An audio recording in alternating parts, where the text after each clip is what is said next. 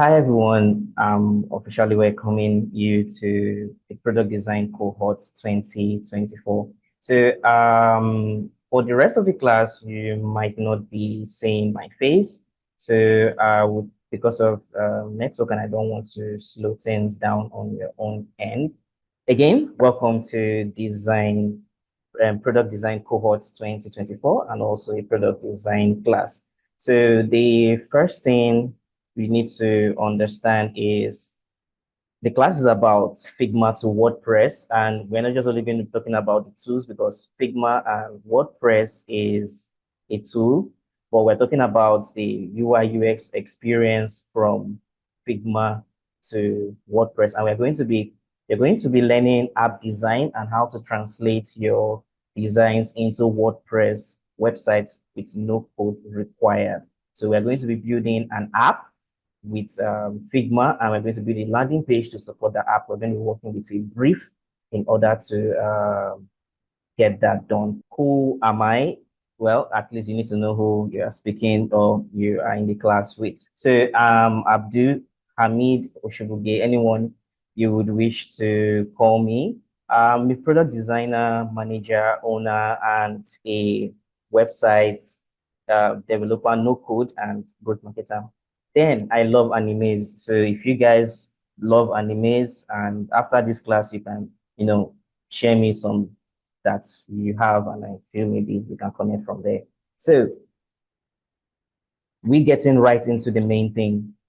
For today's content, we are going to be talking about design principles, Figma interface, workspace navigation, layers, frames, and artboard.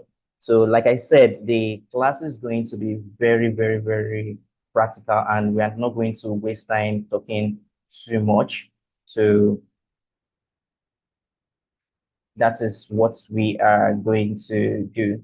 So the first thing is design principle. So design principles are very, very fundamental. Whether you are starting as a graphics designer, whether you're a designer, you need to understand the basic design principles.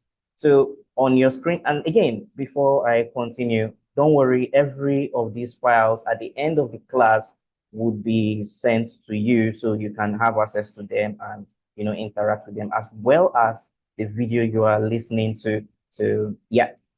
So going to Unity.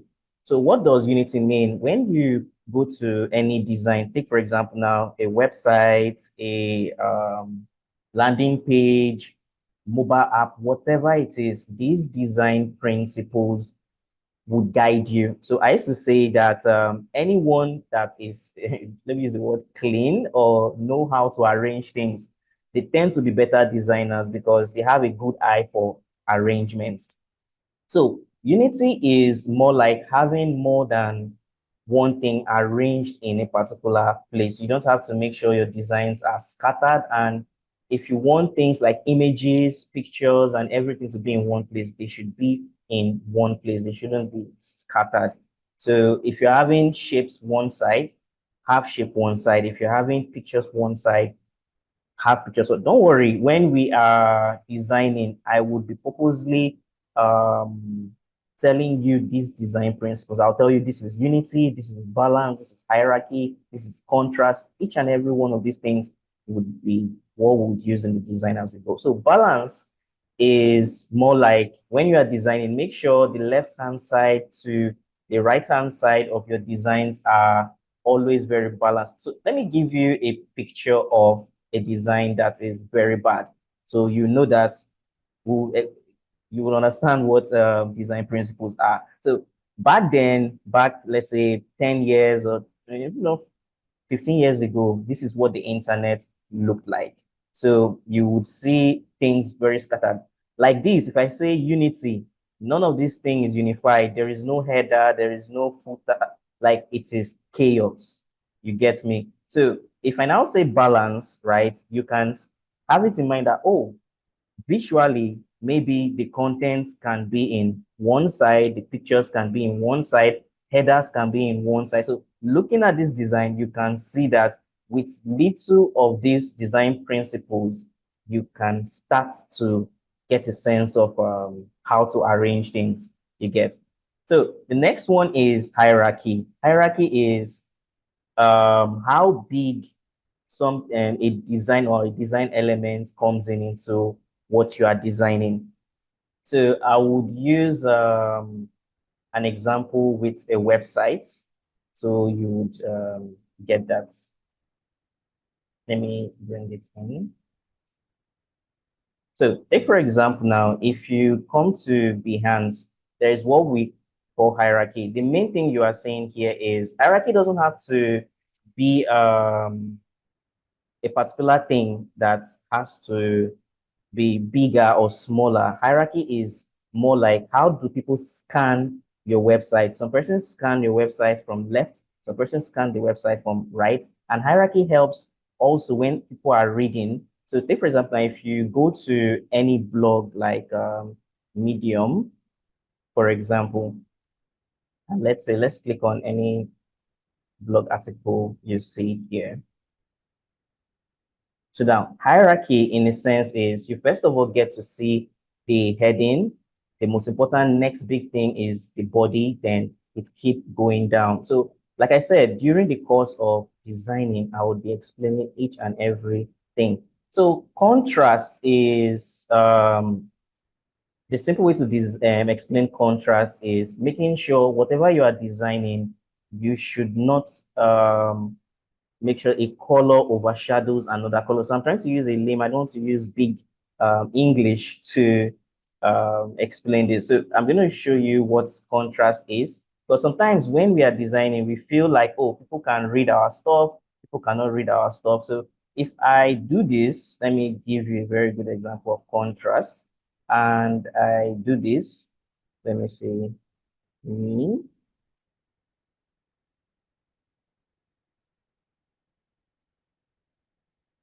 So now, if I turn this thing into, yes, give it color blue, then so if I do it like this, there is no how you are able to read this. So contrast allows you, or in design, you need to know that, okay, whenever you have a sharp background, you need to make sure whatever element is on a particular background is bright. And contrast goes a very, very long way. It is not just this. There are sometimes that you might be writing a text. So let me use this still as an example. I'll be quick about this.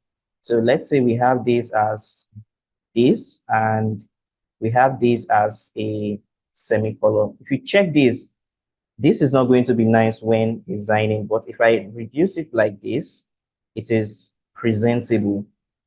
You can still see it and it's going to be readable. And contrast also helps us in designing for the blind or designing for people that can't see a particular color. That is a whole different design stuff. So whenever you are doing your design, make sure these principles are always at the back of your mind. So don't worry, like I said, as I'm going through our design, I will show you I'll keep repeating what this type of principle is. Then emphasis. Emphasis is when you are designing something, you can make sure that particular element is you call the attention of the user to that particular thing, right? So most websites use this to give you a particular action, like saying, okay, book now, or we sell vegetables, and they highlight that particular vegetable in the website. So they're telling you that, okay, this thing is what we want you to pay attention to. So that is emphasis. Like the way I did this is, if you check this, I want people to make notes that, okay, this is much, much important than this other guy. And another example of emphasis, if I should use it is, let me turn this to black so you get to understand. I'm sorry, this to black. Then if I turn this to white, then if I write, I love Liverpool. I'm a Liverpool fan, by the way. So shout out to all the Liverpool fans in the group if there's anyone. So if I have this as emphasis, doesn't have to be just color. Emphasis can also be how bold the text is, and depending on what you want. So let me give you an example of emphasis. Emphasis can be, this is black. So when you read this, you can see I am making sure Liverpool is what is the go-to. If I want to do it, I can say, okay, Liverpool should be red. So I love Liverpool. You will know that I'm talking about Liverpool, and so on and so forth. So it can be image, it can be anything. Then scale. Scale is, I think, majority of designs or majority of brands actually use scale a lot, where you find that, okay, a text would be on the left hand side and a text would be on, an image would be on the right hand side. You would see that it is very, very large because they want to emphasize more on this. If you go to Apple's website, they do this a lot. So let me show you a quick example of Apple. So take for example now, you could see as I came in here, the Vision Pro is the clearest thing that you can see here. And they keep doing this repeatedly. Again, hierarchy, you could see the hierarchy is the Vision Pro. That's the first thing you see. You see this contrast is white background. And so when it comes to the big boys in design, Apple are the one leading the way. So scale is actually making sure one particular thing is more prominent than the other one. So it is very, very important. So don't worry, as we are going, it's going to be very, very clear to you. So repetition is an aspect where you keep repeating a particular element over and over and over and over again. You get me? So an example still, I'll still use Apple because these guys, if you check, repetition can be anything. One example of repetition is she with this landscape. The repetition is they are still repeating the same alignment, but it keeps same thing. If you notice, these three landing pages have the same repetition. The repetition doesn't have to be a shape, a text, or anything. So far, that element, some elements keep repeating itself. That is repetition in design. So it may not, some elements may not be the same, but the image or the positioning can keep repeating itself. Yeah. So don't worry, after this first flow of representation, just if you have any question, just write it down in the paper, in a paper, so that when I'm done, you can put it in the chat and I'll read the top 5 questions before I move in top 10. So the next thing is white space. I think one of the biggest guys that did this white space is I think it's Google, right? So if you check Google, sorry for my own being very busy. If you check in this design, everything here, your focus is this search button. A lot of big brands do this a lot, where there is not going to be anything on the side, and they make sure that the only thing you're going to focus is this. So white space is more like an empty space in your design. So like pro designers will say, let the design breathe, let it breathe, give it breathing space. You get, so like I showed you this other design, you could see that this guy here, there is no breathing space. Like I'm having headache looking at it from here, so let me just put it from side. So you can use that, and Apple did a good job here with white space. White space again doesn't have to be literally white. So here you could see it is black, but there's a white space. Here there is a white space, but with, graffiti or confetti, whatever they use in that place. So you can go to, with this design principle, when you see these, you can spot them out in websites. And this make you a pro because, hey, I can see balance. Yes, a good example, let me go back to that balance. So balance is, if you check, what you see on the left-hand side and what you see on the right-hand side are well balanced. This is balance. There's no best way to explain this. What you see here and what you see on the right-hand side, best balance. You get, imagine I had the iPhone here and there was nothing here. Yeah, it would just give you this feeling that something is missing, right? So as a designer, principles are your guideline. Whether you are a pro, newbie, whatever the case is, you can't do without design principles. And you would use it till your timeline goes off of it as a designer. So The next thing is UI UX. What is actually the difference? You might have maybe before now seen lots of stuff that say, okay, UI designer is different from the UX designer, others many things. Yes, actually, they are both different careers. Like me, I focus more on UX research, but I do almost everything. But I identify, because since now this we are all identifying, I identify more as a UX researcher. So now UX research or UX user experience in full. That's what the UX mean. It's more like you doing research, information architecture, wireframes, prototype, UX writing, user testing, troubleshooting, updates, and iteration. Don't worry, when we start the design, you will get a good knowledge about all these things. We'll go through all these steps in the design. So, and if you are going on a career, you can either choose one side or choose both. But nowadays, the way things are going, sometimes you can be a pro in one and have the other as an added skill. So UI, user interface. So it has to do with visuals, design elements, colors, typography, aesthetics, and layout. So one of the best way I usually describe UI UX is imagine a car, right? So the engine, let me use a Rolls Royce. So the engine, how the door opens, how the car sounds, how the car feels. You don't see those things.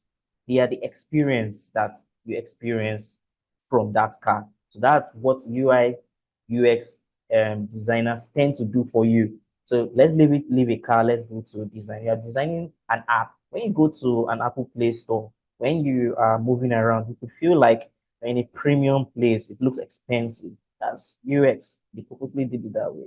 Then UI, let me go back to the Rolls Royce, is the aesthetics, how the car looks like, how the front looks like, how the interior, the dashboard, everything looking clean and slick.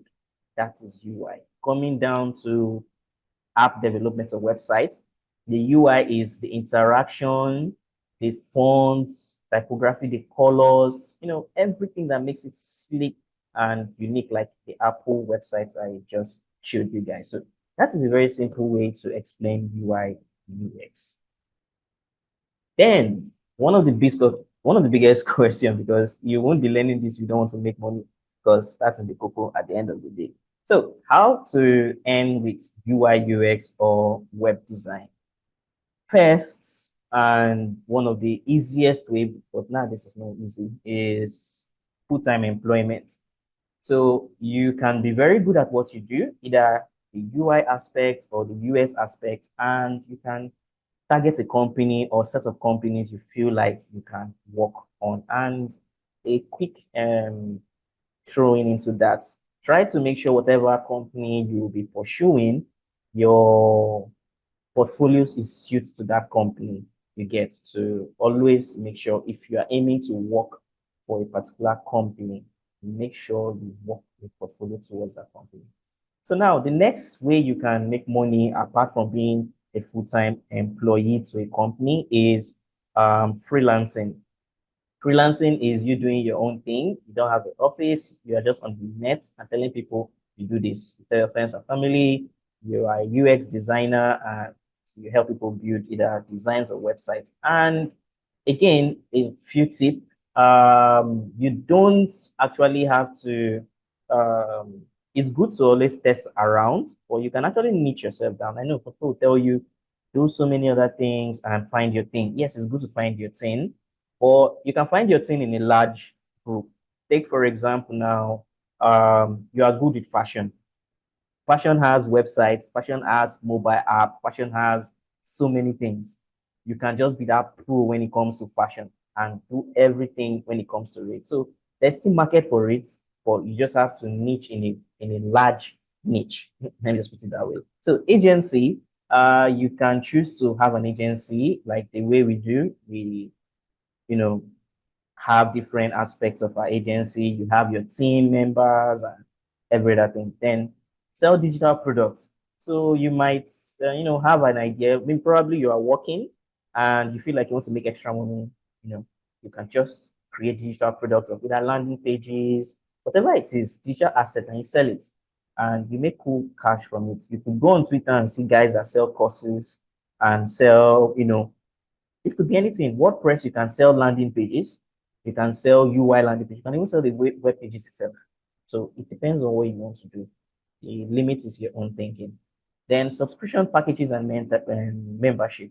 So you can be a guru in one aspect and tell people to subscribe. Maybe probably your YouTube or your, most social media have subscription handles now or subscription features.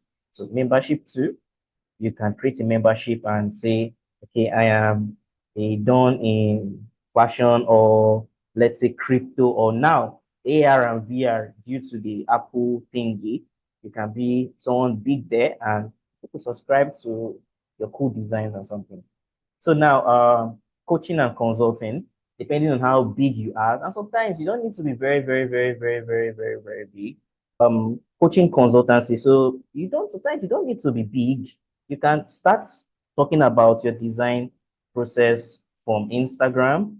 Then from there, you migrate and start coaching your mates. You don't need to be big. So you have a technical know-how of a particular thing. Yeah. So writing, blogging, and teaching, that's direct.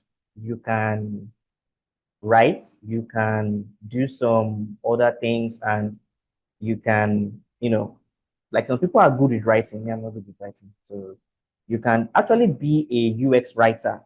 Yes, I think UX writer nowadays, those are the guys that are getting money.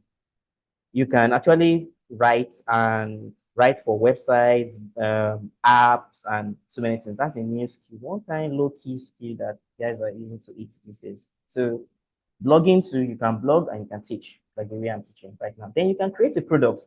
I have some persons that do not they don't have the experience in, they don't want, the only reason they go into UI is to actually create a product. So you can just learn UI as you are learning it now and launch your own product. Maybe you have some cash that your parents kept somewhere and you want to just invest it and you want to be in the app itself. You can just, create your product. And if you don't have to be someone that have money, you may not have money to hire a UX designer and you only need to have a programmer as a co-founder. So what your job needs to be is know how to design and get a programmer that know how to program and bring your idea to life. So that is one other aspect. So I hope I have been able to help you guys in your future employment of being a UI UX. And I'll try to, drop more things along as we go. So now I don't know if any of you have downloaded Figma already, and if you've not, all you just have to go to, I'll post it in a group, www.figma.com, and you get to see, they have their download area, and you can download it to your laptop, or you can, work directly from here.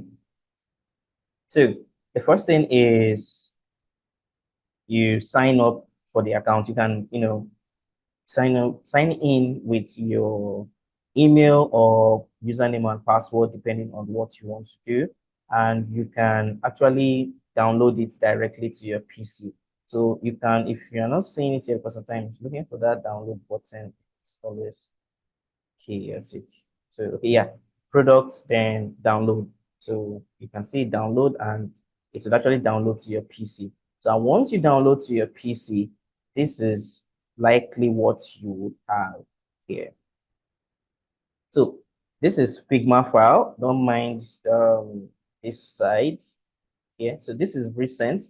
This is what you're going to see. So on the left-hand side, you can see themes. So if you're on the free version, Figma has two versions, the paid version and the free version. The paid version has some other stuff, while the free version still limits you with some other things. So you would have your team. So if you're having different teams with different projects, you can create it on the left-hand side and you can see everything that you want to see.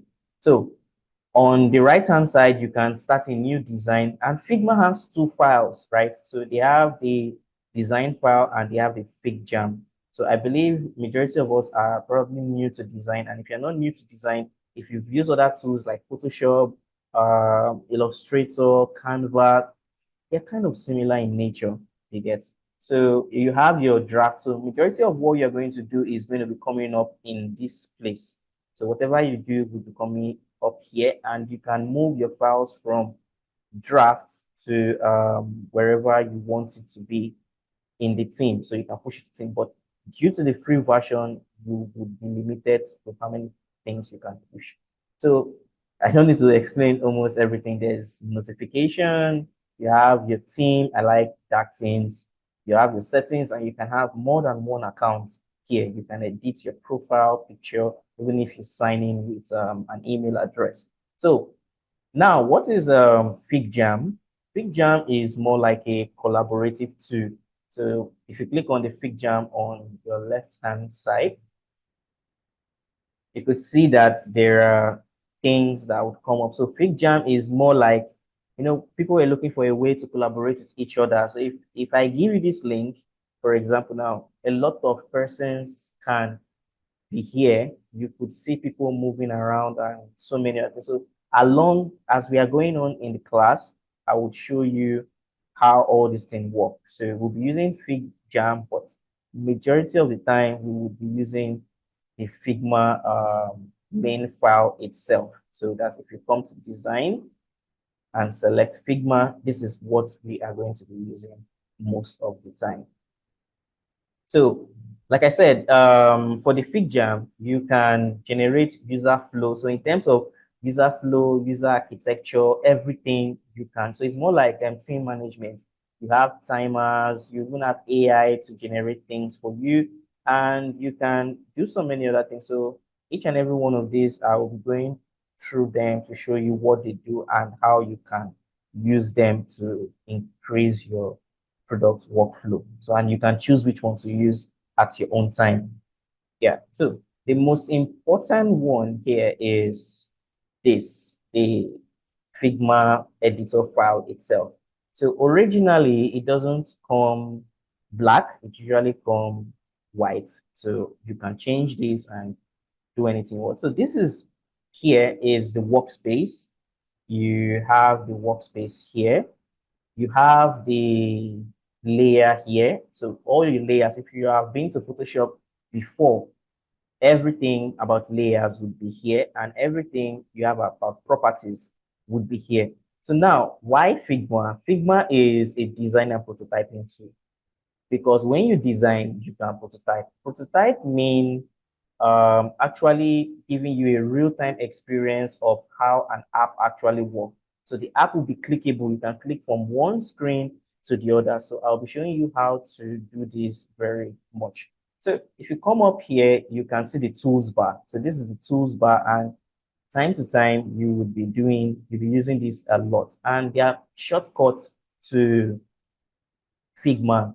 So the first thing I do when I come to a Figma file is I name it. So in Photoshop, if you're coming from Photoshop, Photoshop is an editing tool. Majority of us don't use to name our stuff, and I think maybe we are halfway or towards the end, or maybe we notice our system wants to crash before we start naming and saving our stuff. So first, Figma, and the good thing with Figma is cloud-based, meaning it saves autosave, so you don't need to press Ctrl S. And even if you press Ctrl S, I think they would give you some, I think they've stopped it, but usually that year they will give you some alert saying it saves cloud-based, but I think they've stopped it. So the first thing is naming it. Let's just say today's test. So I'll name it today's test. And if you notice, it's in draft. So I like putting my files in draft. Especially if you're using the free version, you can put it in draft. Then if you click on draft, you can see other things to see, like sometimes you might have edited something and you don't, like you've gone so far. You can click on history version to see what you've done so far. So it's there. You can export your full document. I rarely use this site. You rarely use this site. So file color profile. So if you want to be pro, you come here, but I don't think you have any business to do with this. Then you can duplicate, rename. Duplicate meaning this file, you can duplicate it to another file. See, that's very much clear. You can move to project, like if you are using a paid version or a free version that allows you to have a two project.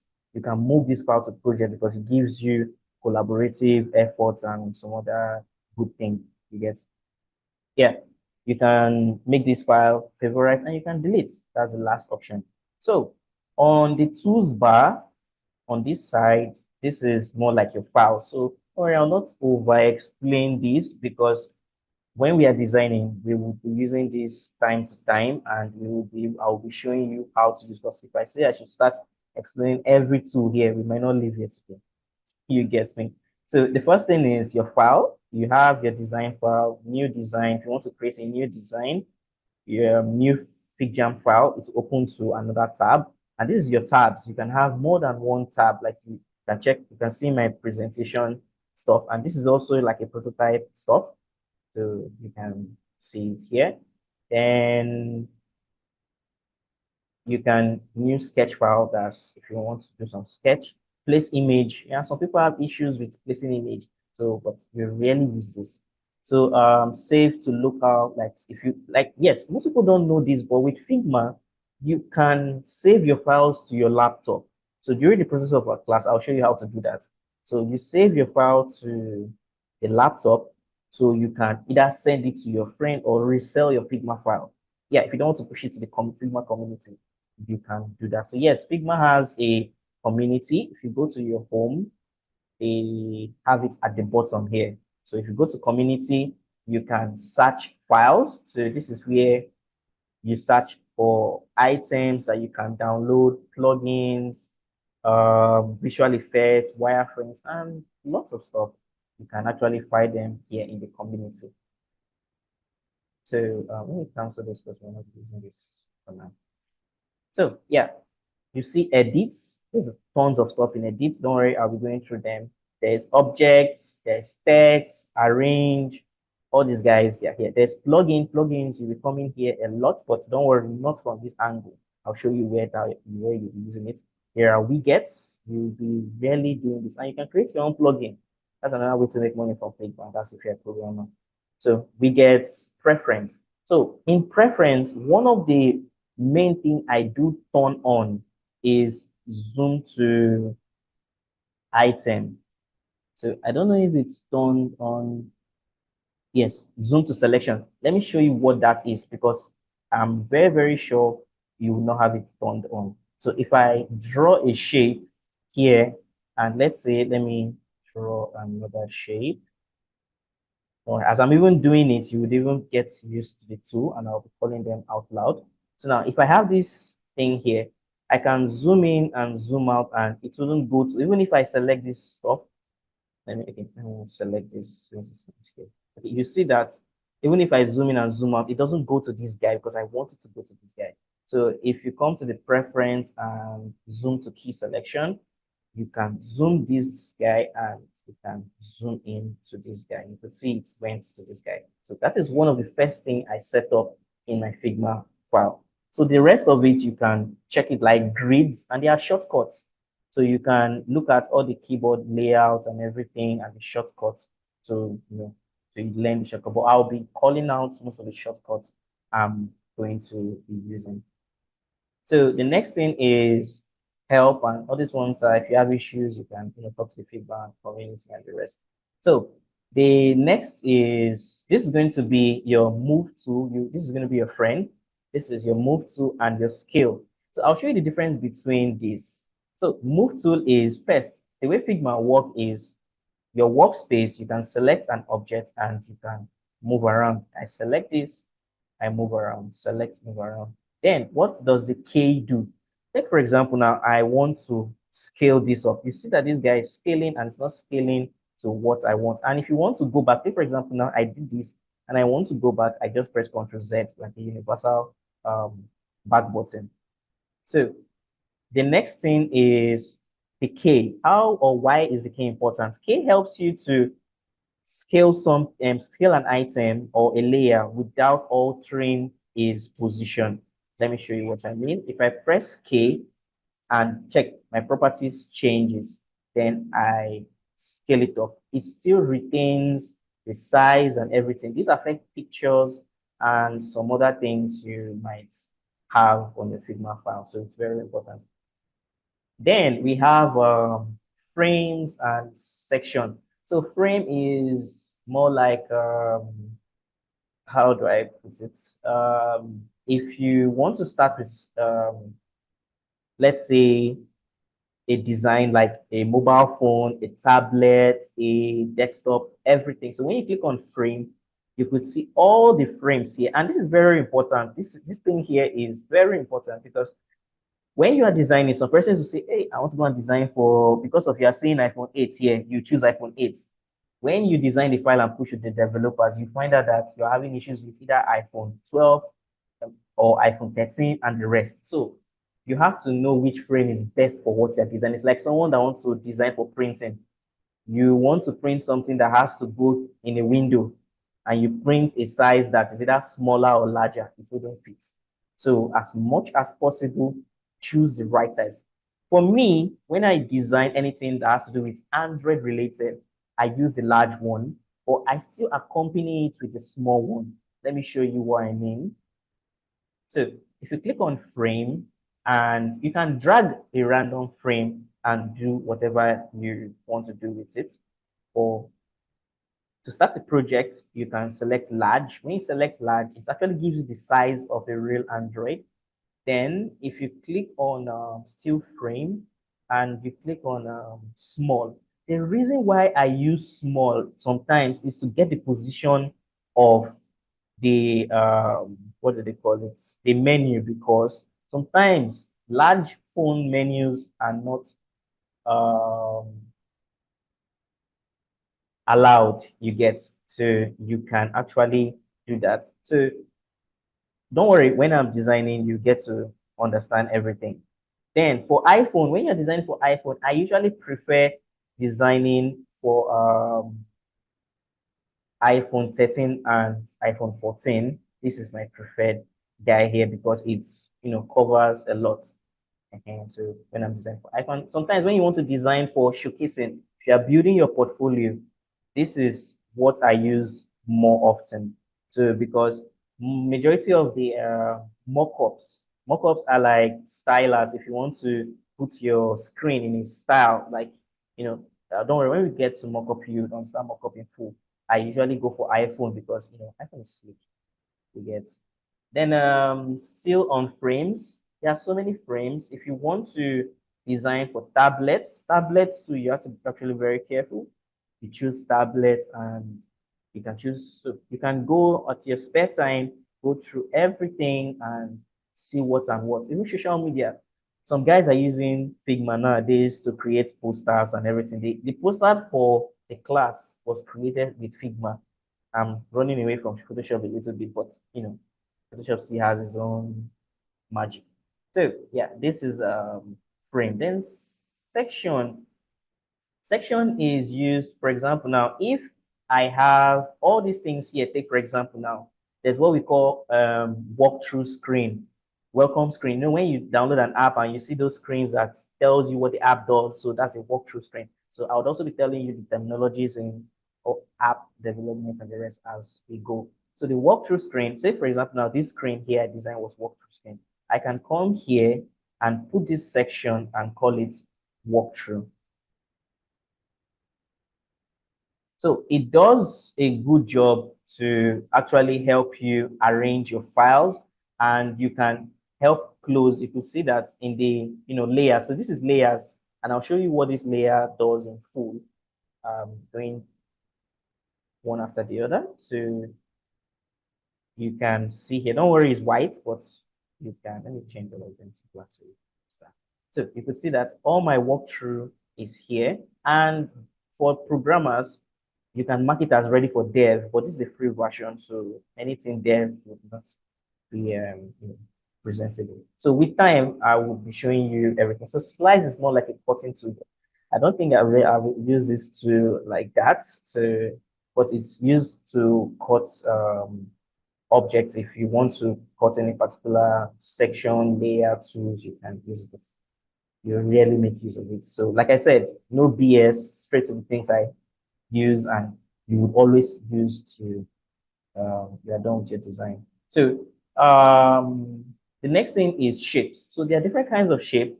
You can create your own, but don't worry, we'll come to that creating. Then let me go through this. Then sometimes if you are in this part and sometimes you want to maybe move this thing, select it, and you can't, just press V. As I press V, you could notice that this guy changed a little. So if I come back here, and each of these guys too, they have their shortcuts. You can see R, you can see F, you can see V for move to, and all these ones, they have their own shortcuts. So with time, you would get used to it. So let's go back to, so if I press V and I click this and I can delete, so you can press the delete key to select everything. I can select everything, delete. So now going to shapes, I can draw a shape. So depending on what you want to do, you can hold down and draw a shape. If you have used most design to straightforward. So you can draw more than one shape. There's a line to, you can click on one side and hold on one side and drag to the side that you want it. So when you click here, you can see the line to. So I'll come to properties, don't worry, because every of these things can be altered. So line, you have arrows, you have ellipse. Ellipse is this guy here. You can, and again, if you notice, if I'm holding it like this, it is wibbling. If you hold shift down, you get a straighter shape. Yeah. So the next thing is polygon. You can create your polygon, your star, and whatever you want to do. Then you can place image and video. So I'll show you how to do that. Then if you're a master in pen or pencil too, so these ones are pro. If you want to drag, you can, use the pen to just be tapping. If you're not a professional, you can tap. Then if you want to have a curve, if you hold it down and drag, you can get a curve. Then if you want to stop the curve, you tap this and you continue your journey. So we would touch each and every one of them in details. So at the end of the day, if you choose to either leave it, click on done, or yeah, you can see I think I draw it also something. I don't know. So, and if you come down, you can have your pencil too. So you can choose whatever you want to do. Yeah. So, and you have the properties here. And you have the text. So text work in different ways. You can click on text and write what you want to write. Just tap on it and write my hands. Then remember the scale tool. I press K and scale.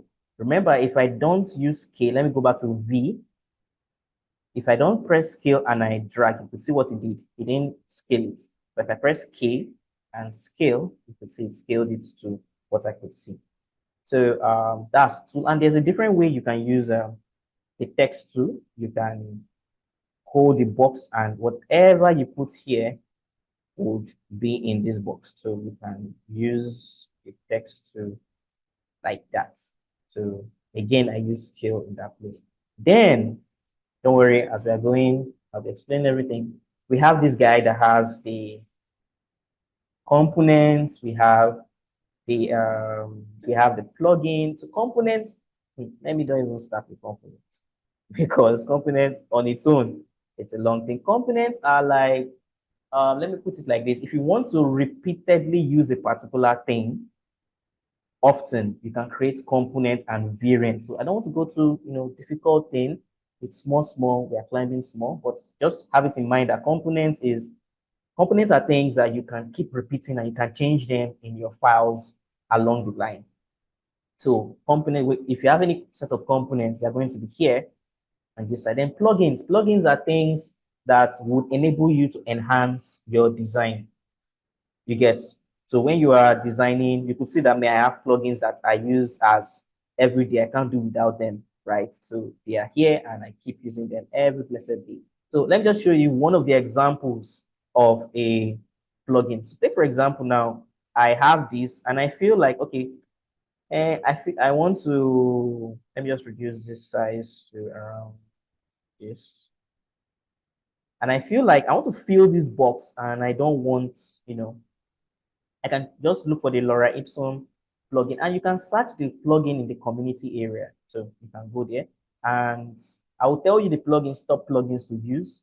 I can generate it a sentence, and I can just tell AI to auto generate for me, and generated Laura Ipsum, and I have this. So when you are designing, you don't need to put in content details at once. You can just quickly generate Laura Ipsum. So anywhere you see Laura Ipsum, just know it is not French. I think God knows where those guys got that word from. So, well, we've been using Laura Ipsum since design. So there are lots of plugins and you can play around. So widgets are almost closely related to plugins, but you know all these widgets now, all these stuffs that you can use, but I hardly use this as well, but you can add widgets to your design and you can download widgets from the design community. And again, you can create your own plugin to sell. And yeah, very important. So this guy is to move, like move. Yeah, but most of the times it's if you're using a keyboard, let's say I'm in the move to and I hold my keyboard. If you notice, I can use it to move anywhere I want. Just hold your space bar, sorry, that's keyboard, the space bar and drag and you can move around your design. So the next thing is comment. Comment is a very good thing. So this is a collaborative feature. It allows you to comment. Say, for example, now someone was in this design. You can have more than one person in this design. A person like, hey, you click here and say, this place is not cool. Please change. So if you have a product manager that is always up on your business, so you can have it and you can see all of it and you can reply. So lots of persons can comment and collaborate with you on you can use comments on other people's design and people can use comment on your own design. So that is the tools bar in. Okay, yeah, let me just go through this one. So here is where if someone else is in this design, so don't worry, I'll send you the link one time and you guys will see how this works. So many persons can be here and let's say, let me give you an example. So if you have, let's say you are designing and you shared your files to stakeholders and you're designing and you just notice that one stakeholder enter this stuff, you can now look at him and see what he's looking at in your design. So, so spotlight and you can spotlight yourself and tell the person, this is where I am in the design. So you can just come here and say, hey, guys, I am here. So you guys can find me. Yeah. And share, you can share your Figma link with everyone with a particular set of persons. You can private it depending on what you want to do. Only people invited to the files can see it and you can copy dev code link, publish to community, and so many other stuffs here. So then this is present. So what this present is more like a prototype. Say for example, let me do this. Let me create a frame. So you guys are seeing what I'm doing. Let me create a frame. Then I push these guys here. So now, and at the end of the day, I don't want to show the boss this thing, my Figma file. I can show him my design file. I can just come here and click this guy. So if I click on it, it takes me to a prototype phase. So it's loading. Let it keep loading. Then you can, if you click on the drop down, you can choose preview before you present it. So you can have a preview side here.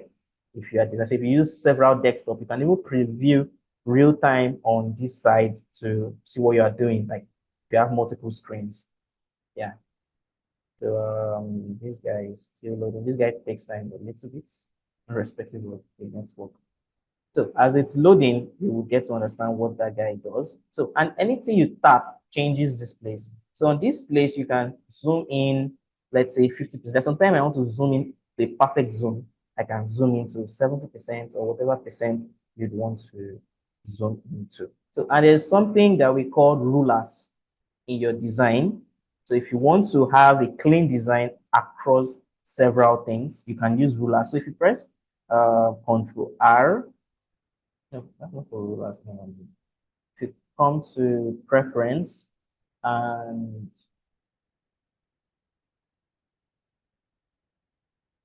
I think view, sorry. If you want to, yes, okay, Shift R. So Shift R, your rulers goes in and goes out. So what does ruler does? Say, take for example, now I want to have a rule here. You can put a ruler in a frame, or you can put the ruler outside. If you shift outside the frame, you can see that the ruler is not in the frame. So if you want consistency in your design, you can use rulers for that. So if I say, okay, I don't want this to shift, I can have this, I can still have this as, let's say, ruler. So anytime I want to do another design, these same things follow. So if you want to duplicate a particular file, what you have to do is just press Ctrl D. Sorry, there are so much information that is going on here. There's going to be a video for you to go through it. So you might ask, what happened to the stuff we prototyped earlier? So if you notice, the prototype came in as a screen, you'd have wondered, why, how does it work? So I'll go to prototype and I'll show you what prototype does. So now, if okay, we are done with the tools. You've seen what this guy does. And with every element you touch, note this thing too changes. I will come to this, and though we will still save some for tomorrow, right? So I'll come to this and explain this maybe probably tomorrow. Yeah, well, we'll go to properties. So now the first thing is, like I said, you can duplicate. To duplicate is Ctrl D. And the good thing I love about Figma is even if you duplicate from here, it takes it to the nearest side. Let me zoom out to see that it's duplicate. So now the question you asked, or the question or something you noticed that, okay, I prototyped and it's showing me a mobile app. Why? So if you come here, this is the design. Whatever I click here has its properties. And we have prototype. So why I would explain prototype first is because prototype is very short. So prototype is, if I was designing a mobile app, I would definitely choose a mobile app device here. You can always leave it in none, and real time it changes real time depending on how fast your system is. So, and your network as well. So it changes real time. Then if I say no, I want what I'm designing to be a Surface Pro, come here and real time it changes to a Surface Pro. So remember, I can choose to, if I come to this, and sorry, I choose prototype, it actually takes you to this particular place. So you can cancel it and always press the prototype. So I'll be showing you more about that. So let's go back to the prototype. Then you can change. Okay, first, before showing you how we got there, we have show prototype settings. So that's how we got there, because the thing actually got there before us. So yeah, you can choose whatever stuff it is depending on what you want to choose. So then you can choose background. Like for example, if you want to do a presentation, you can choose red, depending, and whatever you choose affects the background. So you can do that. Yeah. Then so prototype has other things, but I will leave it at this stage so that I don't go too far or too deep into it. So now let's go to layers before we go to properties. So now this is your layer. In your layer, we have assets and we have layers. So your assets will be feeding from these components here, and you can see everything. But because we don't have any component, we've not created any components or assets or anything, you won't see it. And there's what we call pages. You can have page 1, page 2, page 3, and so on and so forth. So I can create a new page. How do you create a new page? This is page 2, page 3. I think there's a limit for a free plan. Oh, okay. I don't know. I think this is still riding on my paid plan. There's a limit you can go with a free plan. So now, and you can adjust your pages. If you note, as I was clicking this, you cannot find my Figma file. You can't find the designs I was doing. But if I come down here, you could see it. So the same thing that if you have used Photoshop before, it's almost the same thing. So you can come here and see the pages, and you can hide more pages. So now, that's why sometimes people design in large screens so that you can see almost everything at a glance. So this is pages. Then in a page, you see your layers. So sometimes, so that you don't get confused, you can just cover these guys up so you don't get too confused. So this is layers, and we have frame layers.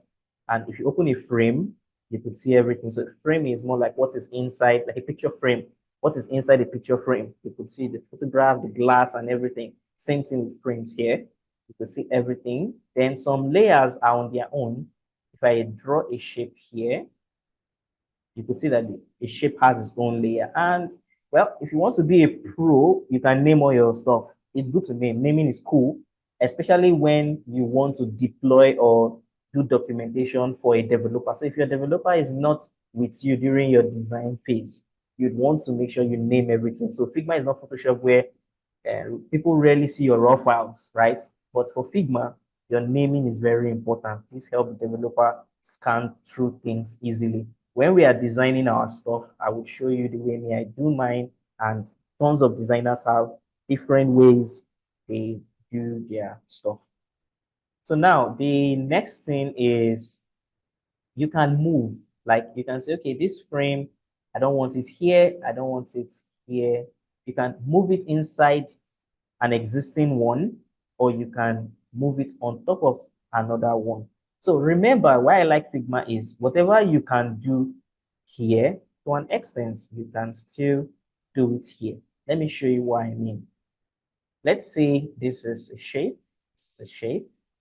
So now, because these two shapes are the same, you don't even know which one is back. You don't know which one is front. So let me change the color. Don't worry, I'll go to this guy so you understand. So this is it. So if I place this guy on top, you could notice that the black is on top of the white. Let me close everything here. So let me copy. So in case I need them, let me delete them. Control Z is to undo. I want to copy everything. So don't worry, I'll show you this trick. I'll tell you what I pressed. Don't worry. So now this is my two layer in page one. This is up, this is at the bottom. So if I carry this guy here, and whatever you choose actually reflects on your layers, whatever you choose, in case you are lost. I love Figma for their user experience. So I can choose to bring this guy at the bottom. You could see he came here, and I can choose to take him up, as simple as ABC. Well, the good thing with Figma, you can right click and still use the bring front function, bring back function. So don't worry, there are tons of things that you can do. There are tons of things. So as we are designing, you get to know all of them. Yeah.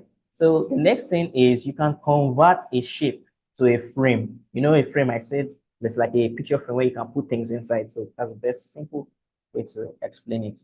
You can just convert it to a frame, and this guy can enter inside this guy. You can enter inside this guy, but you might not feel he's inside this guy. Let me show you why. Because of there is no click to content effect. So if I put him inside, you could see that, hey, he has lost his inside the frame. It's like something from Twilight Zone or some scary movie. So yeah, he's out there inside. So now I'll go back to layer. As we are going gradually, I'll be explaining this. So it is not information overload. So now, like I said, for every element you select, be it text, shape, anything has properties. If you're coming from Photoshop, Illustrator, and the rest, same thing. So on the right-hand side, depending on what you select, it can show you a different thing. If you notice, this is a frame and this is a shape. A shape is just showing you a few things. A frame is showing you more. Yeah, because there's more that it can do. So if shape, let's start with a shape. So now with a shape, you can see that this is more like an alignment section of it. Alignment means, let me show you. So remember, this is design principles. Design principles are coming in small. So alignment. So let's say I have three shapes. Yeah, like this, like this, like this. And I'm like, okay, guys, I need you to be arranged. Remember, you can drag, just hold down on your left mouse, drag on an empty space, select everything. Then you can tell it to tidy. Depending on how it perceived the design, right? So you can tell it to tidy, and if you feel like, bro, didn't tidy this thing well, you can drag it up. And Figma has guides to enable you, let you know the spaces in between. Then let's say I had this. You can select it and tell it to tidy it very well. Make sure the spaces is there and make sure they are aligned together. So yeah, let me take it back to this. So go back with Control Z. So you can select it again and tell it, I want you guys to be in the same place. Then as you are in the same place, you select it again and tell it to tidy it. To tidy it, you can see that there's no much space and everything. So you can choose to use this to give it space. You can choose to use this to give it space. And if you notice, this guy is changing as I'm doing this. So when, for example, imagine you're a newbie, you might not know this, but just be vigilant with your environment. If you notice this guy on the right-hand side is changing. So I can even use this to tell it 500. Yeah, so this is the scaling area. So this is where you scale your height, your width, your angle. If you want to push it right, Y angle or X angle, depending on it. So, well, you don't need to know most math. You don't need to know much math, but basic maths to do some certain things. So, and there are so many things I would gradually be telling you, because this shape, you can make sure the edges are curved and not curved. Curved and not curved. So I don't want to overload you guys for now. So you just know it does that for now. And there's what we call layer pass through. If you guys know all those pictures, if you edit, yeah, there's some editing thing that can allow you to pass through together to another layer, and we'll come into all this so you can see. And you can choose, like you've noticed that I've been doing this, changing the color from black. You can change it and you can pick a color picker. You can pick any color in the design and say that is the color you want it to be. So this guy too has a lot. So I'm not going there yet, so I don't overload you with things. So we have stroke. I think we already know what stroke is. If you don't know what stroke is, this is stroke. You can see it can be inside, it can be outside, it has other stuffs. I am just going to stop here for that. So if you come to effects, same thing. Effect is about drop shadow, inner shadow, layer blur, background blur. So when I say layer blur is a little bit different from background blur. So let me give it 100. You can see that it's gradually blurring. Well, let me give it something bigger.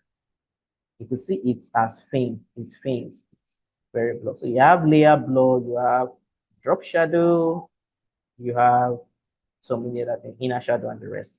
Then you have exports. This is where you export your stuff. Either you choose to export in PNG, JPEG, SVG, PDF. So you have exporting files here for you. So this is just a shape property. Yeah, let me pause here so that you guys can have a little bit of breath. Then this is frame. So frame has its property. Remember I said clip.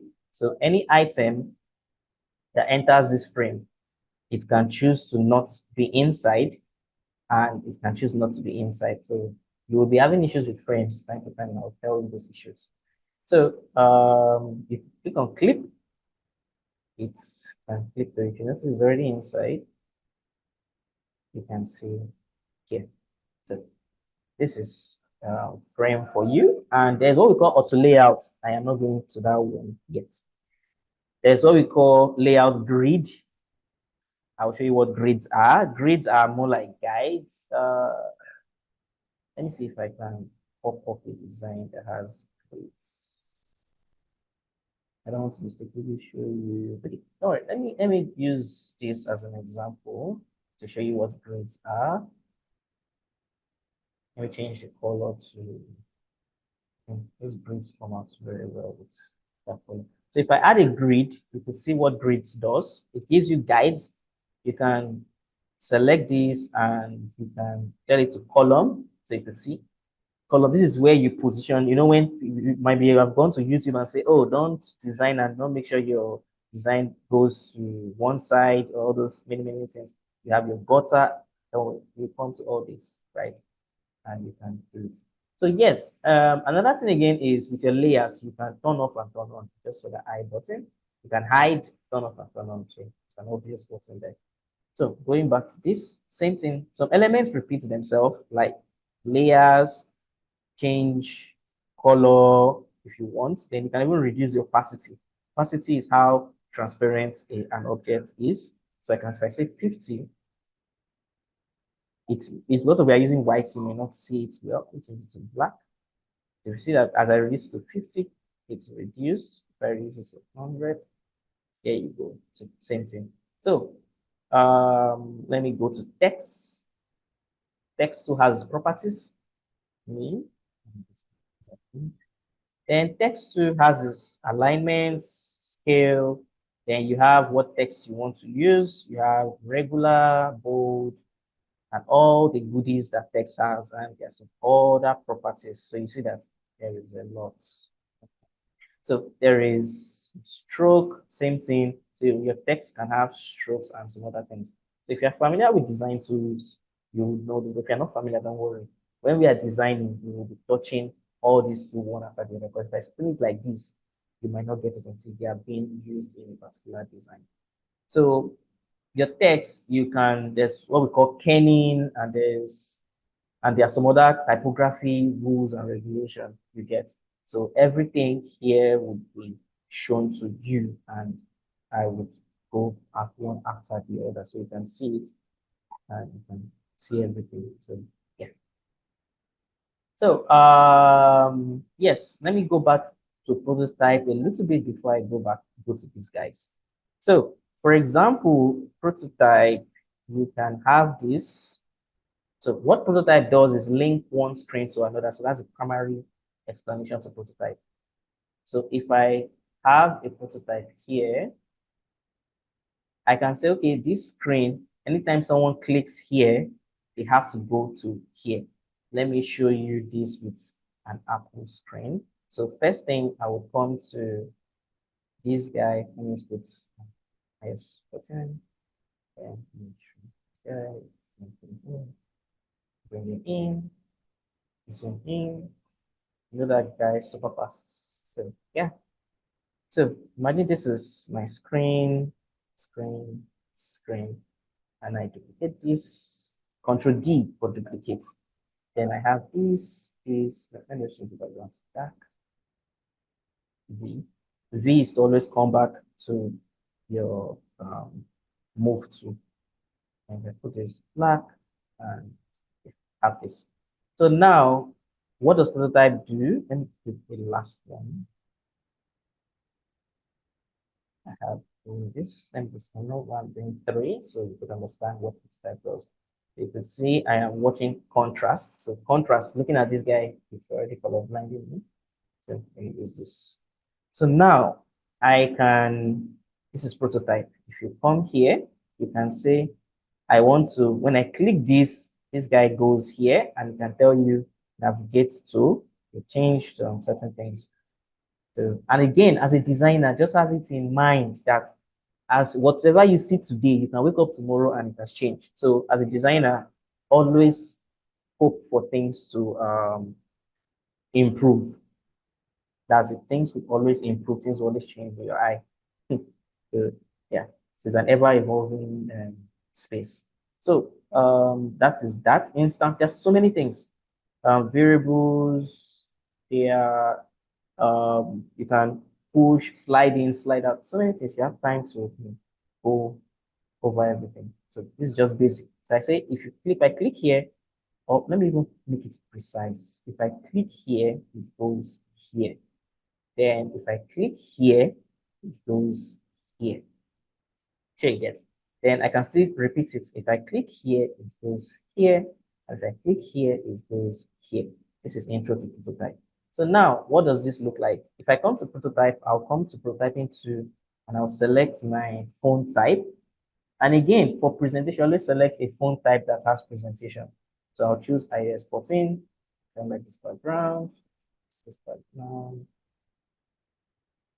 and get it to go.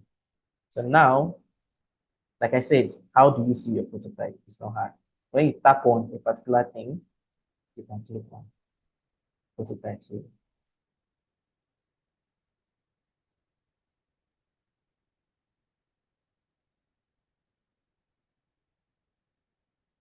we want to wait. So, so you have to wait a little bit. Okay, that's too fast.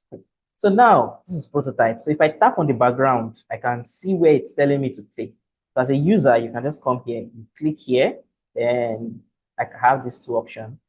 Okay, this one goes back. So you have to know what you do. So this guy goes to red. If you tap here, so if these were buttons, it could take you to different sections. So this is prototype, and you can use this as presentation. So instead of you presenting screens to your clients, you can present a full prototype flow. They will appreciate it because this is the closest thing to the real app.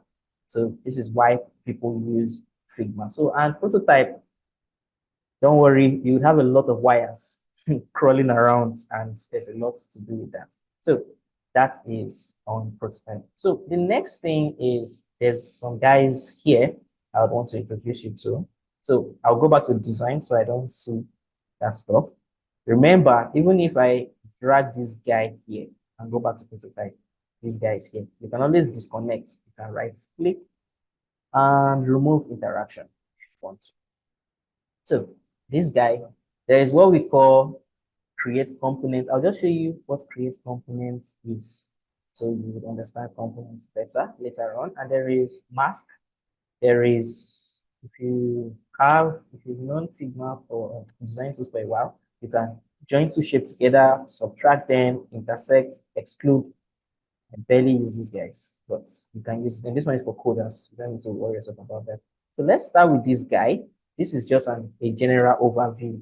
So hope I'm not overloading it so much. So first, let's say, let me start with components. So take for example now, I want to use a particular thing over and over again in this particular place. So now I'll have it here. Okay, so I'll have it here. Let me delete this guy first. Then I can come here.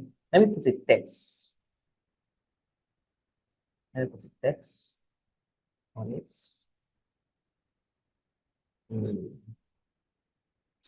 K for scale, remember K. Then I'll put it in it. So there's what we call grouping. So you group, you select all, Control G. So sometimes all these things with their English, group, Control G, group, and you could say everything is grouped together. I can move them together. If they were not grouped, let me show you. If it wasn't grouped, let me go back to when it wasn't grouped. You could see that the only time I can move everything together is if I select everything. But once I group, it allows me to move everything at once. And remember, this is what group looks like in the layer. So if you group, you can put things in your group and the rest. So back to contents and components. So now, and they have, so imagine as I created that component, it brought this up. So whatever components or assets you have, they would come to this place. Remember, I was trying to explain what assets were. So now, imagine I have this and I need this thing. Imagine I'm designing screens, like 200 screens. And this particular component will keep repeating in the screens. I don't have to go to that 200 screen to start editing it. It's going to be chaotic. So I can have a component and make sure it's in all those 200 stuff and edit it directly from here. Let me show you what I mean. So I can create a component and name it MiniBox. So let's go to V. So you could see that whatever you create, there's a box for component. Don't worry. And just don't stress your brain so much. I would explain everything as I'm doing the class. So this is a component. So now, in order to apply the component, when you create a component, there's what we call variants. So you can have variant one, like, okay, let me give you an example using e-commerce store. If you want to buy shoe, you can have size 1, size 2, size 3, size 4. So you can have variants here, me 1, me 2, me 3, me 4. So now I can come here and click on variant, and I can still click on here and it creates a variant. And I click on this and change it to, let me give it a different color.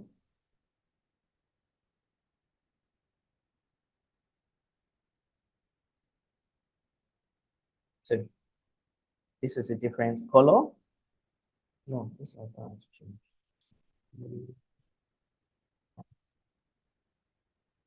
Change to white. Yeah.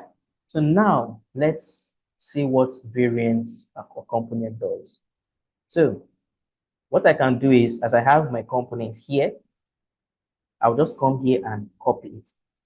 And just, what do I use to copy? I use them, I hold alternate. If you hold alternate, that's ALT in your keyboard. I think if you're using an Apple, it's Apple, it's same thing, alternate. Yeah. So control in Apple, sorry for those guys that are using Apple, just occurred to me. It is command, control, command. So if you hold the alternate, you notice that it is telling you to duplicate. If you zoom in, let me zoom in very well. Let me not be scared to zoom in. So if you zoom in, you could see it's telling you to duplicate. So I'll come here and duplicate it out. So now this one is here. So now if I carry this guy, I'll bring him to my design. So I need this me. And imagine I have me, let me delete this and I'll take me here too. And I'll take this, take me. So imagine I have, let me group these guys and show you of components. Ctrl G, remember to duplicate, and to group, and to duplicate. Sorry, D. If you do this, duplicate. So if you notice, I have all of these duplicated. Push down to this side because this is much preferable to view.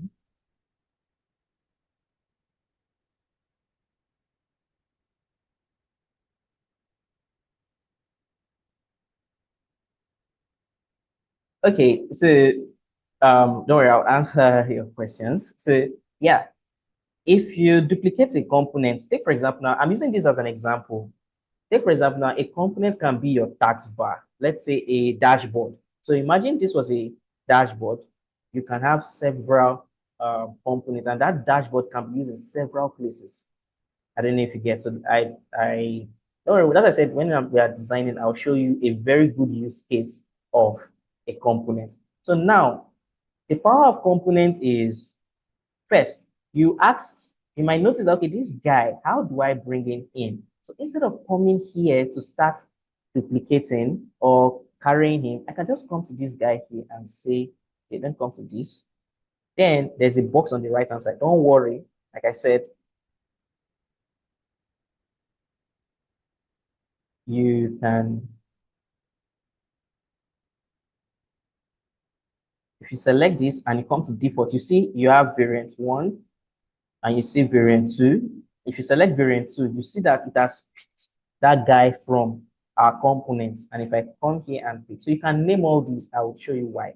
So now imagine I have me everywhere. So imagine this was a dashboard or a text or let me give you a good example, a button. Just say this me is a button. So if this me is a button and I have to change this me in everywhere. So all I just have to come to, I just come to my component and I just change it to me 3. So if I change to me 3, I come here. You see that the me 3 has automatically changed in everything. Imagine you have a website that the button, you have the same button in About Us, like Shop Now button in About Us. Let me even use that so that it will be very clear to you. So let's say this is Shop Now.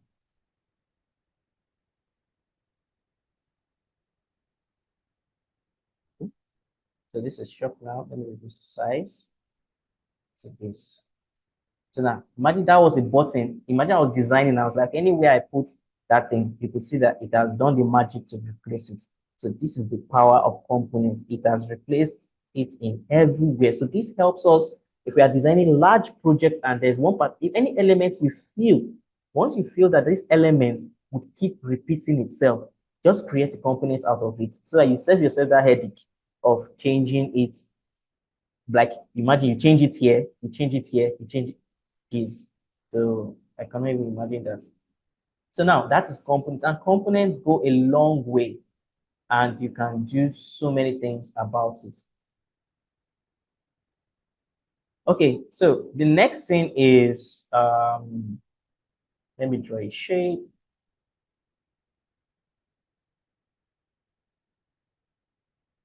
Okay.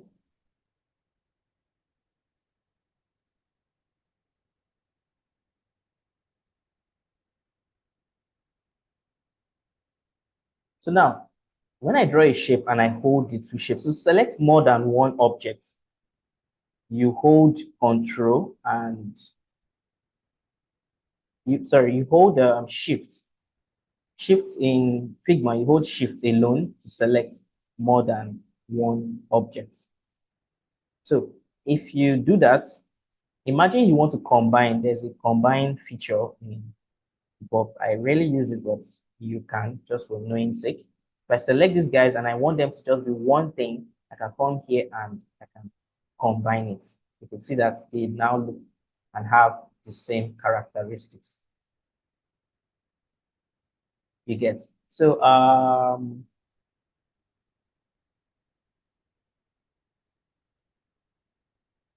the next thing is, okay, I'll stop reading the comments. So the next thing is you can subtract. What does subtract does? Let me do the same thing. The one on top, take for example, you select this and you click subtract. The one at the back, you use the one on top to subtract the one at the back. That sometimes you might want to get some crazy shape and you can't really get it with pen tool or something. You can just select the both of them, come here and click on subtract, and you could see that it gave you the shape. So depending on what you want to do, some persons use it. So we call intersect section. So you want the stuff in the middle, you can use that, and you want the ones outside and not the one inside.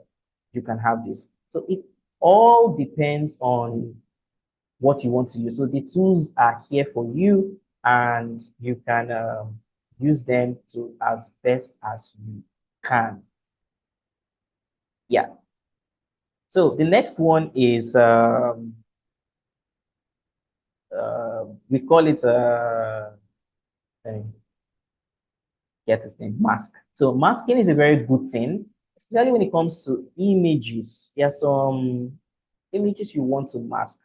So let me use this out. Let me bring it to example and show you what I will do with it. Okay. Download. Okay.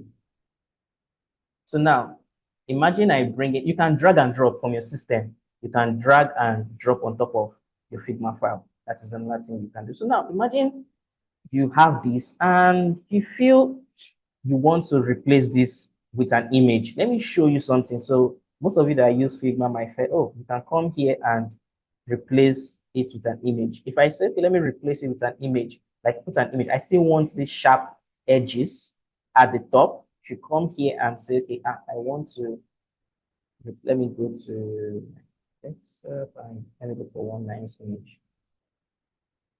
And you see that it completely changed everything. But there's another way to do it.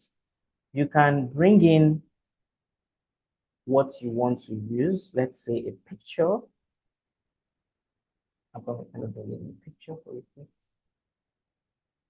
I recently worked on, I and my team worked on something that has to do with wallet.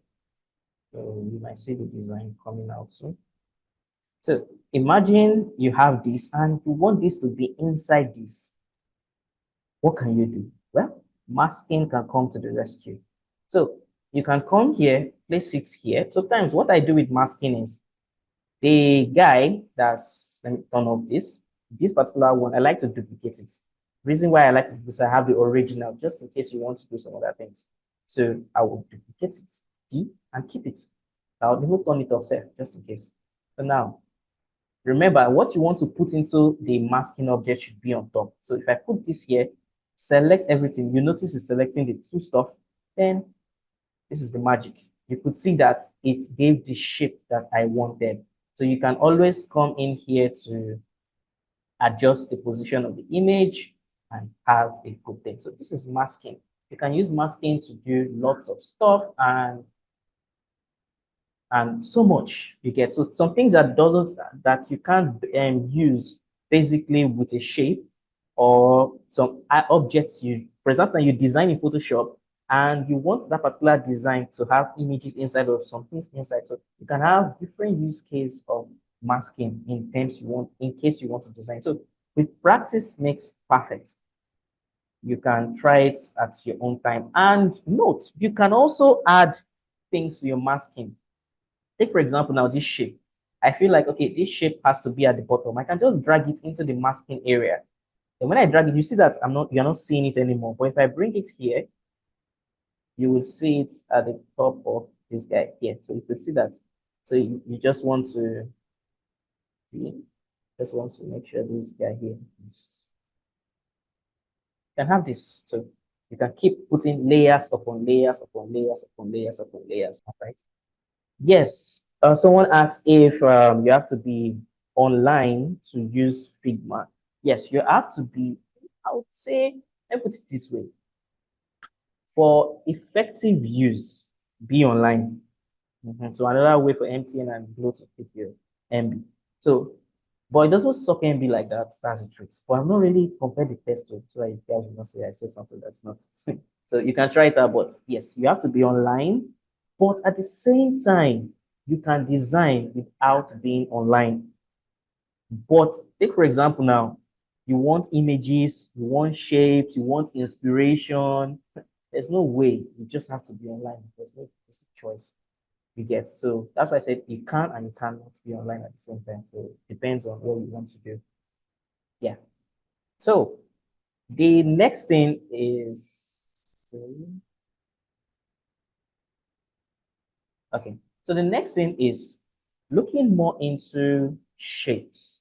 So now, because shape in everything, I used to say in every advertising poster, just go out there. There are three elements you keep seeing in a poster: image, shape, and text. They are the building blocks to most design. Just check, just go out. When you go out, check image, shape, and text. Those three things, you'll definitely find them in any billboard or design. Good design, so not that kind of design I showed you in the screen. So on to the next. So if you go to shape, you may ask your question, okay, I did this, but what if I want to do with the shape? So if you come to shape, shape has three properties. It has the gradient, it has a solid color, it has a gradient, it has an image, and it has video.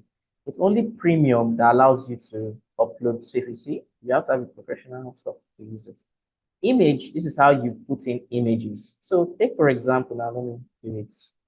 So we have, let's go back to one of our file.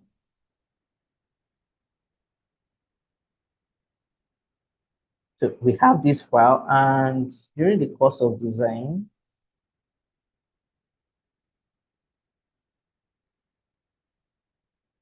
I have to remove. Sometimes you might notice, okay, there's a thing I noticed. So if you notice, as I remove this guy from here, it is still inside this group. So all you just have to do, if you have these issues along the road, just look for it and look for the group is inside. Then based on your own layer, drag it out. Practice. So yeah. Let's say you have this and you want to design just a mini box, and you have text.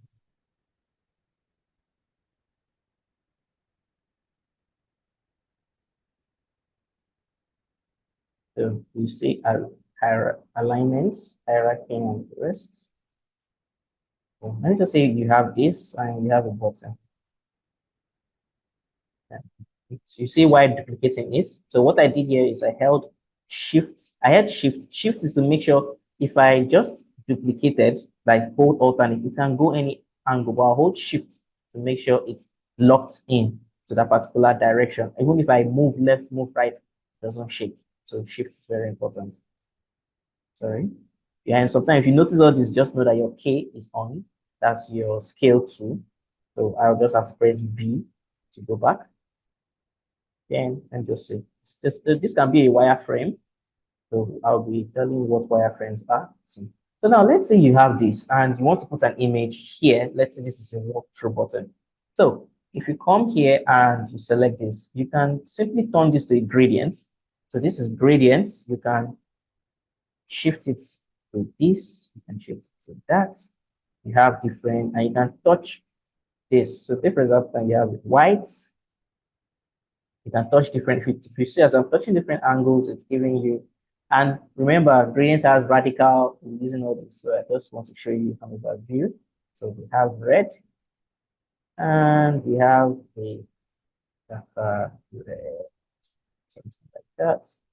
Yeah, and you can do what you want to do. So this is gradient. And if I don't want gradient, I can use an image. So I just come here, come to my file, I select, and you can have this. See, and it's there. Then I have this as a placeholder. So this is how you bring in. Then your curves. How do you curve? You have your curve here. Your curves have different dimensions. That's 4 dimensions. You have your left top, right top, bottom left, bottom right. So you can choose this thing here. If you click, if you don't click it like this, it controls everything. But if you click it here and say, okay, I just want to make my right side, you can drag, you can see it's dragging. So, or you can just say, I am good with numbers, I'm just going to 200. You can see it's bending over, so it's actually dancing. I actually use this one to do it, but sometimes it's actually good to have your calculations in your head. It is very, very, very important.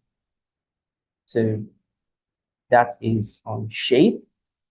Then video, like I said, video. So there's what we call fill, there's what we call fit, there's what we call crop, and there's what we call tile.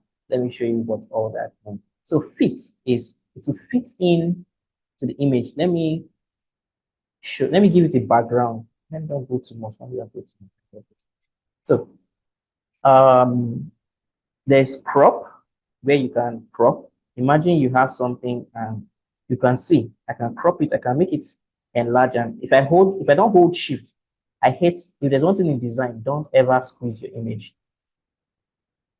Just hold shift to make it straight. Let's say I want to make sure this particular thing is highlighted.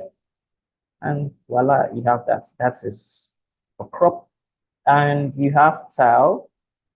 Tile is more like it can repeat more than one time. If the design is not big, it's not actually showing, but if the design is not that large, it can repeat more than one time. But majority of the stuff you'll be using is between crop and fill, depending on what you want to do. So yeah, and there are lots of stuff you can do here. You can reduce the opacity, exposure, contrast, and the rest. So this is a lot, right? So when you right click, you have different settings. You can copy, you can paste, you can replace. This replace is very, very nice. Let me show you what that is. So for example, now you duplicate. You can simply, and there's one thing I like about Figma, right? Let's say this guy is not here and I still need this guy in this same position. I can copy this, and if I paste it, it retains that same position. That is one thing I like about Figma. Then, take for example, I did something here. I had an image. Let's say this one. And I don't want to imagine I'll now start coming here. I'm like, oh, where is this thing? All this thing. I can just come here, I copy, I right click and tell paste to replace, and voila, it paste and replace it. You will see where this will come handy, because when you are doing a lot of things, and with Figma, Figma is layers upon layers upon layers. You would have to be going inside to actually find and fit in this guy where this guy is supposed to be. So it's going to be chaotic. So you can just copy and paste. So you can copy what did you call it? Um the code, you copy the CSS, you can copy different kinds of things you want. You can copy as SVG and pasting other things. You can copy properties. Let me show you what this is. See, in terms of design, I like easy way out. I don't like to stress myself. And it's not just about stress.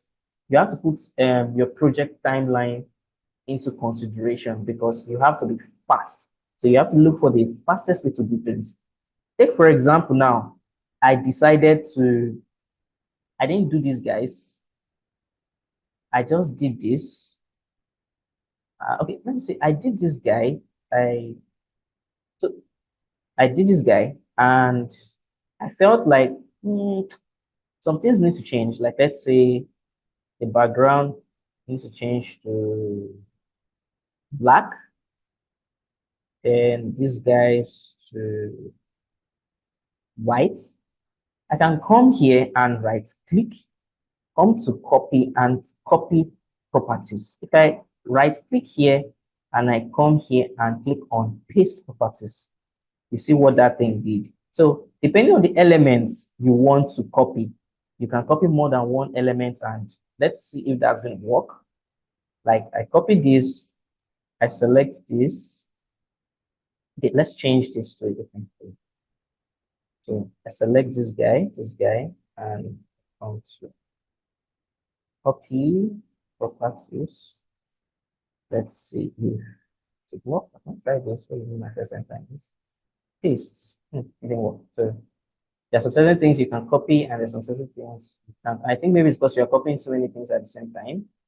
So you try to copy one property at a time. Yeah, so that's copy one property at a time and move on. So right clicking again on any object, you have select layer. You can select and see the layer. You can move it into different pages. So this one is currently in page 1. You can move it to page 2. Or for example, now you had a page called DOM. Most of us, when we design, we have pages we call DOM page. You can right click to delete a page. So you can delete a page.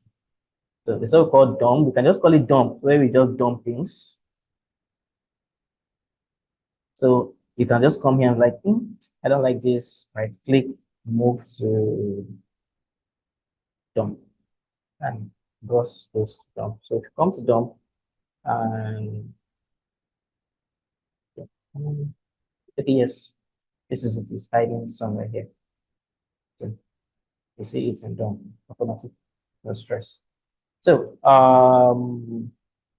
you have other things like convert to section. You can convert remember the section I showed you guys? You can convert a section, you can group, you can ungroup. Whatever you've grouped, you can ungroup. You are flatten. I don't usually use this, but you can flatten objects together. You can outline stroke. You can use mask, set as thumbnail, and other stuffs here. So there are much stuff that we can do. I'll do a recap, then let me know if you have any question. So in the beginning, we actually talked about design principles: unity, balance, hierarchy, contrast, emphasis, scale, repetition, white space. We're going to use all these, and there are more principles. So these are not just the only principles, but these are the core principles you keep on using in design. Then we talked about what UI, the difference between UI and UX. We talked about how to end with UI UX. Then we talked about Figma. So when you load Figma for the first time, you have your jam. We've never talked about this guy yet. You have your where you have your team. If you have different team, remember when you have this guy here, and it was asking you to move to somewhere. So actually to move to whatever team that you want to move it to. Um, and you have other things, payments, you have recent files, and you have drafts where almost all your files will come in. You have community where you can search for plugin. Take for example, now I search, this is its landing page. If I search landing page, you can literally get a landing page design. But sometimes just be careful. Editing templates may not get you too much far in the beginning. The best way to be a good graphic designer is see a particular thing and try to design it without using templates, like editing a template, right? So that is the fastest way. And if you are asking again to choose between UI, UX, which one should you go for? I would say start with UI, but always ask why. When I say always ask why, because if you create a header, why do you create a header? What's the header for? If you create a button, what's that button for? Why did that button, or why did that creator put that button there? So that the whys would help you with the UX at that early stage, because there is so much that you can learn when it comes to UX. But for the UI, you can easily start with that. And it's easy for a UI person to quickly integrate to UX than for a UX person to go to UI, because most persons don't have that eye for design and they won't be able to design. But if you can design, it's very easy to add the um, documentation side of it. That's the UX side of it. So you can see free files, you can see plugins, you can see widgets, you can see lots of stuff, and you can also be a creator and create your own and push it out for free, depending on what you want to do. So we talked about here being the layer, and you have the assets. We come to assets. You could see that the first asset we created as a component is already here. We talked about the tools bar. You have several tools that you can shuffle with. You have your properties. So any elements you touch, you have everything here. So, and also anything you also touch here. There are also other things that we will still um, come back to as we are going forward in the class, because you can see that there are other things here. So at this junction, I'll ask if there is any question so that I can attend to them. This is where the work starts. We're actually going to be designing 3 screens. This is the screen. We're going to be designing them. And by doing this, you would get much knowledge into how to design with Figma. But before we go to the screens, we still have to cover some certain things like FigJam, because FigJam is also very, very, very, very important. Then why we are starting with actually a live screen is because there is nothing faster than understanding how to design by designing an app that is real, right? So like I said, if you were to choose between UI and UX, UI should be the first, because you would understand either the app interface or the website interface or the dashboard interface.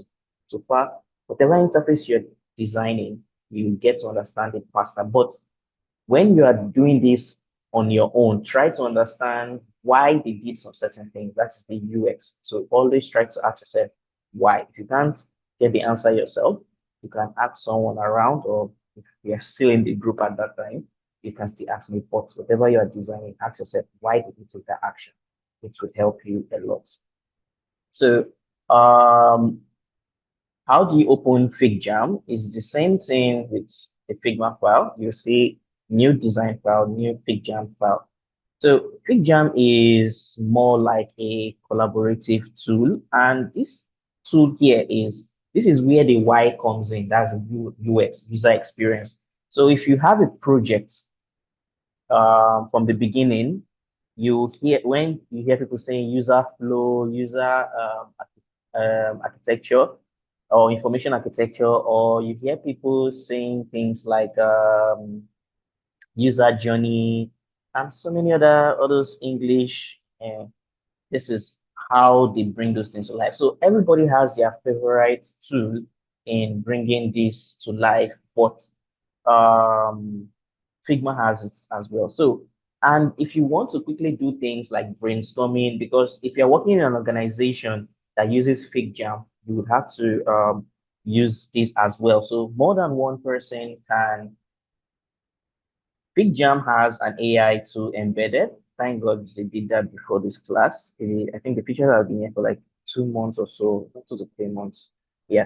So instead of you starting from something from scratch, you can, use their AI tool. So before I go to the AI tool, same thing on their tools bar here. It's almost the same thing with Figma, but there's a little bit of difference, right? They have a timer. Like if you guys were supposed to brainstorm and say, okay, I need us to come up with an idea of a particular screen. You could set a timer. You can even play music. I don't know if you're going to play in your end, but you can play music. You can start your timer. And it's just like I don't know if you guys have heard of workshop. So there's what we call workshop, there's what we call sprints, where people come together and brainstorm ideas. So before that, if you are going deep into the UI, this is actually the first stage. Before you see the screens and everything, this is what people go through. They get to understand what the app is about. So here has a lot of many talking. Okay? So, and you can vote on your members through here. Like if you have like 5% doing a particular thing, you could see it here. So, when we start our project, we would use FigJam and you could see how it would help during the process. So you have AI, you could ask the same thing with it here. Then you have templates. Templates can allow you to start your work, not necessarily from scratch, but from an existing design. So you have different type of stuff you see. You see recommendation, that's product team, so many other things, brainstorming tools for you to use. So let me click on one so you see how it looks like. Let me just click on add this template. So when I click on add this template, you could see how it looks like. So it still looks very much, but I will try as much as possible to, with time, you get to understand it better. So you could see different kinds of things. So you pick a particular template that suits your work and suits what you are doing. So yeah, that is for templates. Then you have comments too. So whatever has been designed here, you can simply comment on it, say what you want to say. I not good. Then you can add images if you want, and to like illustrate, okay, this is the problem, or this is what I want you to do in a particular maybe screen or a particular flow. So remember, FigJam is primarily for collaboration. So you send it if you want to, then you delete it or click on send. You can see it here. So, and you can also click on mark as resolved. If you don't mark it as resolved, it's still here. But once you mark it as resolved, it goes away. So that's that. You can also see help here. So let's say AI, you can say, okay, I need a flow for a fintech app for kids. So if you click on generate, it will take a little bit time, then it will give you a flow chart. So if you have an idea of something you want to do and you quickly want to bring it out without stressing yourself, it will actually give you a flow chart where you see the start, login, sign in, the whole flow chart. So this flow chart is like a direction on how, like when you're carrying someone's hand and moving in your app, like, okay, when you open this door, you enter here, you enter here. This is what flowchart does. Don't worry, when we are starting our app project, I will show you what flowchart is. So you might have been seeing this on people's portfolio and the rest. So this is what flowchart looks like. So with the AI, you can quickly start brainstorming things, and I think it's getting better every day. So you can, if you don't want to type out your words, you can tap on it and brainstorm with it, research. You just keep on pressing things, then what you want, your keywords. So now, like the way Figma file is, you can move. This is your move tool with V. You can move things, but there is nothing here to move. And you have your hand tool to shift between screens. There's nothing here, so you may not see how that function works. And you have your marker that does. So just take this as your whiteboard, right? And you have different kinds of marker, and it's just a play tool. When you go into a brainstorming meeting, there are all these stickers, markers, and all those stuffs. This is what it is in your dashboard. So yeah, most companies use this a lot. Then you have your sticky notes, like, okay, you want any color sticky notes you want, then just place it. And you can zoom in and see what it is. I love the sticky notes a lot. Then you have shapes. Yeah. So if you go to YouTube, probably the interface you see here, it will be different because we've changed things from last time we saw this. So you have different shape. They connect to there, and each shape has different connector. Let me show you what I mean. If I remember to hold down Shift when dragging in order to make it very straight. If I hold this and say, okay, I want to connect it to this, if you notice, it can tell me another another ellipse or a triangle. So you can select it, and you can write text on it. It's not that you can write text on it. So, and you can change the connector or do whatever you want with it, right? So you can also have like different things. You can start with this. Like if you have a topic that has many branches and you want to explain something quick, you can use this tool as well. So there are lots of stuff you can play around. You can choose shapes, different kind of shapes that you want. You can choose line, how transparent, thick, or whatever it is, or invisible. So you can come here and play around. By playing around, you get used to it. Then you have your text box. You can write your text and fill in whatever, or you just write something you want. So it's just text box. Then section, remember section from the Figma tool.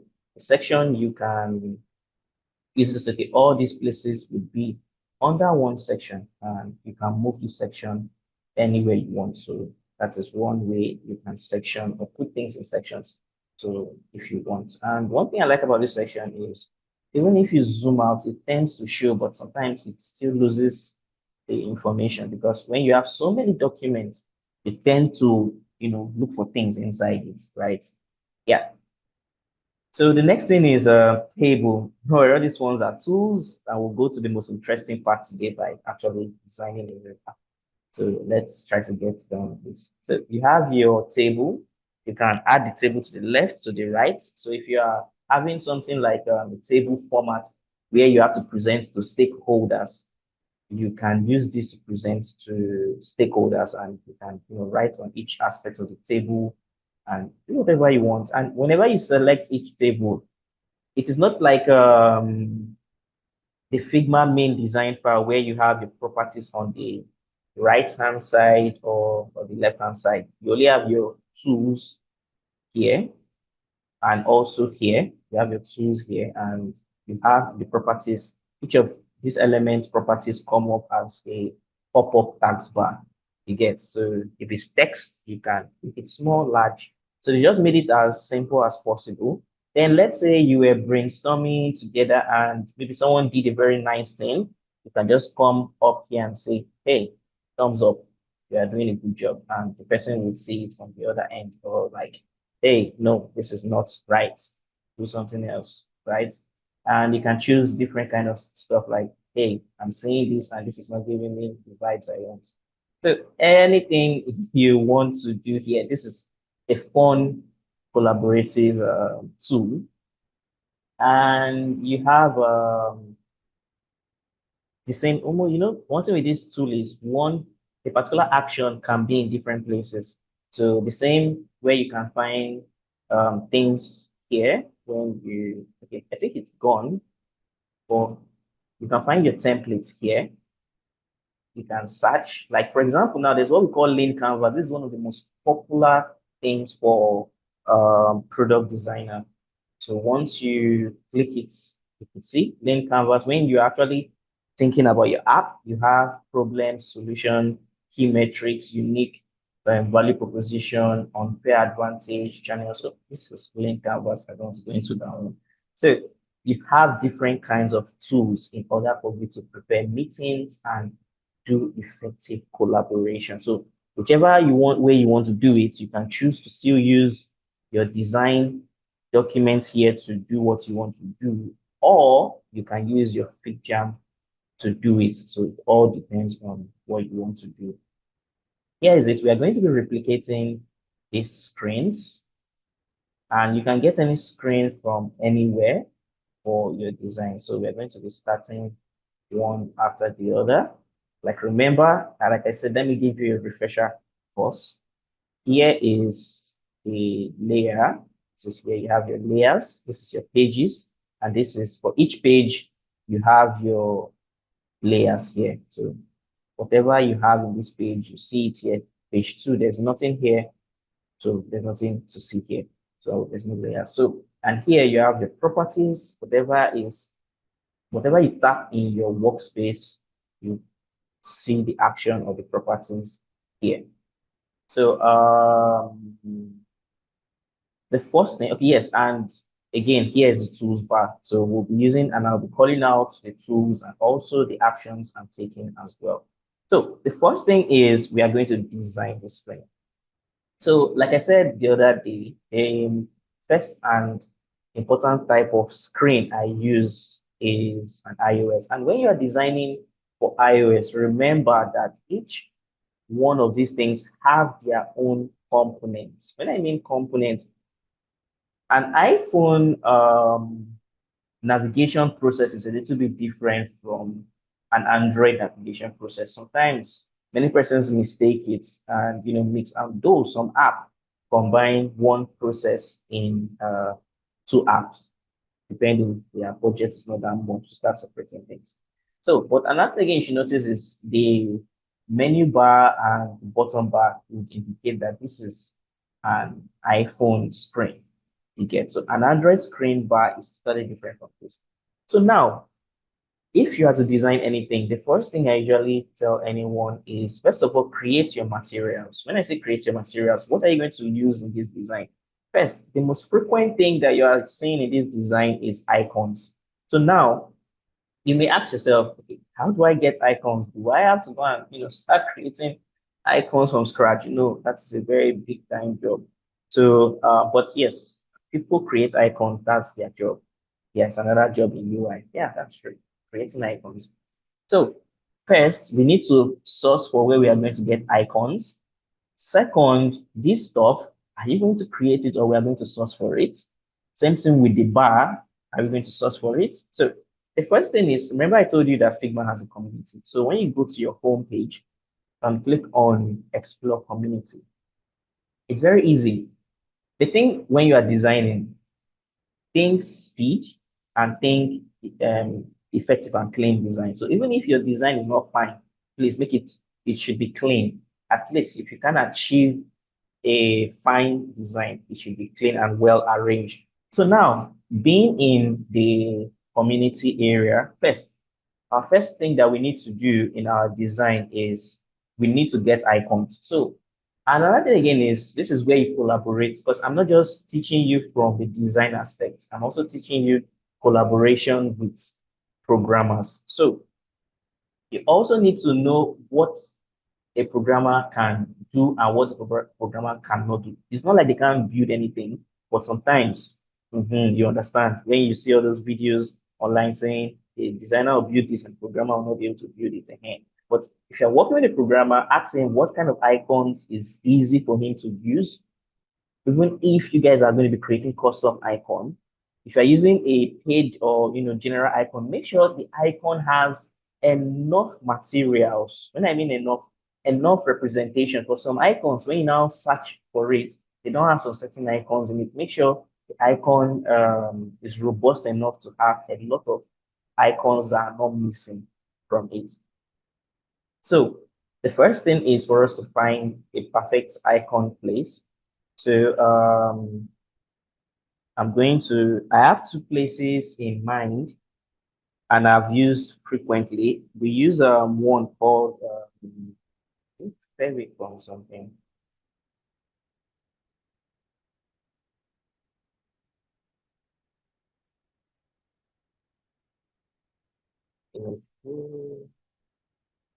Let me quickly check the name.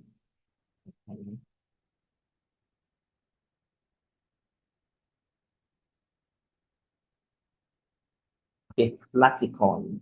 Flaticon, not Fevicon. Fevicon is actually a word. When we are going into web design, you understand what Fevicon is. So when you search this, you click the enter space. So another thing again is when you're actually picking all these things, make sure you are picking it from the original company. Some people use duplicate things and put in the community. So always look for the company. So I use sometimes Bootstrap icon. I use Favicon icon sometimes. So depending on the kind of icon style. So when you see it, all you just have to do first, I'll check who created this, and I'm seeing the icon of the company, and I'm seeing how many users that have used this. Then comment that's to show that this is the real thing. Then I'll click on open in Figma. So I'll choose this. What is this real?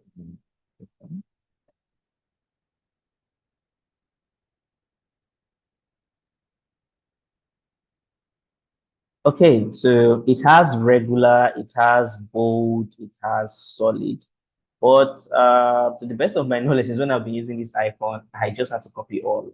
So you can don't copy the background, you can zoom out and copy each and every one. You copy and paste in your file. So let me show you what I mean. If you come to a straight, so this is regular. Regular means in the size, we check the size. This size is a little bit thinner than this other size. This particular one is thicker than the other side. And solid. It's good to have solid colors because if you are doing some certain things, you'd have to have the feel of it, like solid. And so I'm going to go for the bold. I don't think I need round straight. I would copy this and go to my file. Remember, you are going to be preparing your documents. First, I'll create this and I'll call it doc. So anything that has to do with documents, I'll just put documents. Then I will drag it up because documents going to come up. Then I paste. So you could see that it's brought it here. Then I'll just go and copy the rest. So sometimes some of these platforms have what they call plugins, but sometimes the plugins are stressful. So I'll copy this today, give a little bit of space and paste. So when I paste, you would see why I am doing this in a moment. So I got Favicon. That my icons are ready. I'll still keep it here just in case I still need this regular part of it. So the next thing is looking at the design. Another thing again is you have to say, okay, how do I get this iOS stuff? Well, still go back to the community. Everything is there. I will just have to go back. Then I'll search iPhone components.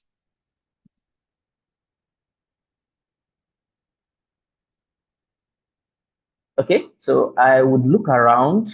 You can scroll down to find like many people have many stuff. You can see lots of stuff. here, but I think this guy might have what I'm looking for. So you can see 20 users. Well, this is so you can preview before you download or open it in Figma. You can preview it. So how to preview is you come down and if I scroll up and scroll down with my mouse or your trackpad, you can see that it's scrolling down, not like this one that is static. So if I come here, I can scroll. Then I can also zoom in to see if what I'm looking for is here. So what we are looking for is this guy, and we're looking for this guy. So this guy is a good guy to go with. And I'll click on open in this Figma. Okay, it will ask me to choose because I'm using I have two users. App.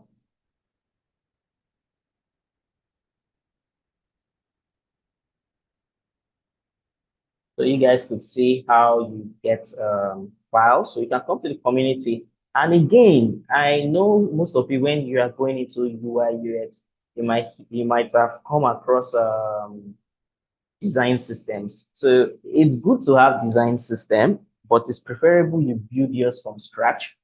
And you don't have to, for example, now you go and look for Uber's design system. Uber's design system has gone through loads of iterations and so many things, and you want to just get the full Uber design system and start using it in your design, you'll just get lost. If I show you Uber's design system, this one is even small.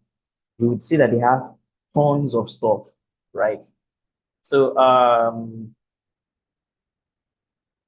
when you are starting, start out small. Like as you are saying, I'm creating my own system little by little, just even for just this stuff that I'm doing. I'm still creating little systems. So first, I would get this. You see that they've done this one in a component, but I'll just carry it like that. I'll copy it. Then I'll come to my document. But sometimes some components, I like it being very close to my design. So I'll be able to change it and do whatever I want to do with it. Okay. So that is it there. Then I'll look for the other components. Yeah. So these bars are very important. I'll copy this too. Come to my design and paste. Okay, this is it. So now, another thing again that probably you might not have known is you can change the background of this your workspace. So how do you do that?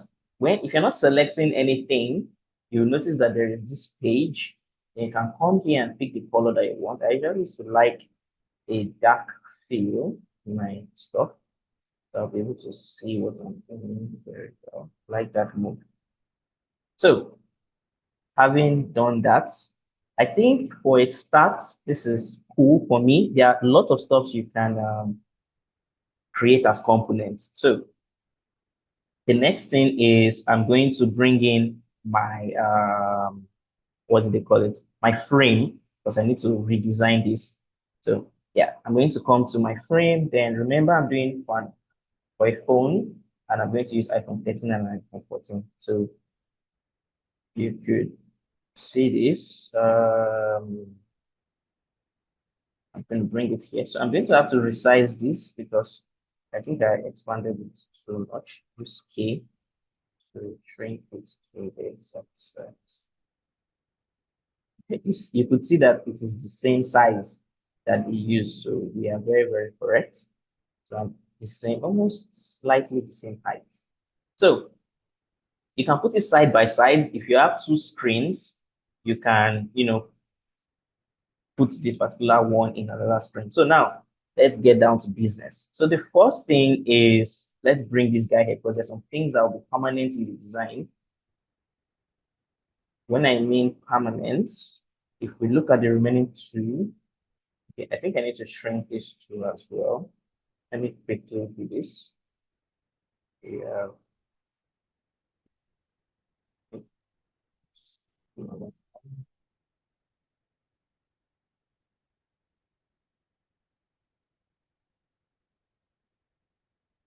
put it side by side so that I'm shrink it more than the way it's supposed to be.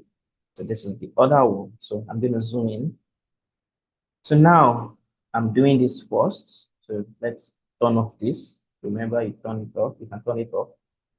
You know, no.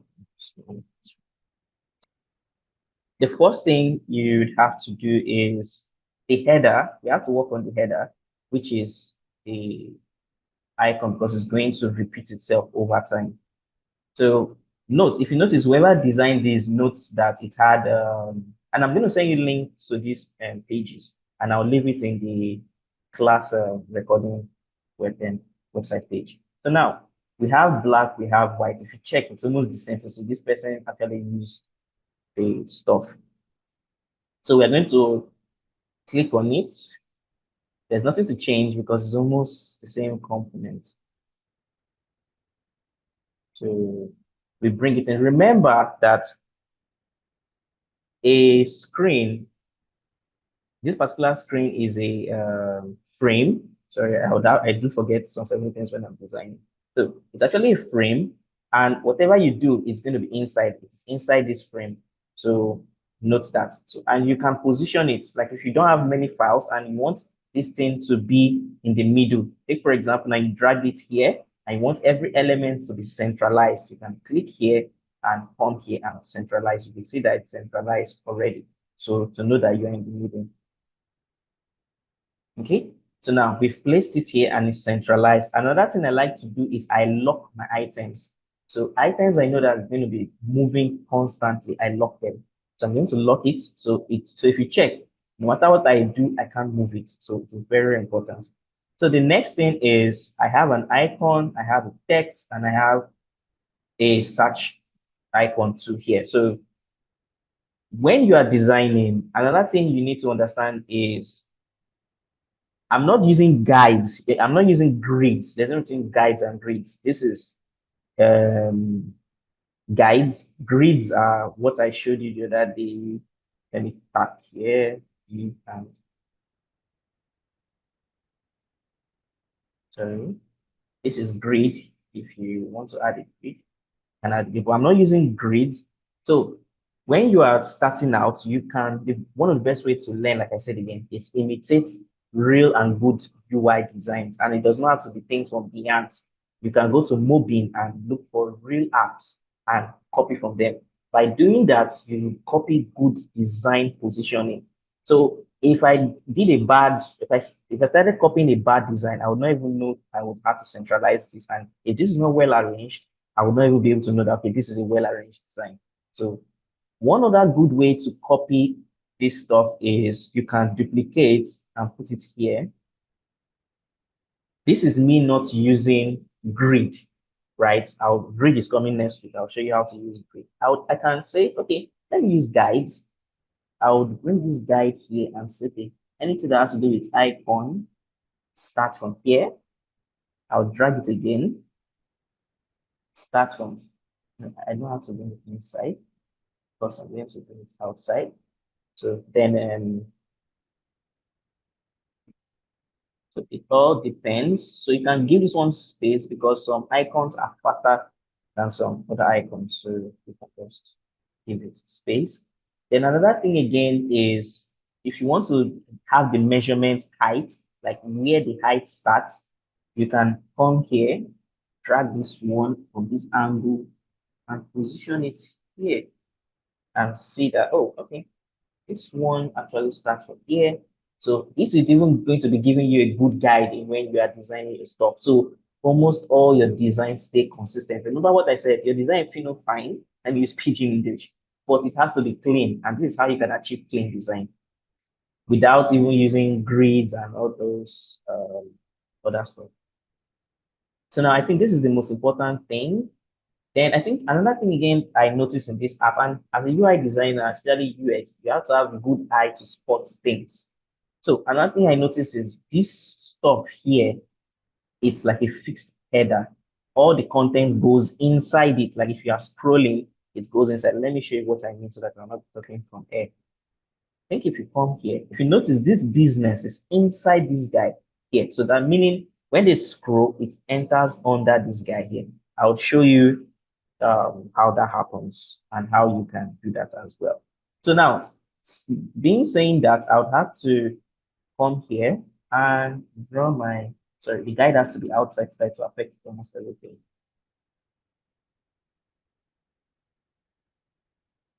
Oh, this guide has to be inside. It has to be inside. Why I said it inside is because when you duplicate this, you don't lose it. So you make it sure it's inside. Yeah, yeah, yeah. Okay. Then this one too. Yeah, this one too here. So yeah, don't worry, with time you'll be fast. Yeah.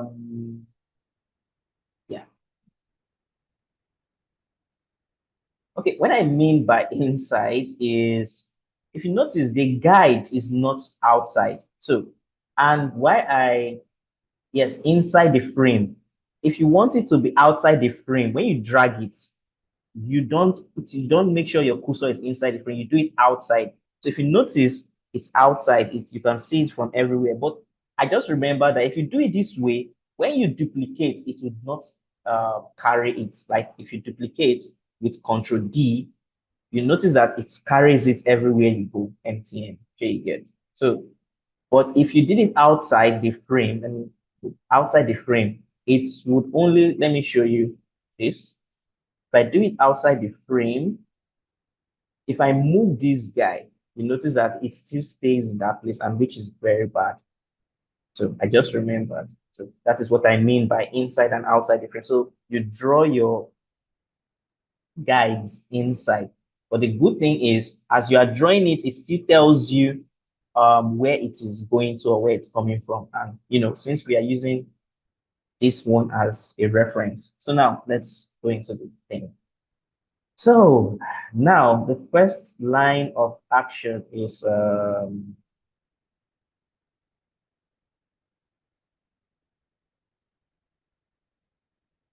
first line of action is to bring in our icons.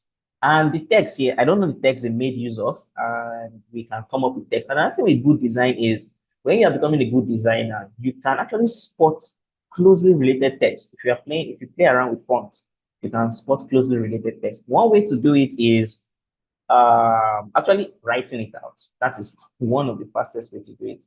So take for example, now I write fixed. Don't worry, it's showing my text is white. Fixed income. Then I change the color. There is what we call okay, let me be a good designer since I don't want to be a lazy one. We have our documents here, our components for what do they call it? Bar. So now, what if we have a component for color? Is there any consistent color? Okay, I think majority of the color here is gray and black. So now you can create a color component. So let us start creating this component small, small. So now, if you're, for example, now the company you are designing for has a brand color, so you can have a consistency. And why I'm doing it in component or a color guide is because once you edit a particular color, it can go across your design. Imagine you've done up to like 100, 200 screens, and you notice that one color, the brand designer or the owner of the app said, it is not my color anymore. Geez, start to think of the edit to change one color at a time. So we actually create a color guide, and there's how you go about that is simple.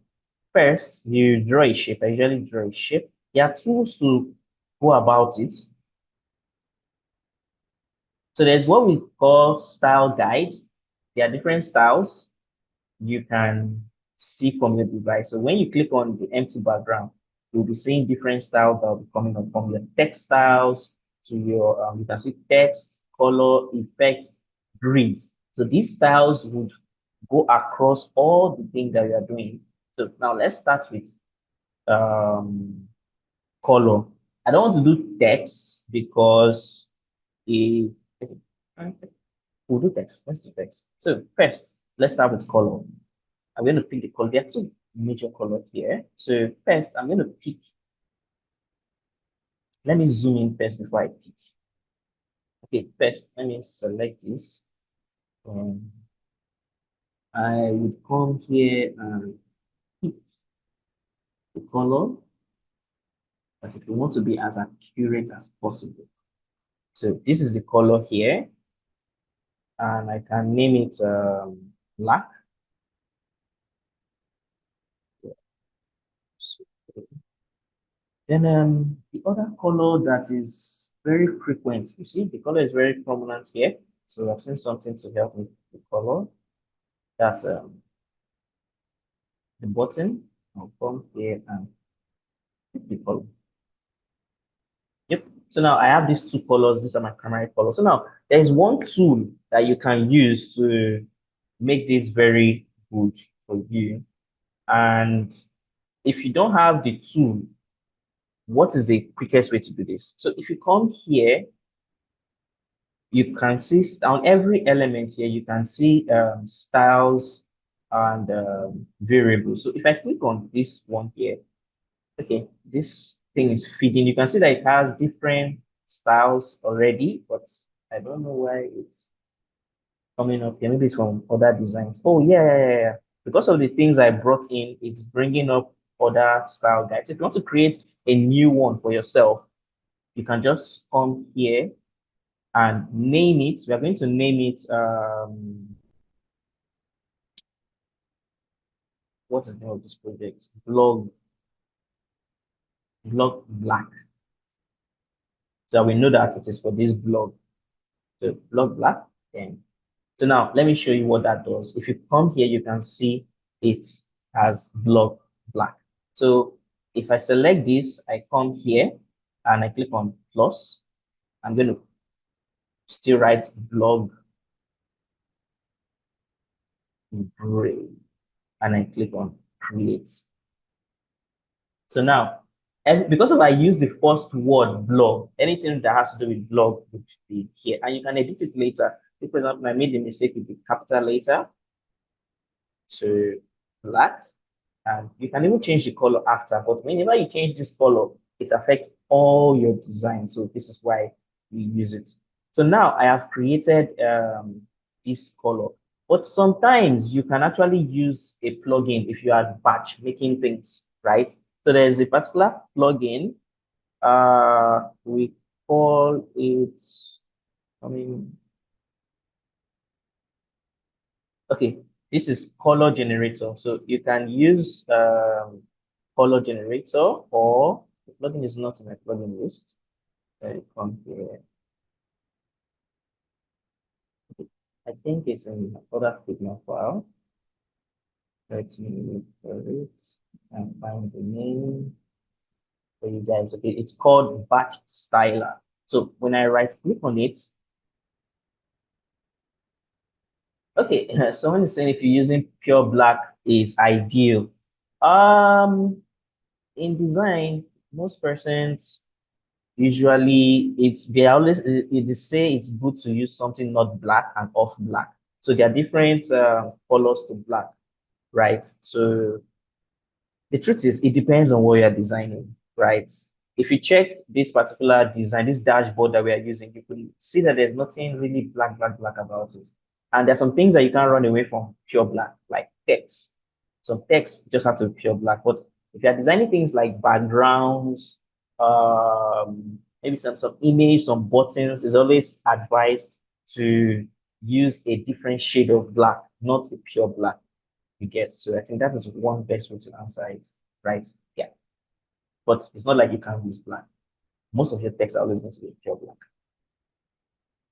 So this is batch styler. So if I wanted to batch make this, I can choose color and I can, okay, batch styler is used for example, now, if I did a particular thing, I can change this color, I can update it.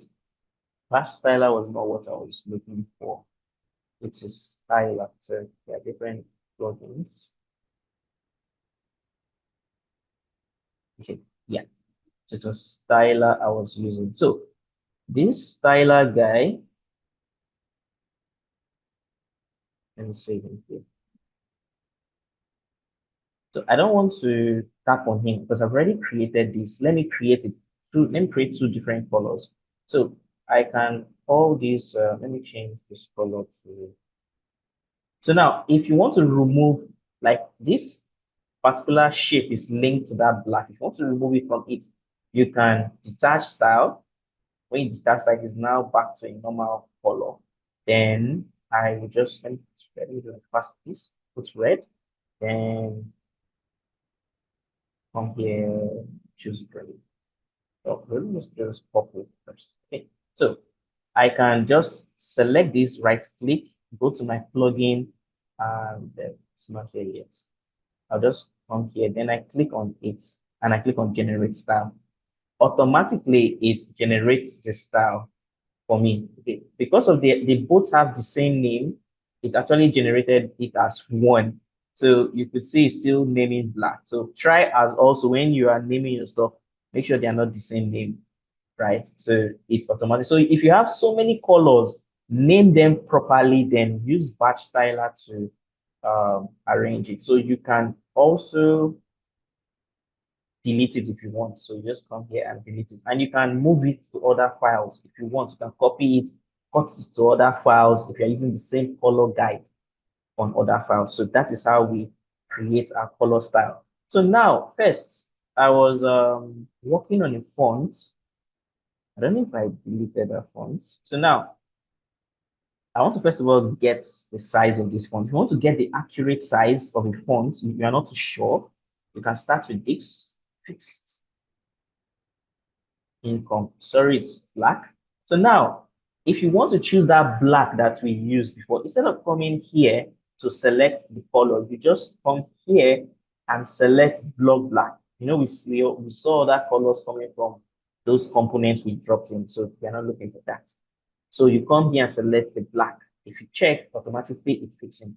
So one sweet way to, find all these fonts is you can come here, hold your K and drag and fix it in. That's if you have that time. So you could see that it is going around 16 to, if I increase it to 16, it's smaller. Then let me give it 17. And if I give it 17, let me remove it from Inter because most of the time these guys either use Roboto. Okay, let me just stick with Inter for now. I think I'm actually falling in love with this Inter. So you can use the letter D to actually, okay, this is Inter. Cool. So one thing when designing, as a designer, you can know a particular font from far.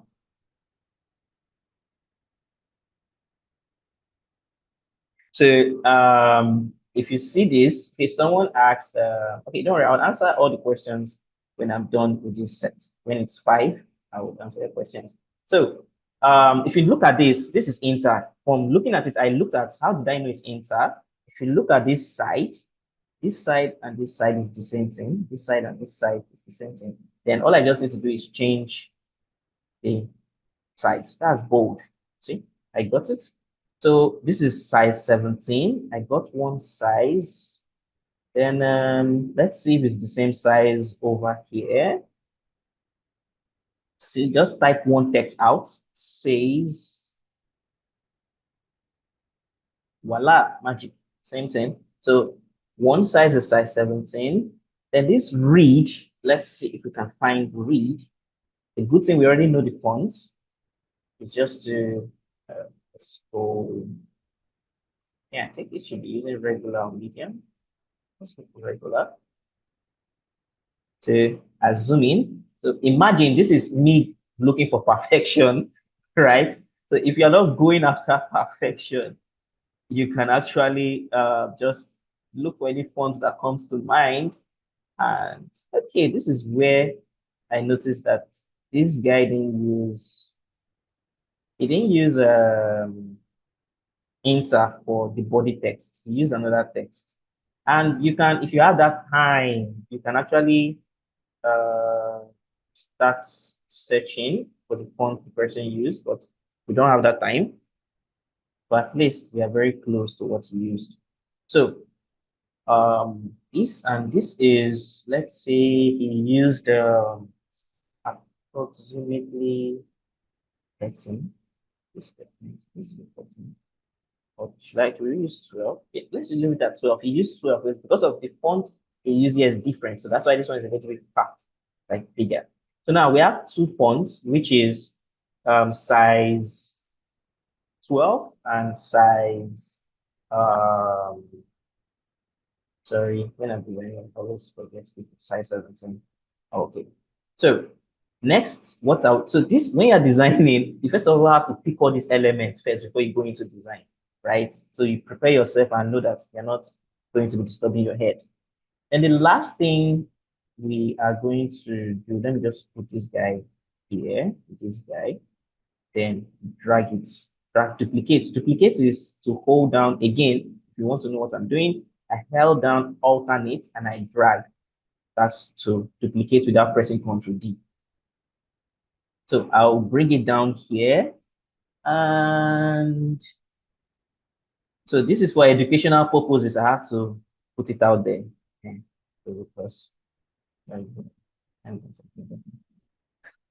So watch, CHLIST. Then you can shrink it again. I press K so that why the reason why I'm pressing K is if let me go back to my move tool by pressing V. If I don't press K, if I shrink it, this is what it does. It wouldn't even do what it even wants. It wouldn't even shrink. You see what it's doing. So I use K to make sure it still stays the same size, same everything, just reducing it by itself. So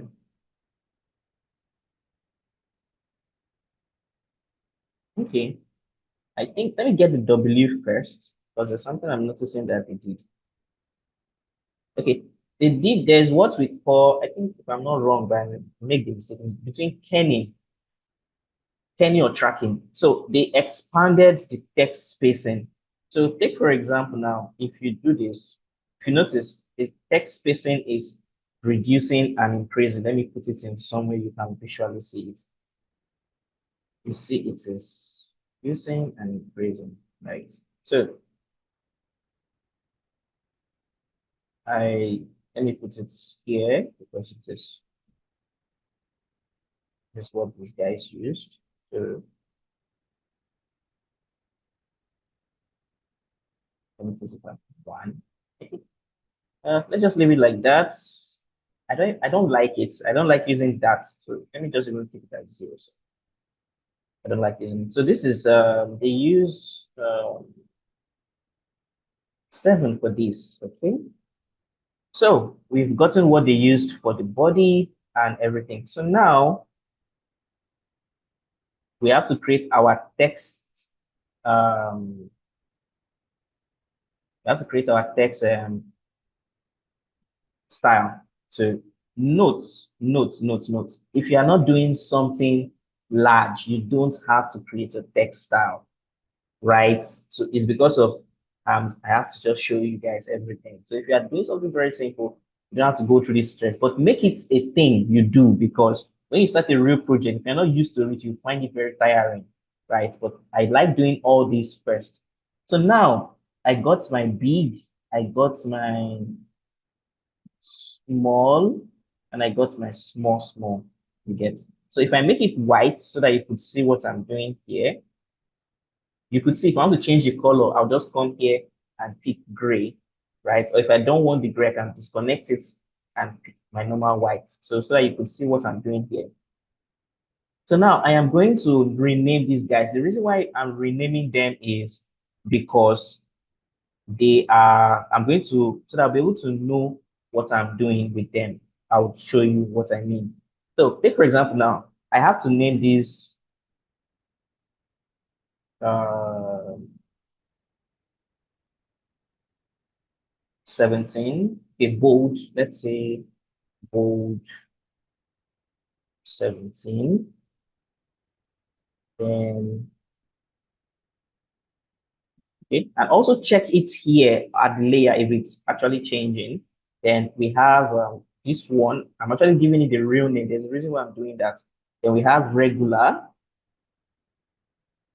12 to know that this is size 12. Then the last one is regular still, but size 7, 7.7. So let's just put it regular 7.7. Okay, so now as you've had this, what do? You have two options. You can use this guy because of speed. We don't like slow things, or you can just one by one start, adding it. But we don't have that time. We select everything and we click on this guy and we click on generate. Automatically, when you click on the body, you could see it has generated our text style. We have our bold, we have our what did you call it? Regular, and we have our 17 regular. So you can see. So now these guys will be here. I don't need them for now anymore. We are ready to go. So now, before I go forward, is there any, we've reached a mark point. Is there any question you like to ask? I think there's one question. If you have another question, please drop it. Someone asked, when naming the color style, do you put a space between blog and sign? Yes, I put space. The reason why I put space is, imagine you have different, some brand have secondary color and primary color. I think these guys did it here. You can have different colors when designing. So when designing, you have to identify, like, these are primary color, these are secondary. This space actually makes it much cleaner, right? So it's not like it does anything fancy. So yeah, and the space just helps you to make sure that that first word blog comes out, like whether I use blog, whether I use primary, makes it comes out as the first word it's going to say. So I don't know if I answered the question. And again, as I was answering that question, no one else asked me that question. So let's move forward. So now we've done that. The first thing is I can even randomly come here and put a text and just call it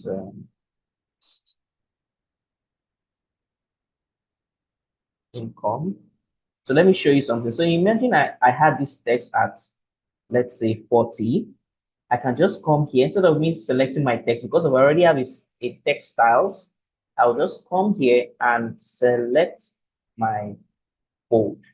See, voila, just changes everything. Then the color, I select the color. So we practice good designing. So then I position it in the middle. So the next thing is our icons. So how do you bring your icon in? So I select my frame. Then remember these icon guys, right? You now be asking, okay, how do we get them in? So I'll select my frame.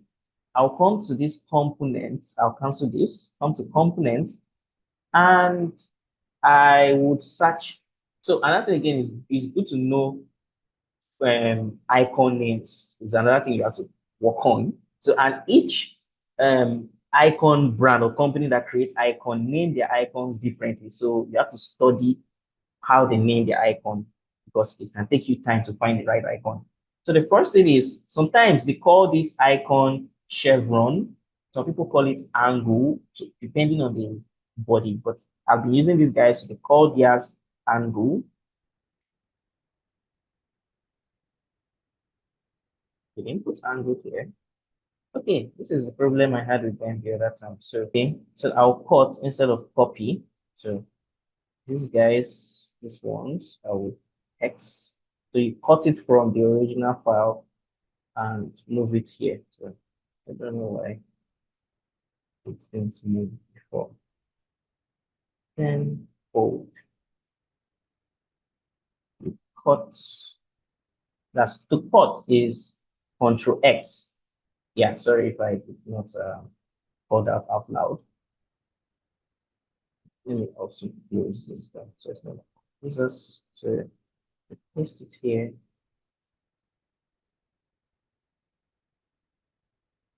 Okay, so now let's go back.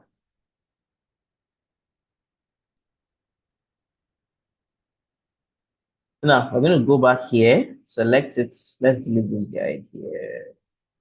We're going to select the frame, and we're going to search angle. You could see it came out. So if you're having that issue, thank God it even happened. So that is how you can, because I'm used to this particular one, so I know what I'm looking for. BR angle, we're looking for the left. So like I'm looking for the small one and do this. Okay, yeah, some small. So left small. So here we go. So that's the guy there. And you don't when you've done that, you don't need to go back here again. So because you already have it, you can select it and you can always change the size of the icon to if you want.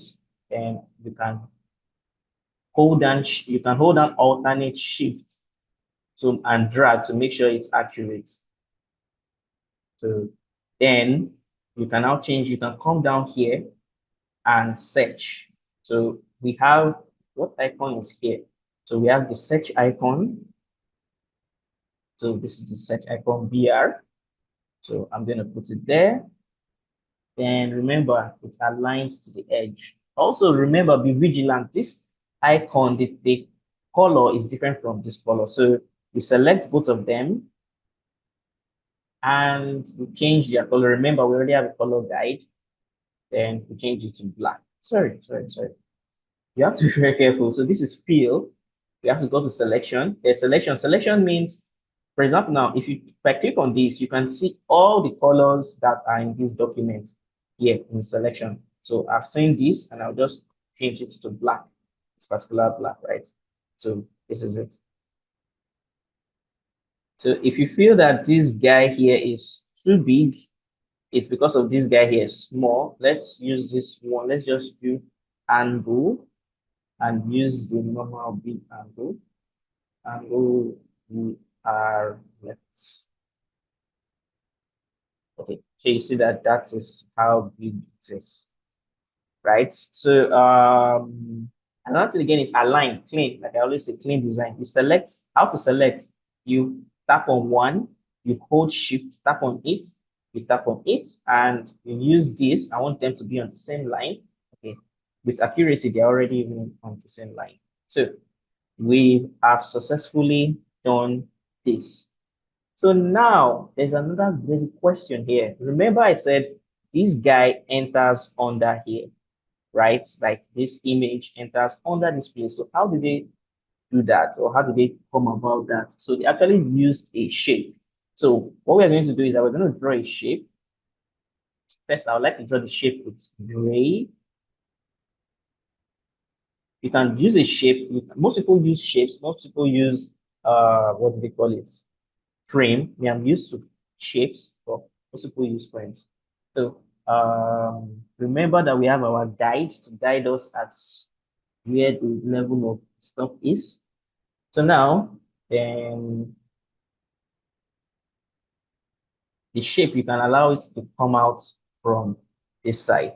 So what you just have to do is the shape has to now be at the bottom. So you could see that this is giving it this style. So whatever any content come, it can pass through under. So now that is not all. These guys here, I have to group them together.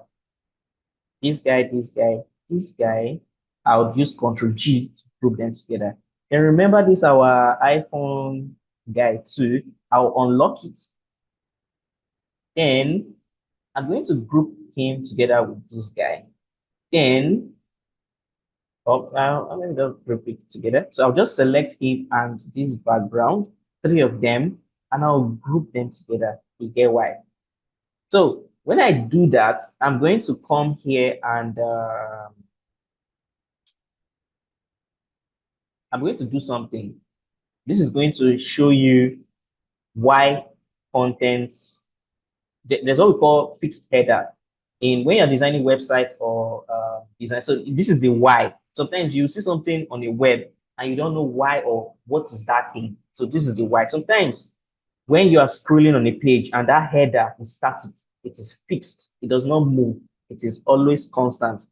This is what happens.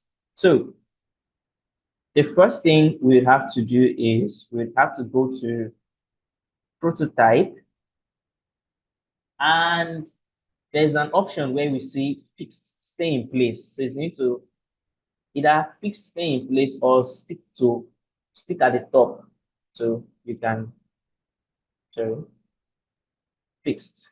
So when you put it at fixed, anytime you scroll an item, you would see that it doesn't move. So I'll show you what that is in a moment. So if you notice, whatever you have in your layer, anything that is fixed will be at the top and it's static. It does not move. So I'll show you. Let me draw something here. So I'll draw this and bring it down. Then I'll go to our prototype section and I'll come to show prototype settings, and it has already chosen an iPhone 14. So what I'm going to do is I'm going to preview it for you guys to see. But before that, I have to make sure here is longer. There's a reason why I'm making it longer than normal. So you could see what I'm talking about. So I'll click on prototype.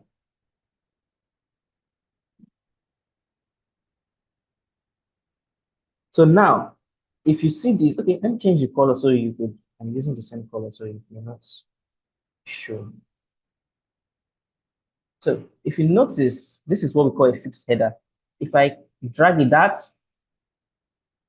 the header didn't shift, nothing shift, and it went straight under it. You get me? So why you have it, I was able to move the screens because of I made it longer than normal. That's the screen size. I made it longer than normal. So if I take it up and put it at the normal size, even if I can't shift it so much again because of it at its normal size. So that is that. Yeah, so that's why we're using fixed. So the first thing is first, I will change that to white. Another thing again we notice, so it's good to pay attention to design, is we have a stroke at the bottom here to actually tell you that that thing stops there. So how do you add this stroke? First, let's convert it to white. Oh, there's another mistake I did. I didn't add white to, yes, white and black is the default color. So let me see if these guys have white. Okay, let me quickly add white. Quickly do this, change it to, sorry, link into white. And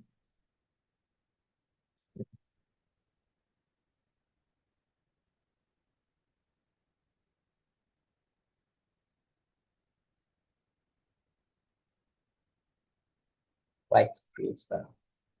So back to this guy, I'll come here and choose white. So it is white. But the main thing is this white, this guy has a stroke. So if I select stroke, if you notice, let me just show you something. If I bring it down, notice this stroke is everywhere, but I don't want the stroke to be everywhere. I want the stroke to be only at the bottom. So I'm going to click here and you could see that it has options, and I'll tell it only at the bottom, and I'll put the stroke at 0.9 or 0.8, 0.8. It's smaller, but yeah, it's okay. But I think what they did also is changing the color to make it faint. So change the color to affected it, and they use gray. So let's preview it and see in our prototype. Okay, this is it. It's not that cool.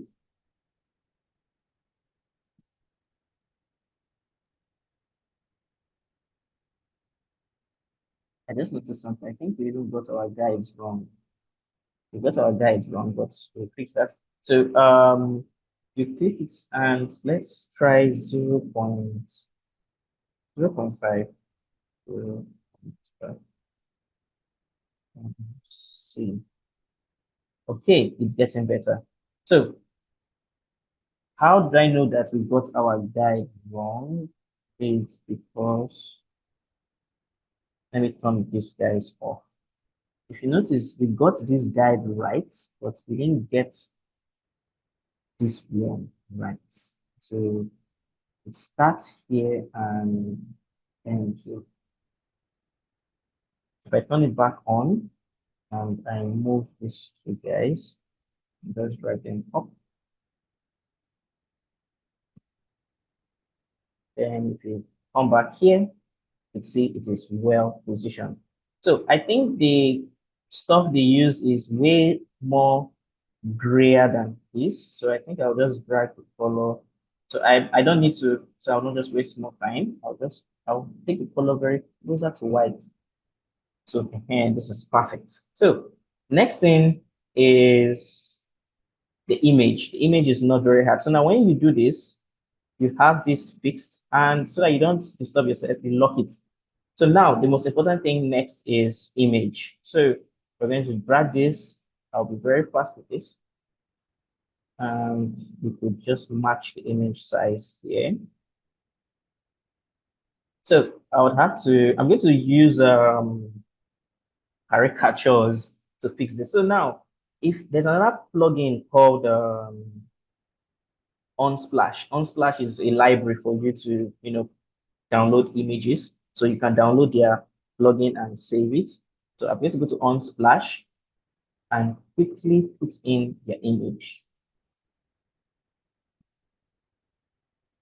So Unsplash is loading.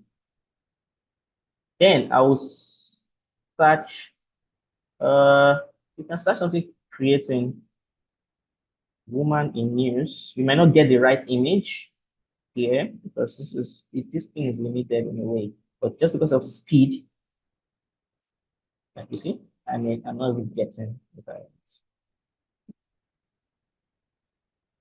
But because of time, let's just put this. So you could see, you said you have to select where you want it to go, and it goes in there directly. So the next thing is the markets. So you can still copy a particular text. You can cancel this, copy a particular text.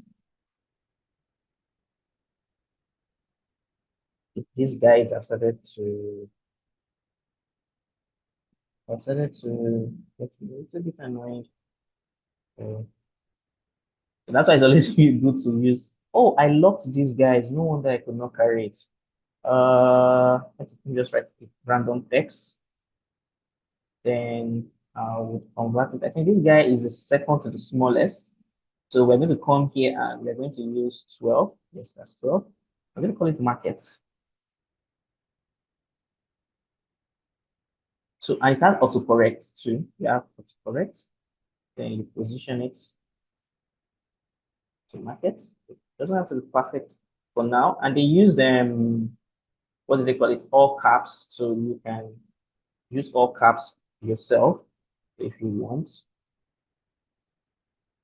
And you can make that settings in the font. So this particular font, I think is 12. So we're using all caps on it. So you can use all caps. So see, wherever the text is, you make the correction. Then the body text.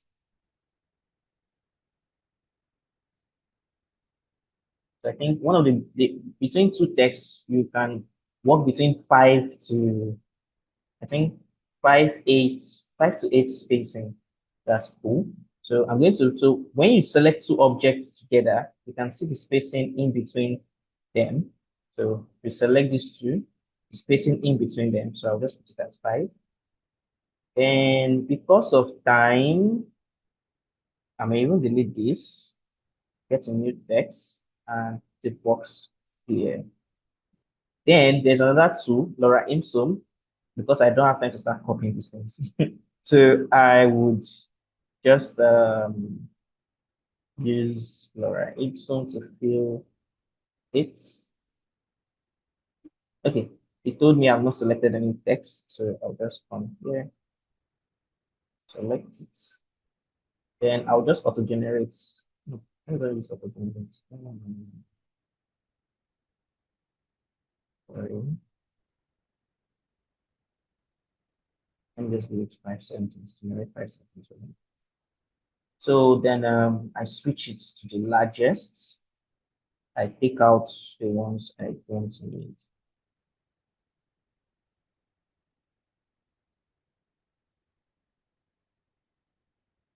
Okay, guys. Remember the positioning. So if you want to edit your text later on, so this is where UX copywriter skills come in. So you can just give it to Laura Ipson and tell your copywriter, okay, yeah, I've done it for you. Come and do your copywriting magic in it. So this is the space in between. Like I said, 5. You can use 5. Then the next guy is this guys. So come here. You can have this. Even themselves, their stuff is not even well arranged. So that's their own. You can just put, you can type this one out. The 5 minutes ago.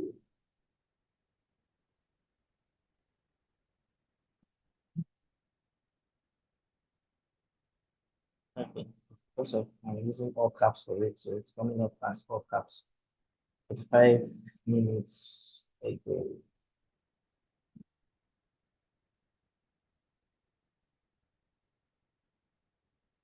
Okay, so you can use a sign. I'm going to show you what I mean. This 0 dot here, you can use a sign for it. That's 1 minute. Read. So I'll zoom in to make this. So now I'll bring in a small shape.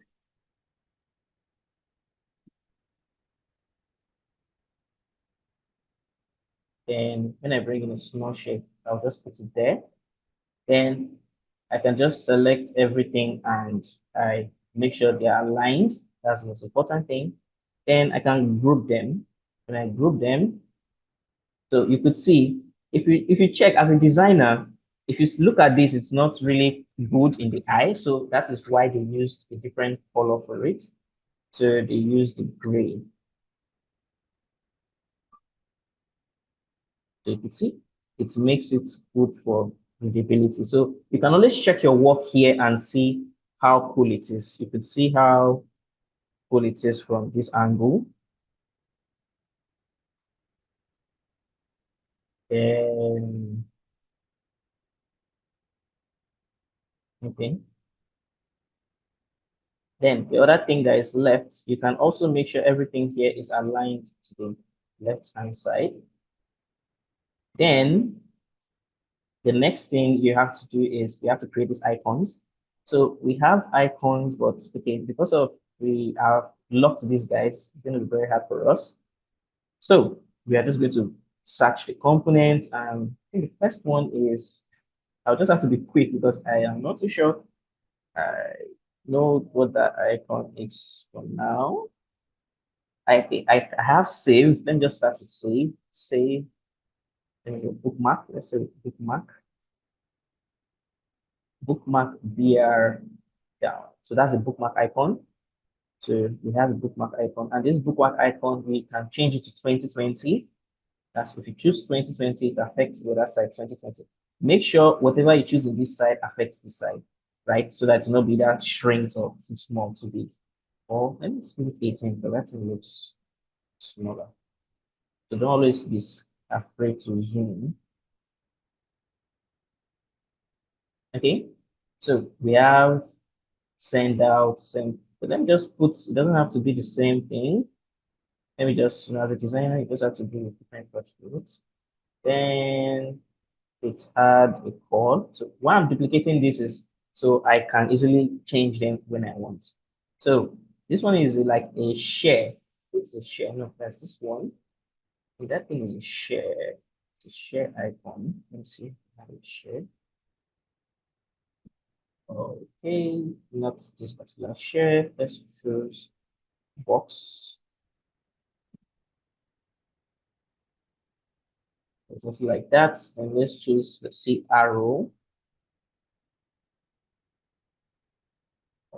Okay, this particular thing doesn't have arrow. Then send. Let me use send.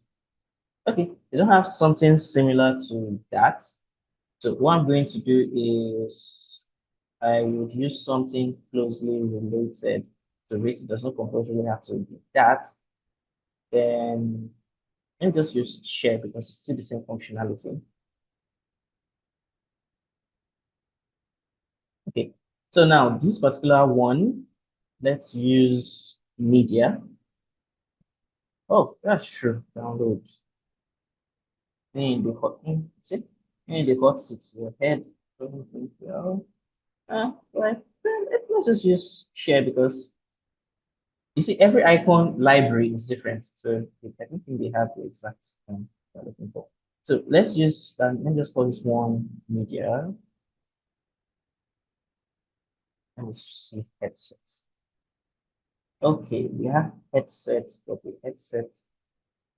Sometimes I believe these guys create their own button. So let's just use VR headsets. Then again, once again, we use the text and it's read listen. Okay, so position it. Don't worry, we are going to do everything well. Okay, so you have to remove this listen from this group. Then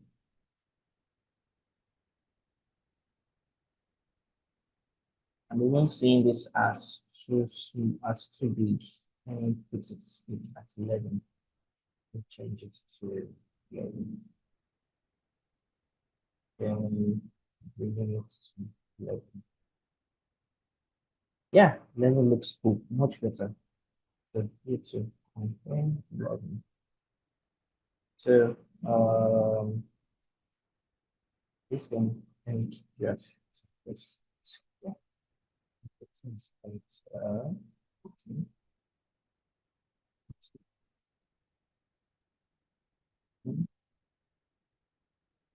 okay, so at the end of the day, whatever you do, try to see how it looks like real, because this is what matters the most. So, and I think our screen is much, much wider than this. So I think these guys are supposed to be at this page.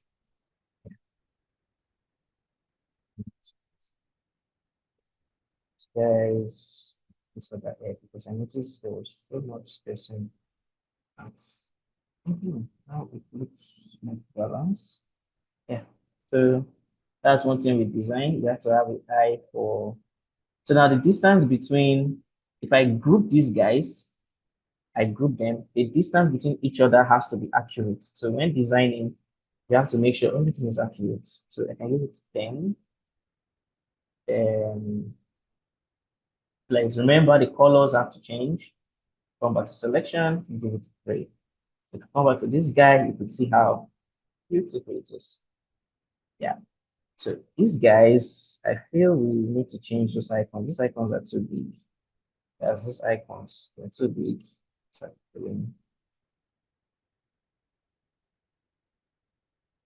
let me change them to this one. Let me give it. Oh, let me see. 14. 18 is fair enough. 18 is fair. Yeah.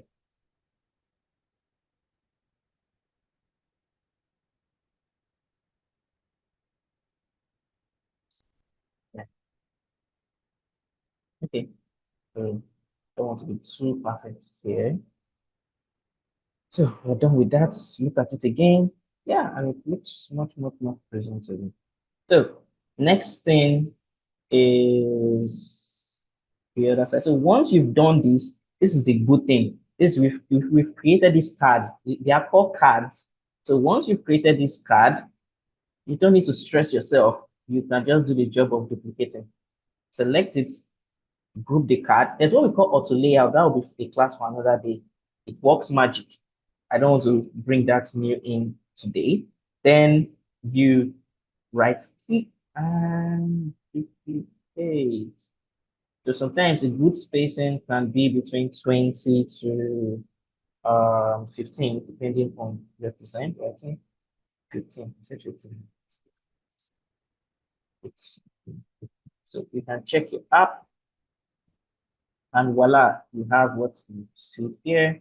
Then we have to change this to, remember, we have to change this image. Then what we have to do is we have to come to plugin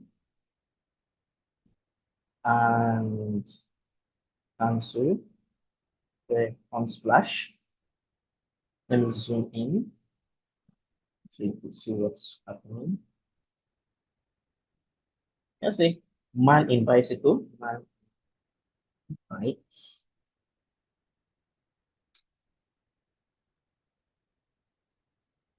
Okay, let's just use this because of time. Good. So we have this. So we are close to what we are doing. So now, one of the most important thing, which is this guy here, this bad guy. That's, we call it the menu.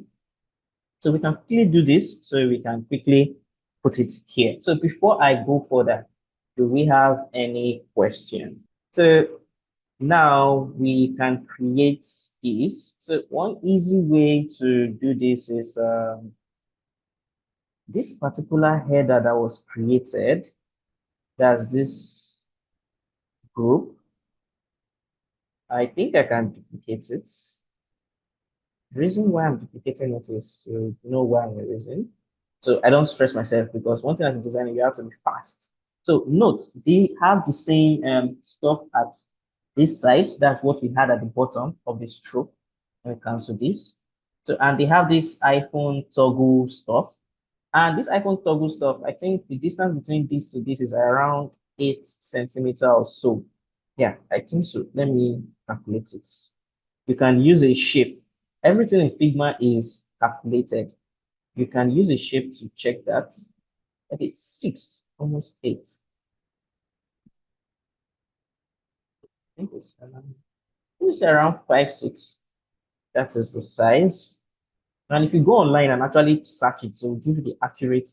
I think it's between 5 to 6 to 5. I can't remember at this moment. So now what are we doing? We are preparing this guy.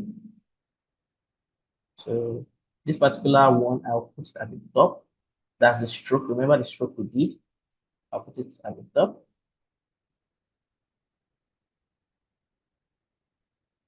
Then we don't need this guy. And this size, like I told you, you are just copying a design. So you have to make it very accurate. You can just come here and you can first, you can even ungroup them so that you don't have issues. Ungroup everything. Then you push it down. You watch the size. Then okay, this thing is still locked. Yeah, lock it.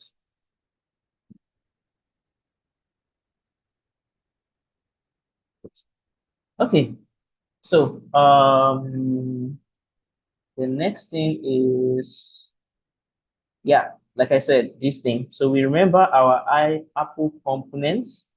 So this guy, okay, yes, we already pushed it to our design.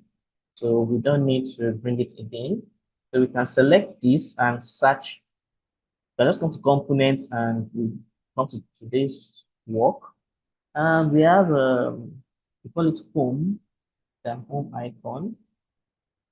Okay, I think they did the calculation already. So they did the calculation for you, so you don't have to stress yourself. So the calculation has already been done. So, and also there's even a calculation between the distance of the distance between the home icon, home button to where the buttons would actually be. So everything is calculated. So you are not just going to be designing for designing's sake. Everything is calculated. So I have to centralize it. Yeah, position it in the middle to shift this guy one side, shift one side. So yeah, first I delete these two. I don't need them. Then if you're in a group, come out of the group, or just simply ungroup. So now, if you notice, there is an icon and there is obviously a text. So and they use the home icon of the stuff. So a good thing I usually used to do is I make sure I finish with one. So when I'm done with one, it's easy for me to duplicate. I'll show you what I mean. So first, I think that one is called home.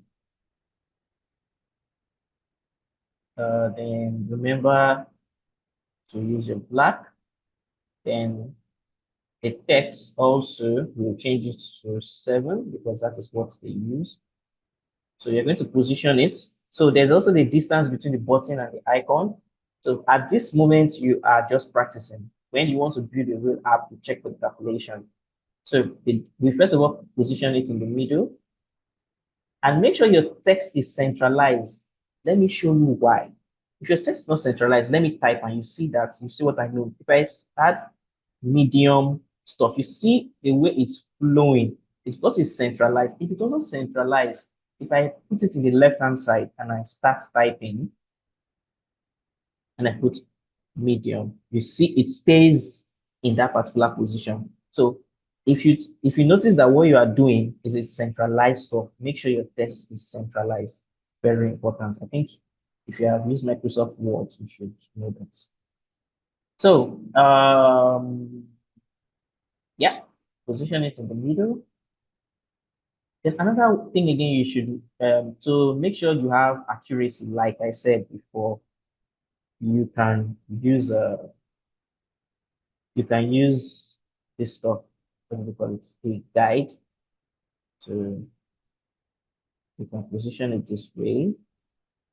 Then you can also use a ruler to know the distance between this to this. The distance between this to this is 11. So we just put it here. Distance between this to this is 11. So you can see. You can see that it's having almost the same distance. Then drag it up a little bit.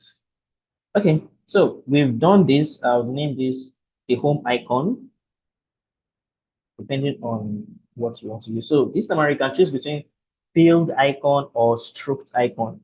So I'm using a field icon, not a stroke icon. So VR, okay, VR doesn't have a field icon. So I'll just use one of these guys. So remember the color from here and change it to black. So we now have home like normal. And all you just have to do is you can group. Later on, I'll show you how to use or to lay out to make your stuff seamless. So yeah, when you group, you can just Control D, or when you instead of doing Control D, you can alternate. So what I will do now. So if I come here, I notice this. So now if I press Control D, Control D, Control D, automatic, it has known my movement and spread them accordingly.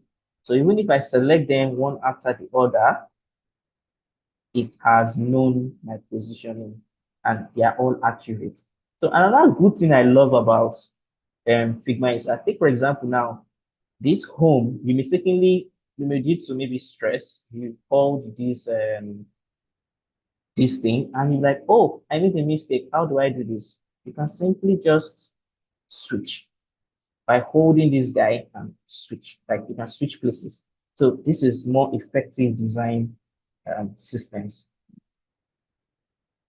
So all you alternate this button here. When you select more than one item, it gives you this icon here. So you can use this icon to switch. And you can switch anything you want. So that is that. Let us start naming our stuff. So instead of me, let me just quickly even since they have all one color, I'll just choose that. So let me quickly do this. Markets. You see why I choose middle. And one thing with Figma is once you choose text, it just still moves to text. Watch lists. Media. Okay, sorry, just capital later. Then menu. So yeah. So the first thing is looking at this. This looks like stats. Looks like the stats. Okay, statistics. Yeah, I got it. So let's look for here. Okay. So if you have anything, the next thing is this one. Might be difficult. I think they created this icon by themselves, so we may not. Let me look if there's anything like watch. The watch icon. AYE. I. Let's see if there's an eye icon. We may not get something similar. Let's just put an eye icon there because we can. It's even cuter than the other one. So, okay. Then we have play button. I love this icon. Like, play, what's BR? Oh, yeah, does not have the. Then we have these things are called hamburger menu. Hamburger, yeah. So when we are designing, you know, say an hamburger menu. So you can menu, burger menu. Then we choose BR and C. That's the next one. Great. So now we've done with this guy. We group everybody together. Normally, if you were doing more than one screen that had to signify that you are moving from, let's say, market to this thing, I would convert, like, let's say you were moving from market to watch list to media. I'll tell you to create a component immediately, a component of all these three. What I mean is you create a component and you create a variant. So now, what I mean by component and variant, you saw what I did, sorry. So what I did. So meaning, I'll show you what this is. So take for example now, if someone selects the market, he can see the market and select it. So if I come here, I would help me. So if I come here, I would just make here highlighted and I would make here gray to show that this is market. And I can name here market. So I'll name this full badge market, this variant market. I'll name here home. I'll name here home. Home. Then I'll name here, I'll name, because all this is a menu. Everything in your design is done intentionally. This is if you are doing a project. If you are designing your style, you don't need to go through all this stress at the beginning. So the properties, I would name it menu. So to name the menu, why did that guy not change? Menu. So now, let me show you what I mean. So, oh, sorry. All I just need to do is I alternate and drag and drop, and it's in the middle. So now let's look at what we've done so far. You see? Okay, so now if you notice as I'm dragging it up and down, it's shaking and it's dragging with it. So how do we fix that? You come here and remember we have this space where we have fixed objects. You can easily drag it to the fixed object, or you can come here and change it to fixed time. It's going to go to fixed place. So if you come here, you can see that everything is inside here. Voila. And we've done this page. You see? So if you even check the button, you can see that line showing to signify that that is the end of the button. So this is we doing the first thing and the first design. So who should be clapping for me now? I think I need G for clapping. So we have done this guy. We can turn him off. Then you've done one. So it's not hard. All you just have to do is duplicate. Then when you duplicate, you can delete all these ones. Then you notice that there's some elements that are reoccurring. So you don't even need to stress yourself again anymore. So what you just have to do is reposition it. So because we are lazy designers. Yeah, I can say I'm a lazy designer so because my like shortcuts. So fixed income, we have, so what they did here is not hard. First, I would have to take this image here, sorry, just the image, duplicate, and I will size it. Let me just use K to size it first. So I'll size it, bring it here, and voila, I have what I wanted. Then this my guys. First, I will ungroup these guys because we were grouped before. I'll right click on group, come and go, the medium, more, my life. So I come here. They see the reason for guides and the rest. Then these boys, they're happy. Okay, this guy is coming in first. So, so you see, this is how to create that illusion that they were more upward. So remember to create your illusions and group these guys like up. You see, because of I am done with one, it is easy for me to create the rest. So I can just group these guys. Remember, okay, yes, there's an element. Yes, sorry, let me stop rushing. There's a new element, and the new element is this guy. This line is a new element. So how do you draw the line? You can use your tool. You take it from here. That's the pen tool. You take it from here, or you can use, there are many tools actually to get one particular thing. You can use line. I think line is faster. So you pick it here, you tap it, or you drag. Okay, you drag. You hold shift and make it accurate. And then you got it. So then you reduce. So line, you can do so many things with line at this side. You can make the point, the end point different. So the end point of this side can be having a dot. So depending on your design, let's make it fun. Let's not do a boring design. Just have it endpoints. Just give it more flair. Then you can also, if you click on this, you can have more options to also make it like a dash. No, that is going to be over design. Let me just leave it alone. So you come here and select this gray. But to me, this gray is not green, but I think that's what it used. So let's leave it alone. So now I think that distance is good. You can remember I use the shape to get the distance between this place to this place, so you can do that yourself. So I will just do this to group them. Then or I just have to. So I was trying to notice why this guy is going outside. But anyways, so you alternate copy, give it a good spacing. Let's give it, let's just give it 15, 15.5. Let's just give it this.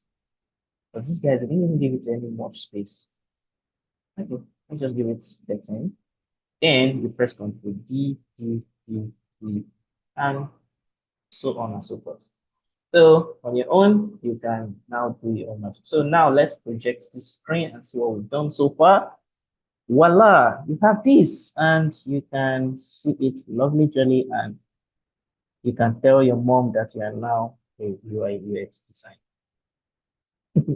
So on to the next. You see, in less than a few seconds, because we've designed one element, and this one that took us hours, we just did this in Jiffy. So this guy will now be a little bit hard. Okay, so on to the next. So we are done with this guy, then we turn him off. Then we have this last guy. So we are on to the last stop for the day. So like I do it, Control D. Remember, you can, on your later time, change the image and change the text to what you want. And yeah, right? I would come here, just come here to come here.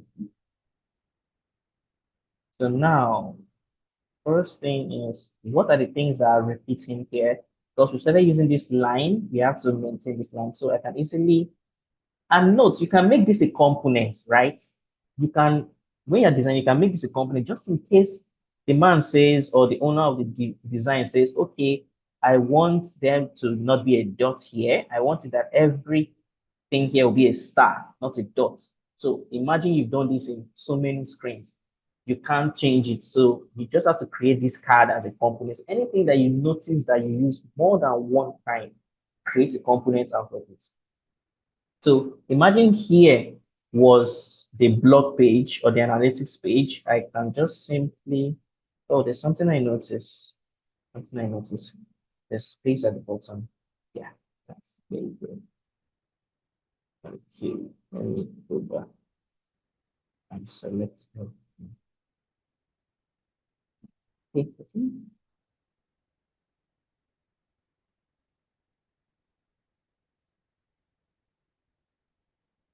the mistake was only on this. That is no mistake here. Okay, so this so as a designer, just try be very, very vigilant. So we are almost rounding up. Yeah. So first I delete all this excess. There's any excess at the bottom. Nothing, there's any excess. So imagine I had this was another screen or the watch screen. I'll just come here to my home and change it to market or watch because I've created all the components. So yeah, so that's why you have components. So this is going to be a little bit of work. Yeah. So at the top here, I would have to unlock this guy because these elements are different.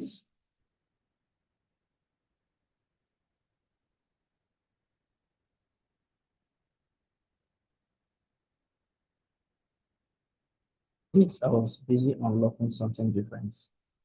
Okay. Okay, yeah,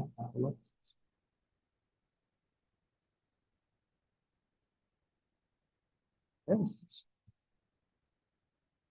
Okay, so there you are. Then unlock. So now we have to design this. So this is not that difficult. So shape again, drag it with very much end. Uh, bring it here. So this guy, first of all turn it off first. So let's concentrate on the upper part of this design. So now this guy here will bring him in into this design. So it's going to be at the bottom around here. So here, then there's text here. So the same components, I can reuse them anytime. So I'll just delete this and just put the search icon here. Okay, remember, okay, this is where we use our copy and replace. So now, imagine you selected this before, as a search, you can copy and you select this, then you can right click on it and paste to replace. So you see paste to replace instead of us coming here to type and all those things. So that is a fast way to go about it. So I know you guys are getting tired. We are almost done. So the first thing is design. You have to text here. So the text is on this side. And we have to reduce. Let's see if 11 does that. Yeah, I think 11 does that. But 11 is too bold. Let me just unlink this and fast about it. 11 is too bold, so we have to put it regular. Then design. Because it's in the middle. You see what I was saying? If it's because it's in the middle, it started doing that thing. So if I put it here, so when I'm typing, it doesn't shift. So this is design. Then that dot stuff, they captured it. But if you want to capture it in your design side, you have two options. First, to use this one, if that's going to work for you. So it captures the whole essence of that thingy. But if you don't want to use that, you can simply use a stroke. But I don't want to go through that one for now because it's simple and you guys can do that. So here we're going to call it the cross because it's going to be the cross size here.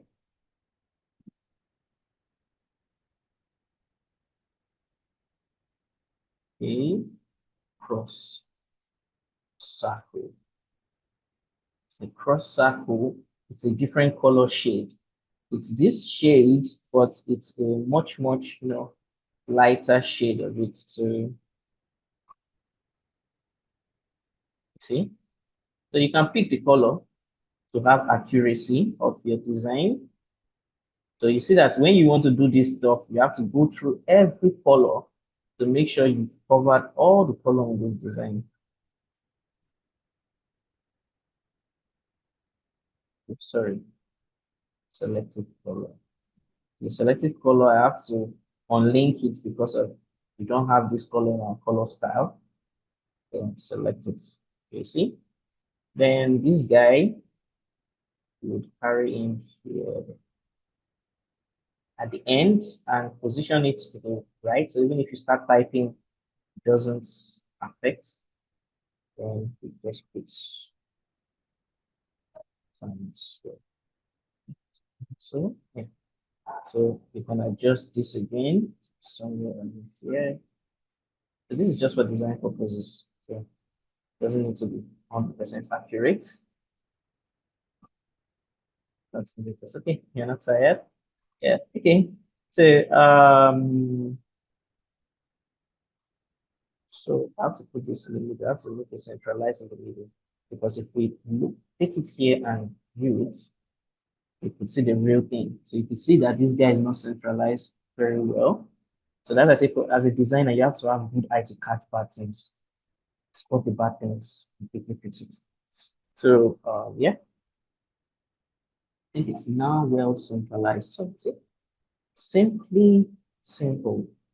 And I think this one just have its so I will just pick an element from here. That's the shape. We draw a new shape. So I think this guy is done. I can group it and lock it. So we don't need them again. So pick a shape here and okay.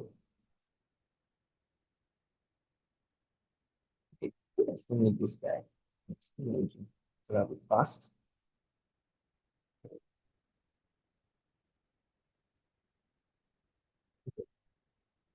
If you guys know what I did there, so I dragged it and brought it here. But if I didn't remove it from this place here, it would still be inside this group. So I removed it from this group. So it's on its own in the layer.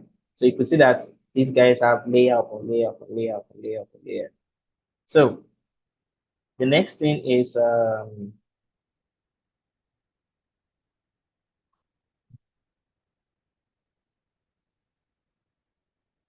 you see it didn't even totally leave the layer. It didn't leave the okay, this guy too is in the layer. What is in the layer? Cancel. I took the wrong cancel. Edges. So the wrong answer. Where are you? Okay. Where are you? Okay, it's taking the same. It's not the wrong count. Okay, there are two groups. So I have to take it out of it totally. Yeah. So they are now, and the council is not supposed to be fixed. It's supposed to be on the normal side. So yeah, what is here? Quotes. Uh,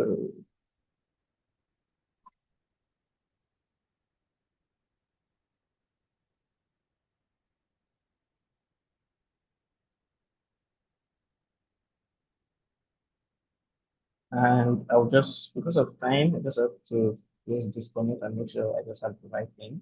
As a good designer, just try to make sure everything you have um this thing for it, a style guide. Okay, so these guys. So the only thing that is repeating here is, okay, this is a new thingy. This is a new thing. So what can we use from here? Okay, okay, okay. So we can still, we'll delete this. This guy got bigger, but let's just use, I have to disconnect it because I don't have this. This is bold. I don't have the regular for the big one, so I have to disconnect it. So this is not a full design. If it was a real project, I won't disconnect it. I want to create it. So don't worry. When we are working on the main project, you will see everything. So now we have regular. Okay, so you have that. I still like as this is here. I don't like. So you have a button, and so we have something like that here. So don't worry, we're almost done. Um, I didn't. Okay, so we can take this. So we can group this in order to find, in order to know the distance between, if this guy is properly centralized, we group this one first, take this one and centralize it to know that okay, this guy is in the middle. So now we change this. We want to bring it somewhere here. Okay, this is a one-liner. Sorry, that's what was misbehaving. So another reason why that thing jumped to the middle is because of this thing is showing in the middle. If I put it here, even if I delete it, I clean it here, it still stays at the top. So those are the different functions of text in design. So I have to now reposition those guys again, bring it to the middle, then give it a little bit of space from the top. And I think they use black here, so let's just go with black. Bring this up. Yeah, we just use our own listing. There's no time. It's just use listing. So, like I said, group. And okay, okay, they only did three of these. We did three of this. Okay, so let's do one, two, three. So three of it. So I'm trying to be consistent with strokes. And then at the bottom here, we need use of show quotes. I think it's the same font here. So let's just use this guy here. Let's just bring them down. So you see accuracy, and you have your button here. Oh, sorry, what's up with button there? So we're going to go for a button there. What kind of button? Okay, angle,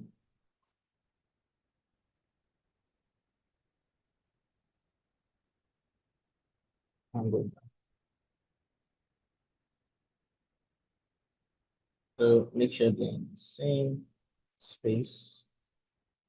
Then don't need to clean the text. You guys can do that.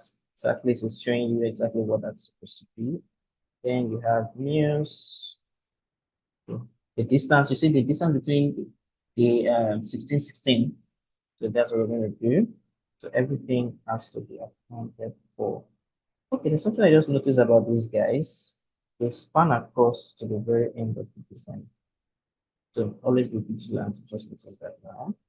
Span across to the very end. So the last but not the least is this guy. So I think I can use this property. I'll just bring it, alternate, drag it, bring it to this guy because we already have it. So like I said, you can, when you have two elements,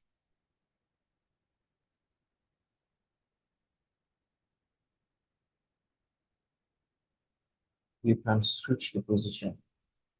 Simple. So you get the gist. You can label it as you want. Let's steal this here. And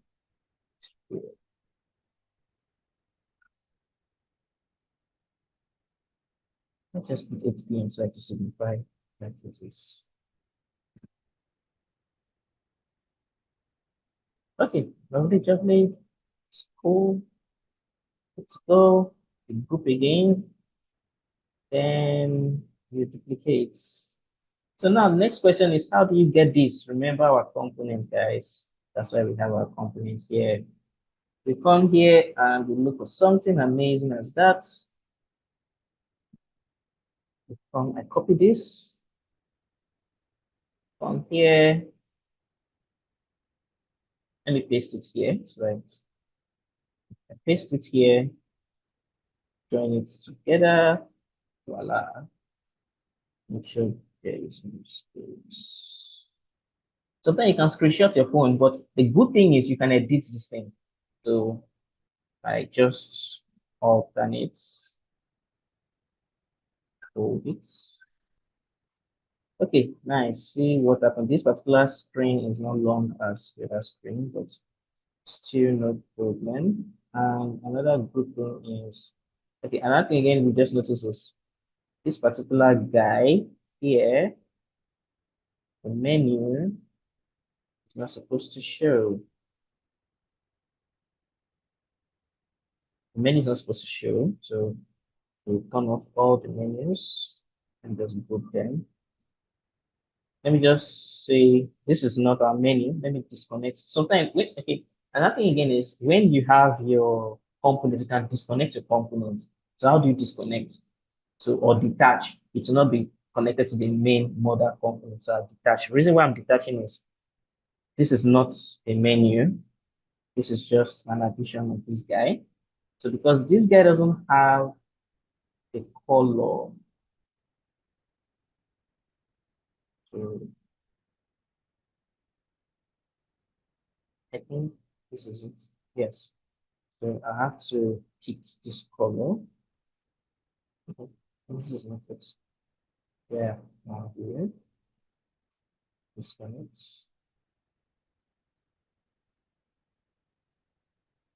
Not the stroke. Yeah. So you see, and the stroke, we have to turn off the stroke because we don't need the stroke anymore. So to give this balance, and these guys, we are going to make them above. So right click and bring them in front.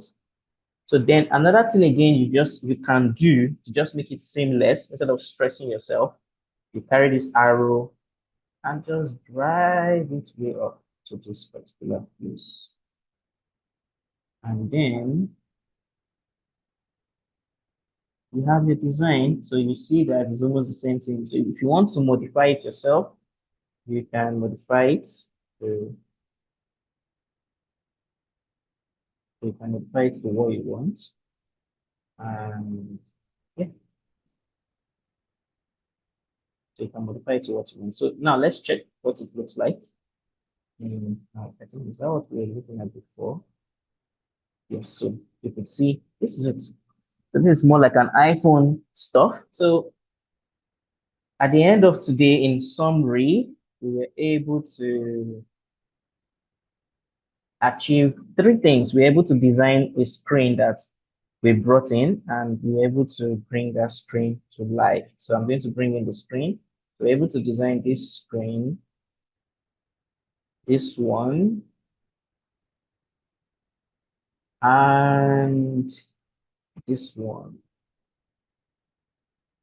So let me know if we did justice to them. Let me know if, let me zoom in and see if we're able to achieve. So this is it.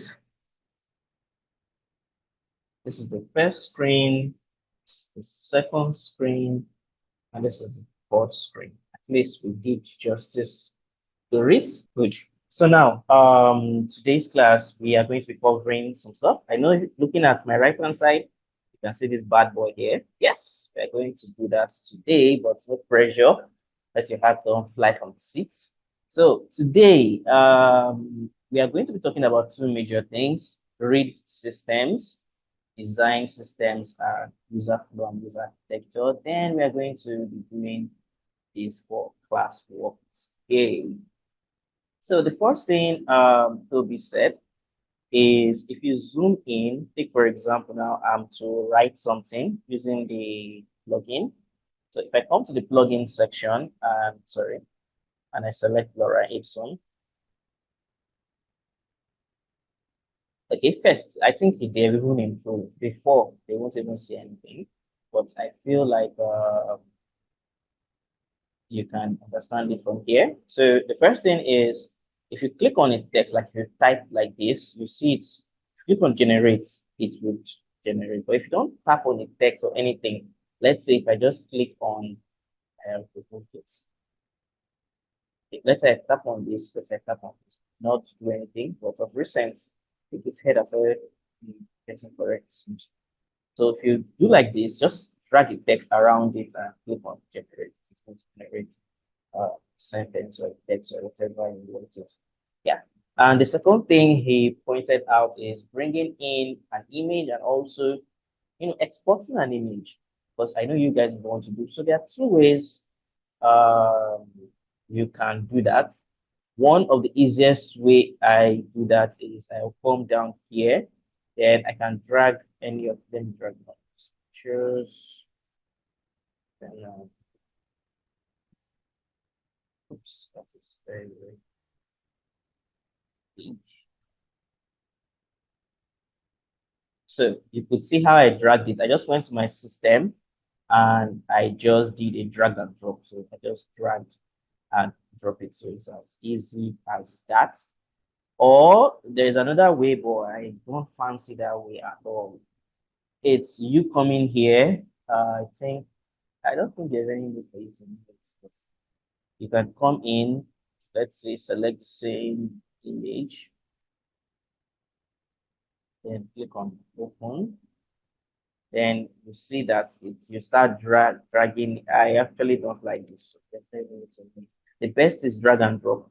And one of the best ways again, okay, that is to bring in an image. Another way of bringing an image, right, is if you want the image to be in a circle, in a box or something. So let us have this. Let's have this. And let's have this. Okay, so these three guys, you can actually bring images to them. So take for example, I have this one, same thing here. Just come here and you can call them placeholders. Select your images. If I zoom in, you'll see that the images is here. Like I said, you can always adjust it. You click on fill, you can crop, and you can adjust it to the best position that you want it. Always remember to hold shift. And this is part of what I noticed in some person's assignments. Your images were shrinked instead of, I think only a few persons I saw that. So your images were shrinked. So instead of the images to be straight, they were something like this. So this is not cool. So try to always make sure you hold shift to make sure your images are straight. So secondly, same thing to this, you can do the same thing to any object. So you come here, select, and if you have premium, you can even bring in a video, right? It's that cool. So in case you want to do something very nice, but see how nice this is, right? I'm even having ideas of what to use this for. So, thanks. So yeah, start to, you can do the same thing. Whatever object you bring in, you can replace that object with a picture. Yeah. So if you are a star girl and you want to do a birthday star picture, you can come here and do something like this. So this is one of the problems I noticed. And one of the problems again I noticed yesterday is, please, when you are designing, most of you left here empty. So please put something there. So it's happened. Another thing again, I also noticed is some things were not aligning, especially at this end. Your cancel and this box were not aligned together. So please always check your design before even submitting. When you submit it to a client or anybody, check if everything is aligned. Be very vigilant. Yes, it can be overwhelming when you have so many designs, so many things to check. But after you've designed, let's say for a day, and your eyes are turning, you want to sleep. The next morning, with a clean, clear eyes, you look at your design and you notice that you've done a lot of model. So the blunders are not always much, but just little minor things that your eyes may have, your tired eyes may have escaped. You'll be able to fix it. And what other thing did I have as an issue? Yes, the text. I think some of the stuff I saw, the text from the body was different from some other sites. So always make sure all your designs text are in line. Okay, so that was that on the assignment. So for today, what we are going to do is understanding guides. Let me close this. Guides are not hard. It's not something that will take time because we have these bad guides to do here. So what are guides? So guides is sorry, not guides, grids.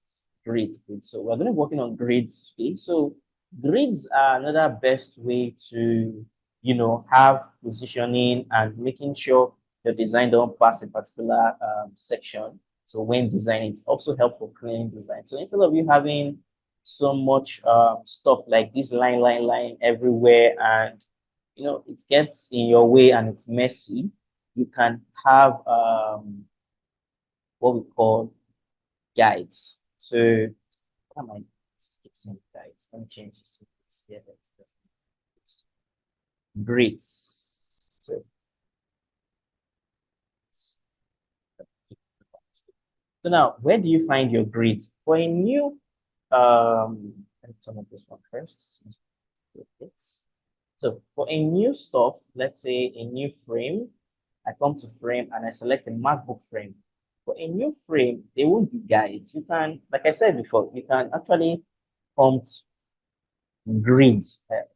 For every time I say guides, you guys will charge me something for it. So grids. So yeah, grid. So if you want to add a grid, you notice if I click on it, every other grids in this other side shows, right? So if you click on it, this is messy. You can't really do anything with this. So for mobile apps, when you are designing with Figma, there are grids that you can use in terms of sizes. You can go around, like the thing I should tell you is these things are already existing. And for speed work, you don't need to start doing anything by yourself. Majority of your clients, what they want to see is the design. And these designs are still going to be shipped to the developer. So as much as you can, try to make sure your designs are well arranged. So you can go out to the community of Figma and check for grids, and you can copy and paste and continue your work. You don't need to stress yourself. But in case you just want to do it from scratch, you need to still have the technical know-how. So now let's start with a mobile grid. So the first thing is you come here, like I said, anything mobile for showcase. I use an iPhone. So now let's get a mobile grid. How do you get this kind of grid? It's not very hard. And another thing again is how do you turn it off and turn it off? Because when you are designing, say for example, now I am designing and this stuff is going to get in the way. right? Because I will not be able to see it. So you can turn it on and turn it off by holding Control Shift 4. That's Control Shift and 4 at the same time. Then to turn it on back, Control Shift 4. If you're using a MacBook, that's Command Shift 4. So yeah. So now how do you even go about this? So the first thing is if you come here, you can see what it is here. You can see that if you select a grid, we have auto, we have the color, we have type, we have height, offset, and border. So you would see how, as I'm doing this, how it's going to affect the design gradually. So if I come here and I come to grid to tell me new grid, it automatically brings up grid, but I need to put in some other stuff. So if you have, there are different kinds. We have columns, we have rows, and we have columns, we have rows, we have grid. So if you come down here, you could see it, same thing. So this was used with rows. So if you come here, you select your rows. And when you have rows, you can see this. So you can build your own and do what you want on it. So coming down here, you see that the type here is stretch. We have stretch and we have the border to be 16 and we have this to be 16 as well. So let's do it. If I didn't stretch, let me show you how that thing looks like. So if I say, let's say top, everything aligns. Let me zoom so you can see it. Everything aligns to the top. If I say bottom, everything, the grid aligns to the bottom, just in case you still want to use your grid for something else. So if I put it stretch, it stretches from the top to the bottom. So and here is 16. And here we have 16. Then it counts. Let me get back to this. We have the counts 4.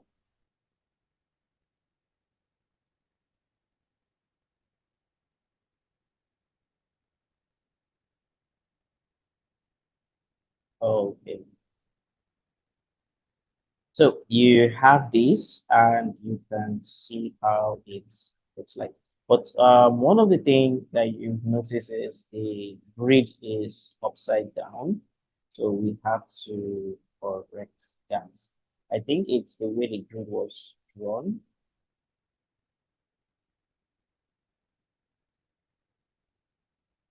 Okay. So I have to redraw this so it understands that it's flowing from up to down.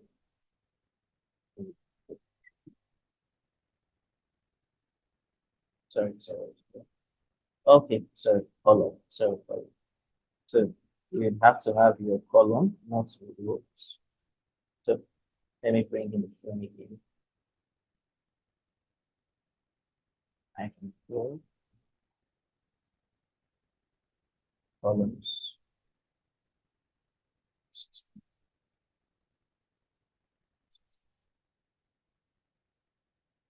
Okay,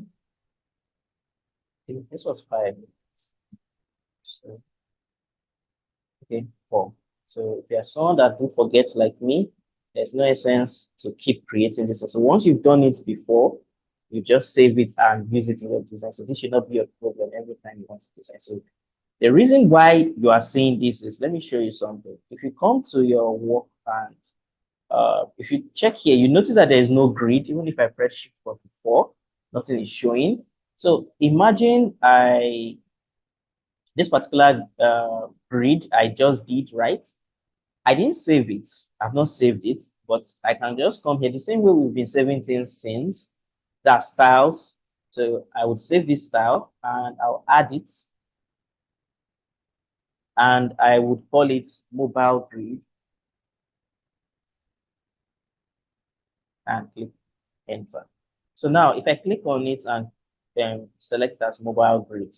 So anytime I come to my previous work, I'll just come here and I'll just come to grid and you could see the mobile grid is here. If I put it, you could see that we kind of had aligned things very well, but it was not perfect. You see the difference between grid and what do they call it?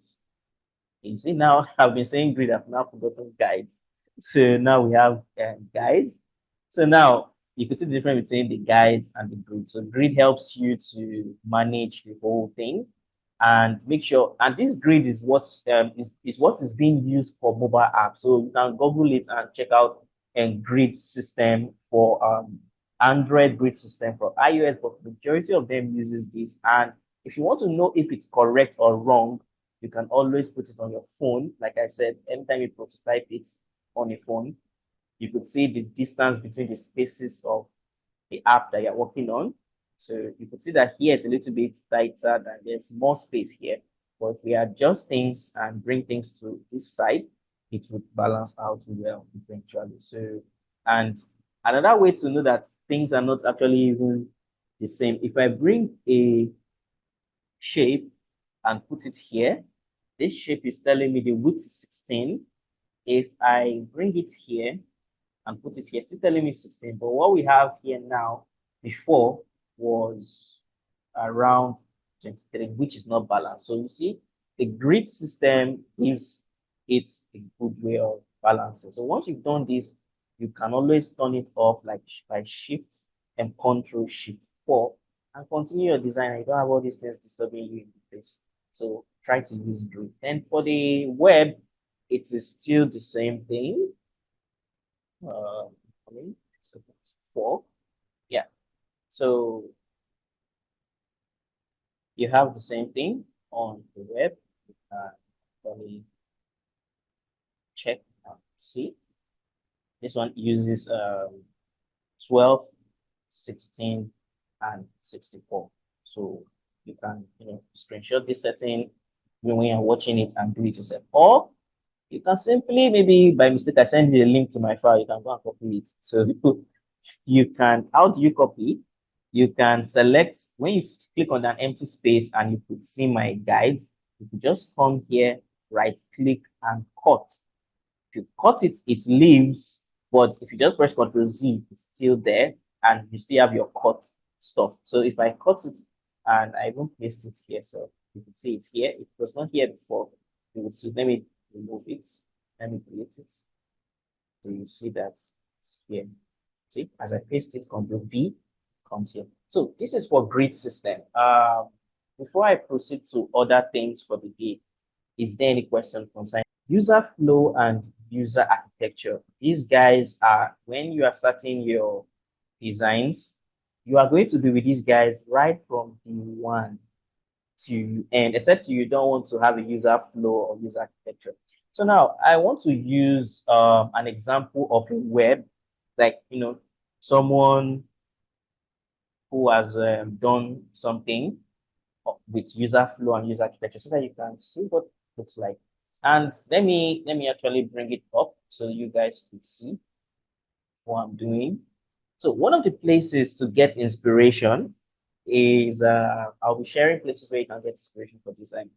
Is Behance, Dribble, this other guy is Mobin. I can spell it right.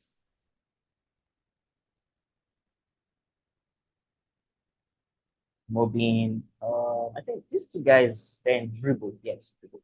There is a reason why I like Dribble a little bit than Behance is because, for example, now I am designing and I'm stuck and I don't need a full thing. I just like, oh, I need a sign up screen. It is very easy to find it in Dribble. All these aspects of a design, say you are stuck and you need, let's say, okay, I need a walkthrough screen. If I search walkthrough, for example, now walkthrough, don't worry, I'll be explaining the terminologies as we go.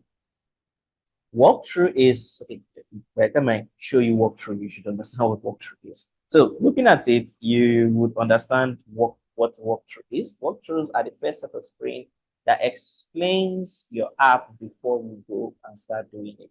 So now, if you search walkthrough, you could see things and get inspirations for several walkthroughs that your app can have. And, it's actually cool So same thing with Mobin. Mobin has very good this thing. So if you come to flows, I think nowadays they are putting everything on premium, right? So you can see sometimes it's called walkthrough, sometimes it's still called onboarding. So yeah, many persons still have different English for it. Yeah. So you have walkthroughs, you have onboarding. You can see onboarding is it's more like you know, welcoming, let me use another English word, welcoming a user to an app. So you are onboarding them, like let's say you came out from an airplane, or you came out from a bus, or you came out from a downfall, but there is no walkthrough process for downfall, but an airplane and the rest, yeah, sure. So you could carry them hand to hand and tell them what the app is about. So that's walkthrough. So now back to what I was saying. What do we understand by user flow? User flow is more like moving from one place of an app to another. Take for example now, if you are building an app like this Behance, or let me don't use Behance, let me use WhatsApp. And so I don't know if these guys have WhatsApp. I think they should have WhatsApp. And go to app, then I'm going to go to shows, social network, then WhatsApp.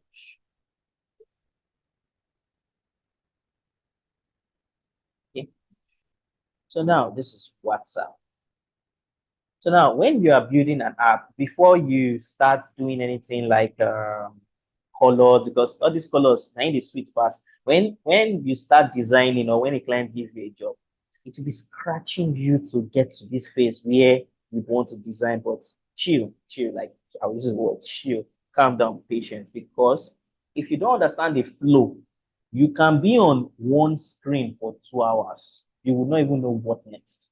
So a flow helps you to know what next in each screens, right? So if you don't have a map, I will call walkthrough as a map. Take for example, now you're carrying a child that is blind, and you are telling them, oh yeah, let me hold your hand, let's go. If you open if you enter the app, or if you enter this door, you will see this door. If you open this door, you will see this door. If you open this door can take you to this door or this door. But at the end of the day, you get to another door. So I'm explaining it like that. So what flows are like, okay, when I move from here to here to here to here to here, where would it lead me to?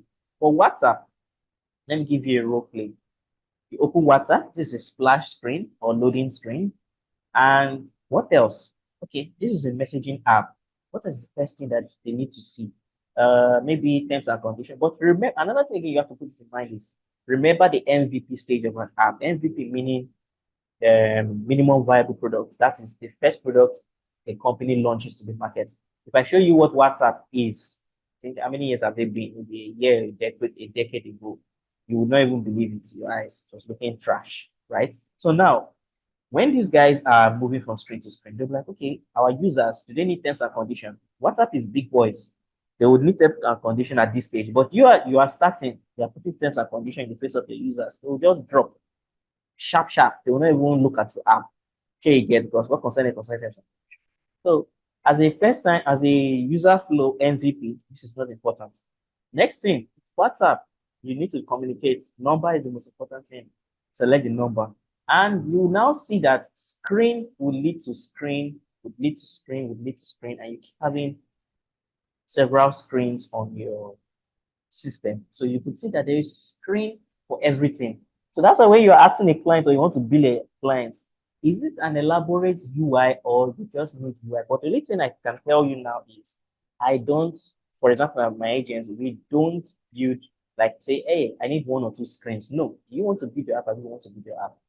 We don't do screens. You get, because if you do screens, you are killing your profession a little bit. You get. So even if the person says, okay, I want to do screen, but I need a minimum, I need an MVP, or I need an app that doesn't have much features, and you can highlight the core features in the app. That is fine. Take, for example, what do I mean? If you come to this place and say, okay, you have to put in the phone number, you don't have to explain with many screens saying, okay, you put the um, What the country, you put in the number. No, no, no. Those are so many things. Okay, sure you get. If it's like the budget is big and everything, you can put it there. But if you are shipping to a developer, it's important. So you could see WhatsApp verification, and that is where you will see error message, empty states, forms, and so many things. We're coming to that empty state because majority of designers usually run away from that thing. They just want to design and forget that there's an empty state. Okay, since I've already started talking about it, what does that thing mean? An empty state is, take for example now, you, let me use, let me actually start, since we are here, a very good an example is this. States. So now, take for example, let me see the most popular app. Yes, WhatsApp. I'm not wrong. WhatsApp. When you are done and you come to WhatsApp, this is the first thing you see. If you are seeing my screen, this is the first thing you see. Many of us, because of we want to design fast, we will just start designing the chat button and every fancy thing we do see in a chat. Okay, they didn't allow me to see much feature. I would have show you more. So for WhatsApp, you would see most of us would design the chat process, how people are chatting. Oga, before they got to that chat, what screen did they see? There is an empty state. There was a moment when that page was empty. What was that state? You now start designing. So majority of designers do escape it. But yes, I understand because of time and everything. And so people don't even know what an empty state would even look like, but they know what it would be after. It's like you know the future, but you don't know probably the present, something like that, right? So, but in design, you just have to know. So if you look at empty states, um, this is an example, like create a document. Before documents are being displayed, you have to create documents or you have to start new chats and so many other, many empty states notifications. Thank you. For notifications, there are empty states for so many things. Before the notification was there, what was it looking like, right? So these are empty states. As we are going, I'll be, so what led us here? Flow, right? I've not forgotten. So now, like I said, you can, let me give you an example of how a flow looks like. There's a project we did, and it's had a flow. Slash flow. And also search user here. And another thing again is most designers want to design and forget that the flow. Another thing again you have to understand with user flow is as your project grows, your user flow increases and it keeps getting longer and longer and longer. So I'll open this one here, then I'll open this here. So you could see an example of user flows. And you see one that is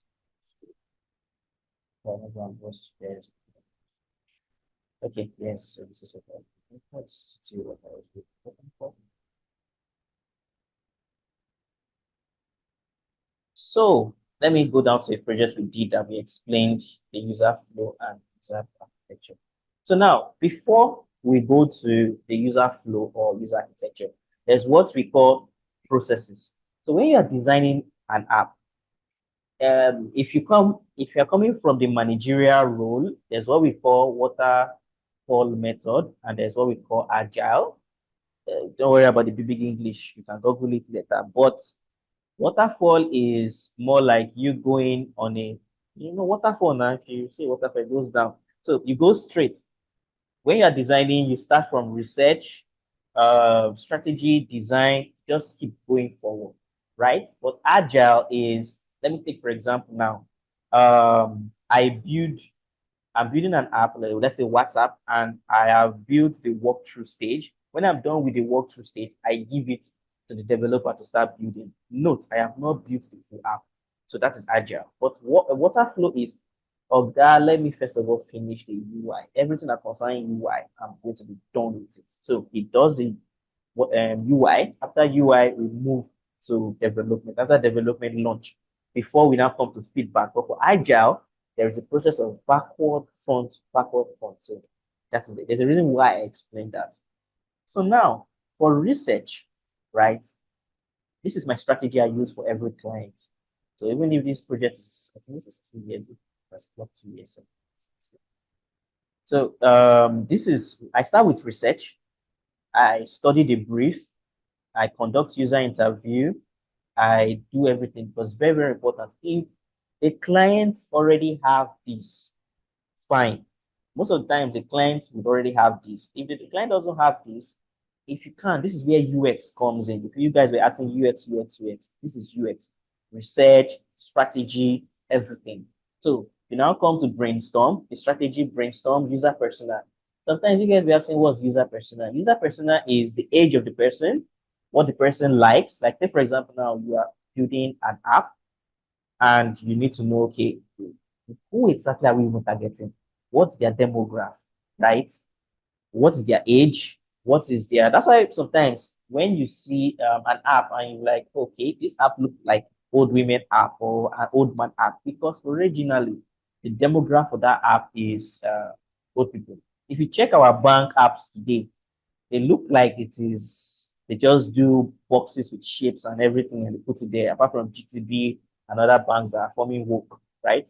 So the reason why they are doing that is old people, they don't have a business with whether it is fine or it's not fine.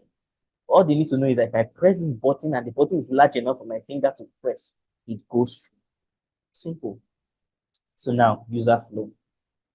Strategy, you have user persona, because with this user persona, you can use it to build user flow. That is why I am going back to this. Without a user persona, you don't even know who this person is. And user flow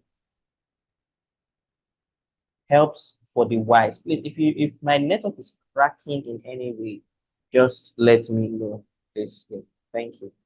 So, like I was saying, the user persona, then you have information architecture. Architecture is more like a web view, like a full view of everything you want to do. I'll show you, don't worry. Then you have wireframe. We are coming to that. We have then build a prototype. Without the research, without the strategy, you cannot build your app. There is no magic to it. So now we're going to be going to a user persona and see how that works. So like when it comes to research stage, what's all even in the research stage and everything? There's what we call quantitative research. Quantitative research is when you ask questions. I think, and funny enough, we did research in school and I ran away from research a lot, but I did not know I would still face it in app development. So sometimes I don't really about things in school. So qualitative research. Qualitative research is you like asking questions like, okay, have you done this? Have you done that? You know, questions that gives elaborate answer. Then we have what we have quantitative research, when it means like a question like, do you like this? Yes or no? Do you agree? Yes or no? So it gives you more, elaborate stuff. So qualitative, whether you are using qualitative research or whether you are using quantitative research, or at the end of the day, ask your users question. See, when you are building an app, the only persons that can guide you right to the right path is your user. From the beginning to the end, ask questions.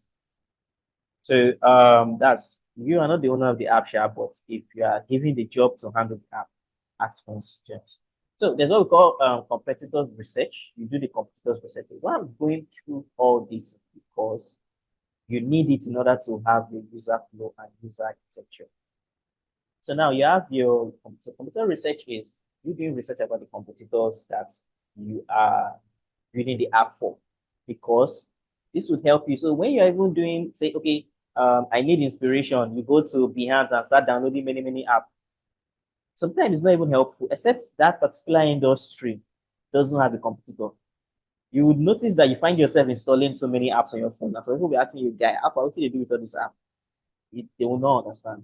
So if you're working on a social media like app, you will notice that you would have to download things like WhatsApp and any app that relates to it. So you understand everything about that app, because that's the only way to even know what's next. You know, when I say user flow, what's next? People have already invented something like that. It's you to now change the system a little bit or fine tune it. You get, you don't have to invent it. Except that app has not been built before. That is when you are inside a very big problem, right? Because you have to be creating new doors every time. But you can take inspiration from other industries.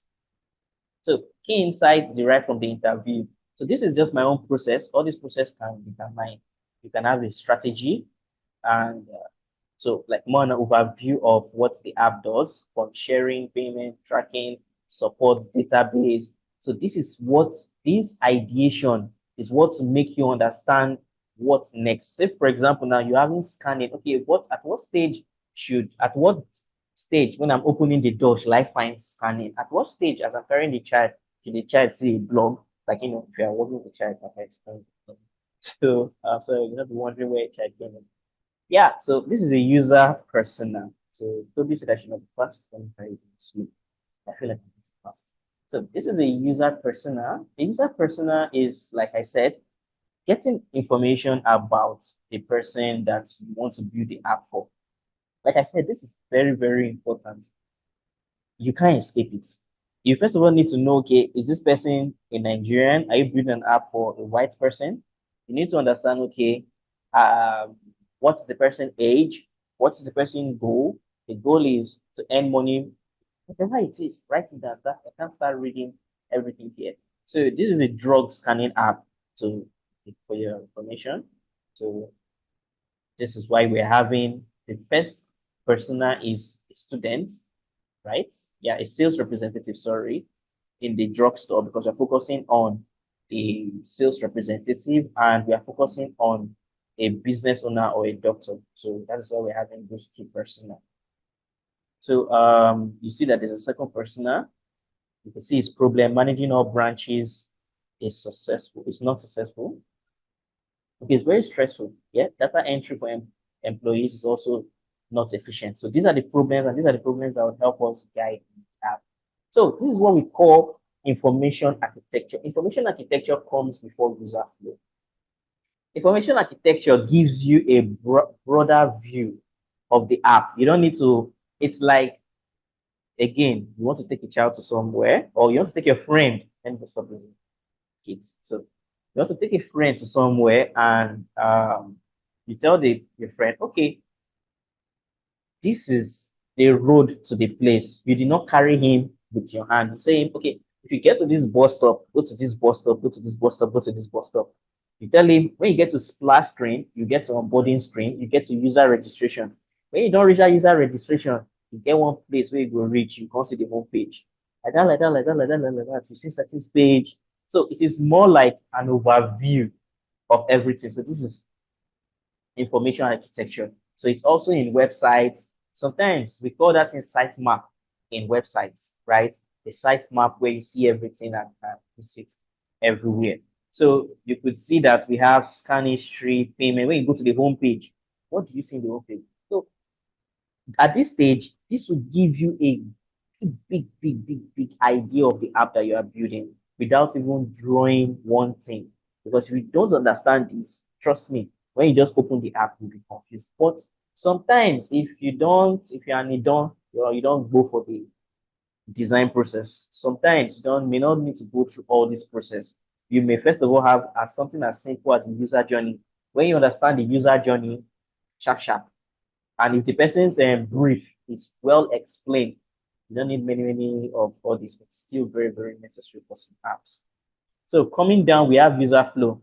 So now this time around, you're not describing the person, the bus stop to the person. You are carrying the person from one stage to another. So there's what we call decision, and there's what we call start page. So if you go to user flow and go online, there are various tools for user flow so that whoever is reading your flow can understand. When we are reading graph that year or infograph that year, we'll see color red is for map of Nigeria or Africa, color blue. And that's what I mean. There is a section key things or flow guide so that you understand what green means, what this thing means, you explain it to the person. So you see documentation. This is UX. Those ones that you are, those of you that want to go into UX, this is UX. So you have your start screen, onboarding, onboarding 1, onboarding 2, onboarding 3. This time around, you need to look like you're a mad person because you are envisioning things from your head and bringing things to life from your head, right? And you'll be seeing screens. So you may even be sleeping in the night and be dreaming about the screens to be happening. So if you come down, you can see sign in. When you see sign in, if you notice there's what we call decision here. A decision to, okay, if I don't log in, what next? If I log in, what next? That's why we call it decision. So in programming or people that did elect, they would understand this very, very well. So at the end of the day, you now come to the page. So this one was not even very, very, very over elaborate. This could just highlight some things. And even the app has even grown past this flow. You get so, and if the app is big, you keep on updating your flow. So you have all this flow and everything. So at the end of the flow, what's next? There's what we call wireframe. Wireframe is just a skeletal structure of the app. But most persons still don't do wireframe. But wireframe is important. Why? Because this is just text-based or shape-based, but you have to, in real life, bring that thing to life. But you don't need to do many, many things. You can do this with paper and pencil. You don't need to do it with computer. Paper and pencil is the fastest way. Let me show you paper and pencil prototype. Paper, pencil, prototype.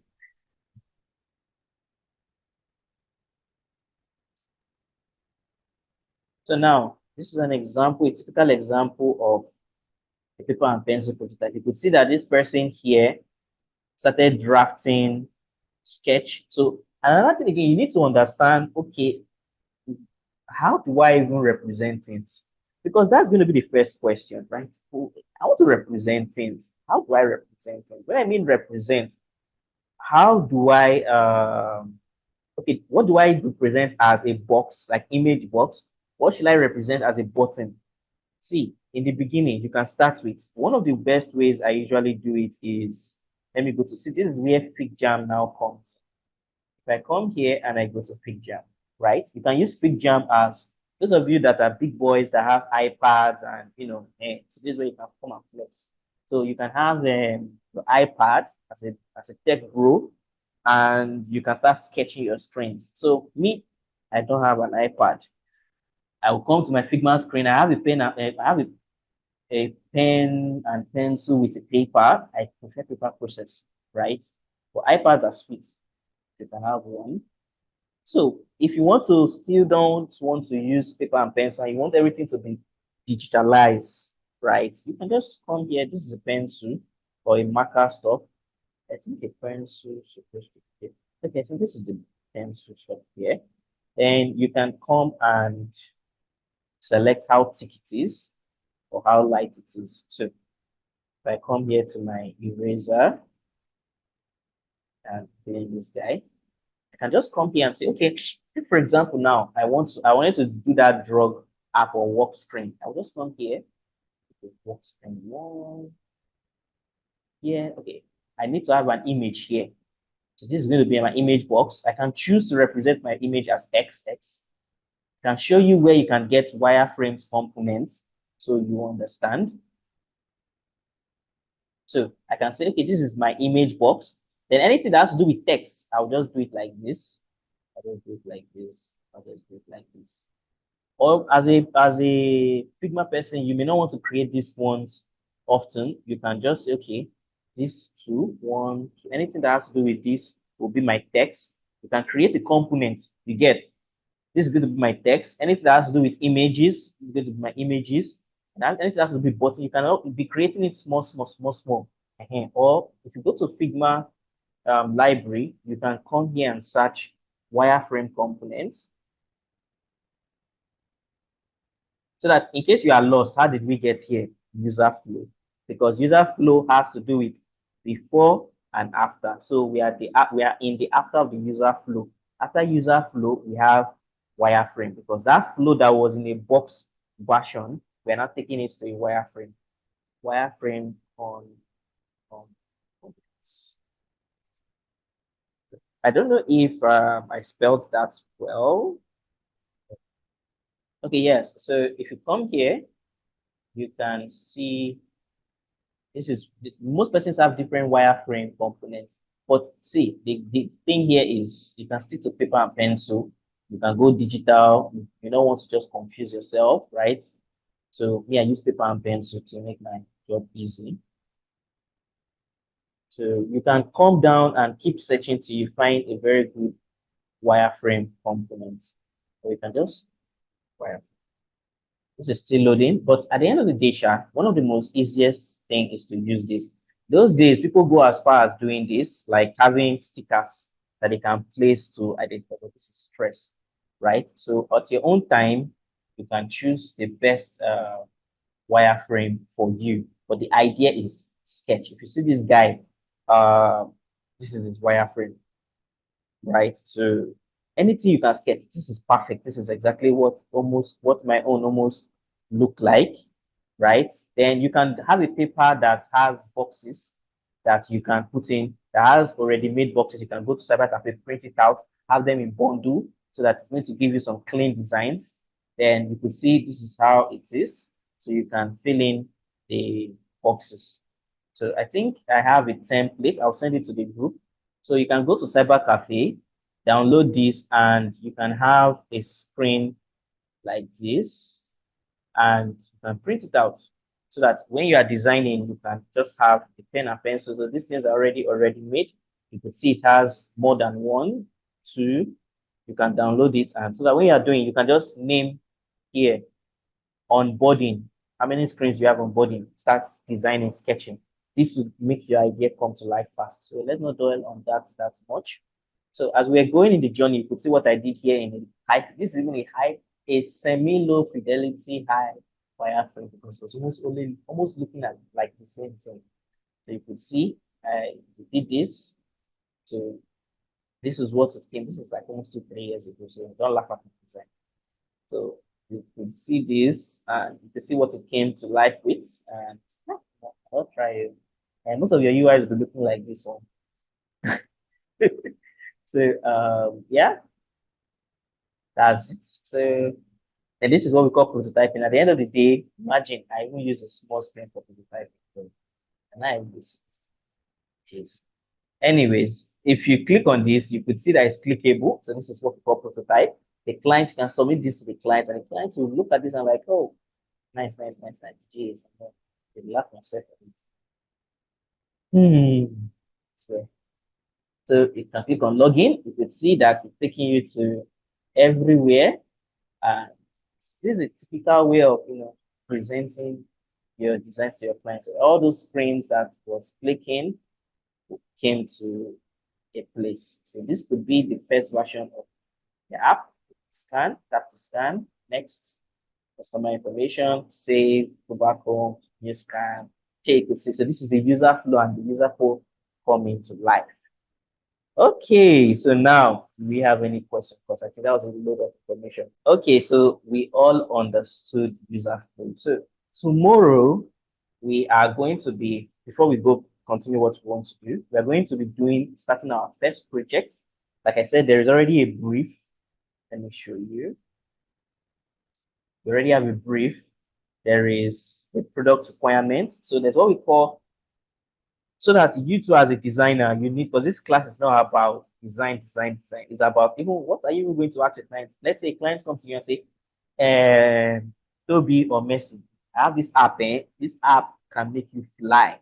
And you're like, okay, sir, and this app, I need you to design something for me. My brother, my sister, please don't say yes. If you say yes, that's the beginning of your problem. Because an app that flies, you don't even know where is it flying to, where is it flying from, who is even going to log into the app to make it fly. There is no anything to help you with the app. It's flying to Russia. So please ask your clients for a product requirement document. So now, what is this product requirement document? This product requirement document clearly states what the app is about. So if you come here, this is small PRD. Let me see. Okay, because majority of the PRDs I have are clients PRDs, so I cannot show them. But this is the PRD of what we are going to be working with. So now a PRD. Okay, oh yeah.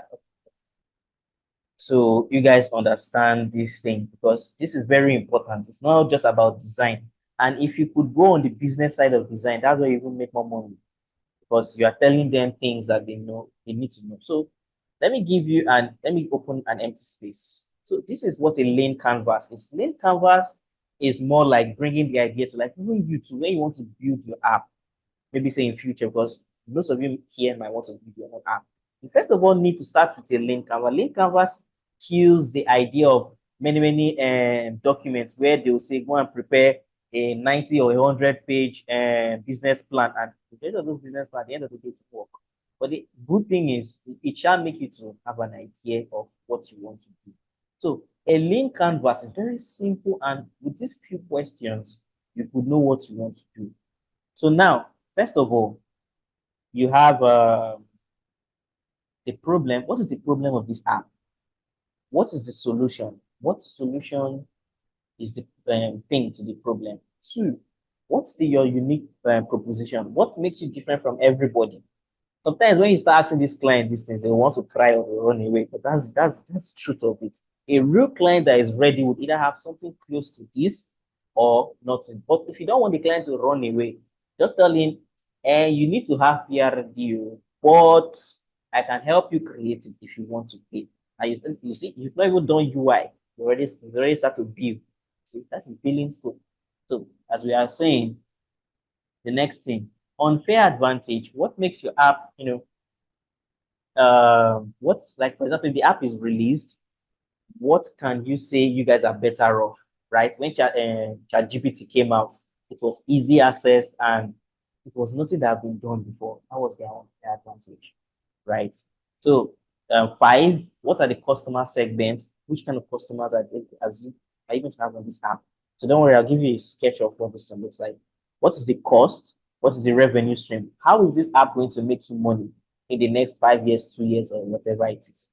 So now let's give it an example. So you could see here description, list the top one problem you have, proposition. And this thing is in my site. You can get it from there. I'll share the link in the book. So for example, now let's use Tinder. Tinder's problem is difficulty in meeting new people outside of traditional cycle. So this was Tinder problem that they wanted to solve. Then how are they going to solve it? A mobile app that allows users to swipe right to like or left. So this was the origin of swipe left and right. Sorry for my English. Then three, unique proposition, match chats. So this thing was a big thing that year. Now almost every app swipes and does all these things. Unique advantage, first movers, that they are the first to the market, huge user base and leading network. So they had a user base that year, very big. Five, segments, single adults, they know us, okay, looking for anything from casual relationship to long-term relationship. So you see, everything is stated here, and you could understand. If a client give you this, I swear to God. Okay, what's the difference between unfair advantage and unique? So now, unique value proposition is, say for example, now what is the features in the app that makes it, say for example, now let me use, I know you guys have heard of Google Bard. I mean now they're calling it German. I have a template in my site. I will share the link after I'm done with the class. So now, unique advantage. So now, unique advantage and unique value is, what are the features in the app? When ChatGPT came out, first thing is they told you, you could chat with an AI and the AI will respond to you very fast. And that was crazy, right? Then the unfair advantage ChatGPT had, again, different from their value proposition, was they were the first to do it. Sometimes unfair advantage may not be that much. And since they were the first to market, no one has done it. that was very, very cool of them. So unique reasons are like, what are the features that could come out and better? So let me give you a clear resource. So these are clear statements that explains how your solution stands out from the competitor. It should convey the main reason why customers should choose your offering or choose your product. Then unfair advantages, identify something that cannot be easily copied or brought by your competitors. It could be a proprietary technology, a unique partnership, or any other advantage. And I think one other thing for ChatGPT was they brought in Microsoft in. And when they brought in Microsoft, Google felt it. And they were like, okay. Until now, they're still meeting up with them. Sure, you get. But that is no more an unfair advantage because Google has money right now. But ChatGPT has the user base. Sure, you get. So that is the explanation. I hope I was explanatory. I hope I explained it well if I go and speak English. So the next thing is your cost. What was Tinder cost? Server cost, infrastructure, marketing, employee salary, licensing and legal fees. Then revenue stream, Tinder Plus. So this revenue stream would even help you. Okay, is there a payment system in the app and all these things? So these are the things that would help you. ChatGPT and which one is brilliant? That would be a debate for another day because Google is crazy and they have almost half the data in the world. Like, I don't want to go into that, but ChatGPT is doing his job. So revenue stream, Tinder Plus and Tinder Gold subscription, in purchase, and so many things. So I don't want to dwell much on this, but you understand where I am going to. So when I come to product requirement documents, this is also very, very important. So product requirement document is product overview, product objective, target audience. After you already know what your app is doing, you have to now state it out. Majority of the client, they run away from this because they feel like it's work. And see, I will tell you this because even if you are doing UI, these product requirements can give you issues. So I won't mention names, but currently there's a product I'm currently working on. Requirement document is what caused the project to go more than 3 months in UI stage, not development. Are you getting more than 3 months? So now if the user's product requirement is not clear from day one, even if it's for you to use 3 weeks to sit down with that client and state out everything, you'll find yourself that the client will explain, okay, requirement 1, we would have chat that smiles. You would smile at it's not a chat that smiles. When you guys now start UI, you now understand that it doesn't even smile. What if the chat is not angry? What will not happen? You get all those things. You now start to see there are microscopic things in the app that you never ever, I don't even know what they have to use budgeted for, or so that's why if a client gives you product requirement document, please use microscope to check that document. If not, when you start UI, you won't be the one to like, okay, I know you did not put this, so let me help you. And that will now be the problem, the beginning of your problem, right? So please, I keep on saying this because it's not about design. Because at the end goal, you want to design, but you need to know the problems that comes with design as well. So now, there's target audience. There is a key. And another thing, you guys are saying ChatGPT. Some of the clients will go and use ChatGPT to populate product requirement documents to you and don't understand exactly what is even in that document. So again, Microsoft. So technical requirements, integration, capability, time. So what does this mean? Let's see, project requirements, brief, key features. What are the features in this app? What are the technical requirements, integration capability, timeline, milestone, budget, and resource? They need to spit out everything. If the client says it's not ready, does not have it, and the client also says he can't come on board with you to expatiate on the requirement document, leave the client alone. God will give you another job. Just leave the client alone because you will be in more problems than you could ever imagine. And that requirement document is a document that you can, if the client says, oh, as we are building the app, the client now started getting inspiration from heaven. You tell him, Ogami, this was what we had. This is what I'm building for you. Once we are done, whatever inspiration you had from heaven, we would now calculate it into the new budget and implement it. So requirement document gives you a safe proof of. That's why there is deliverables in the requirement document. What are the deliverables? So what are you delivering to the client? Yes, it is very important. We've talked a lot about user flow, user architecture. You get the logic. User architecture, an overview. User flow, you're carrying the person's hand, moving screen to screen. It is very important. But of recent, I find myself using what we call user journey. Trust me, you see some people's user journey. User journey is like storytelling. I like user journey because it's like, instead of saying, oh, I carry your hand, I move here, I move here, I move here. Let me show you what user journey is like. User journey is like telling a story. Take, for example, now, this is the app that I want to app. Like I told you that we are working on the Fintech app. Let me say that so you could see the purpose of this project is to design a user-friendly financial app that allows users to manage their finance seamlessly. So we are going to do Fintech, because let's say Fintech don't do ring. So at the end of the day, if you want to convert it to a real product, you can convert it. I know some of you guys here, you can have money more than me. So, but add me as your co-founder. I'll be happy to give me equity. I'll be happy to. So now we are designing a UI UI design app and UI UX app for a fintech app. So it has so what is the scope? The iOS is an iOS app. You see, this user requirement, even me, I'm giving it to you. I have to be specific, because if I'm not specific, you might want to design something far from what I told you to do.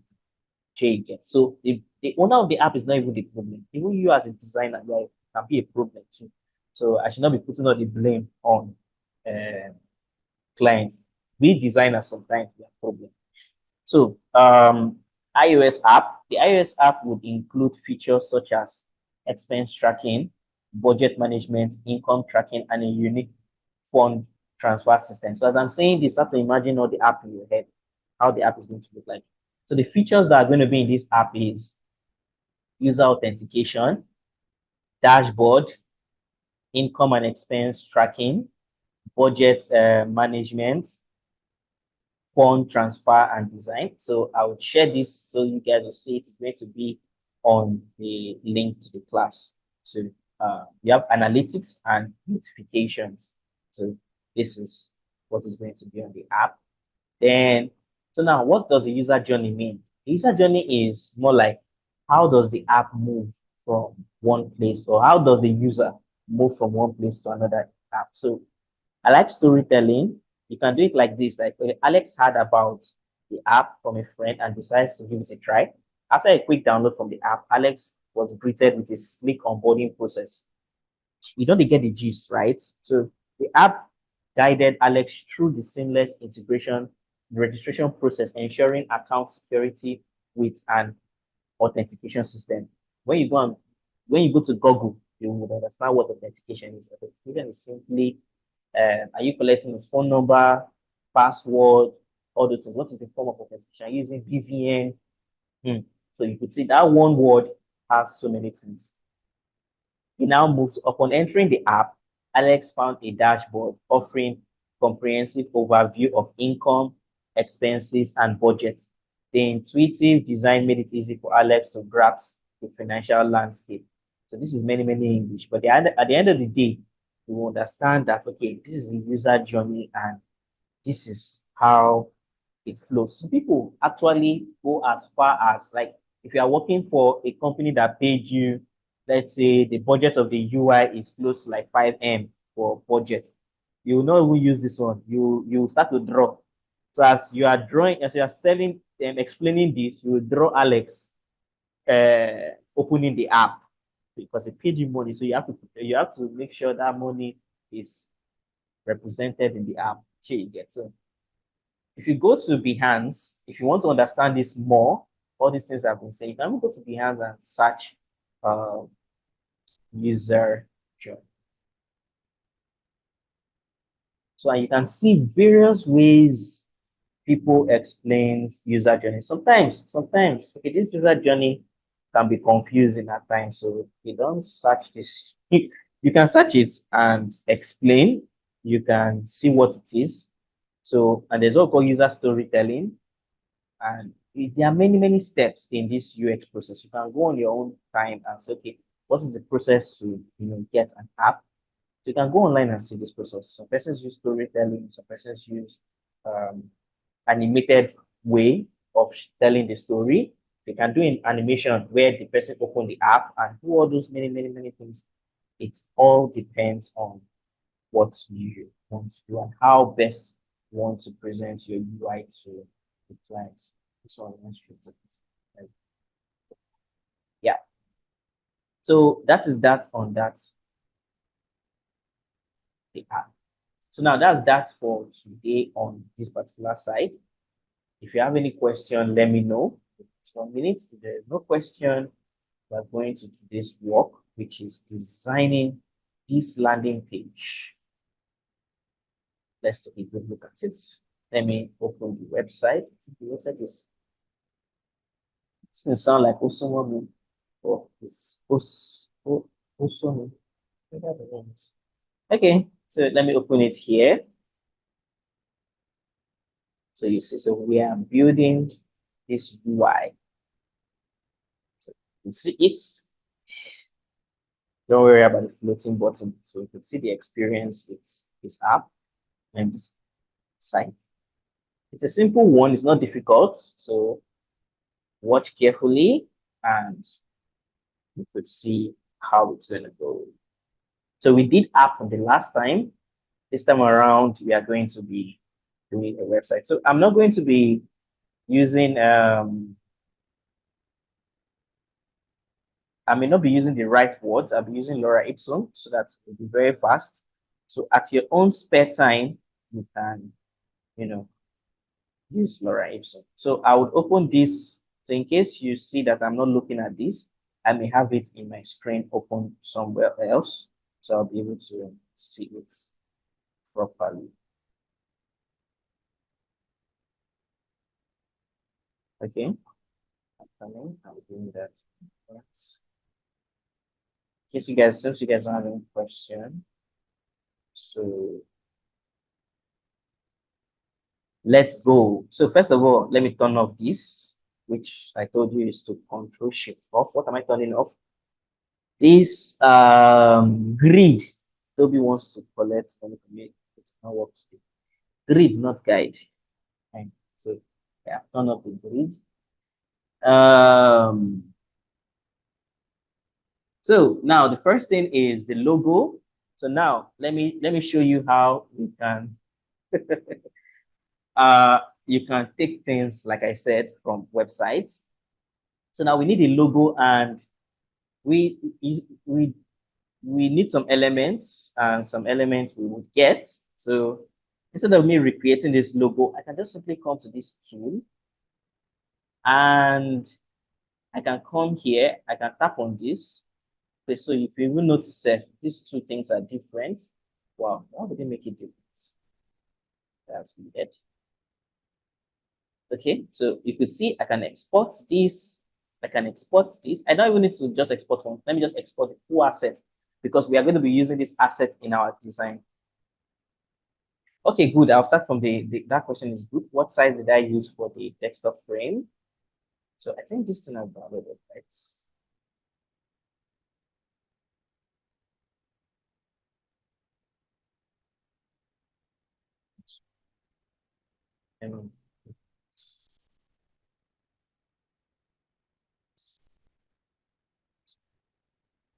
Okay, so I've downloaded the full assets. Let me open it and see if it's everything that. So let me open it here.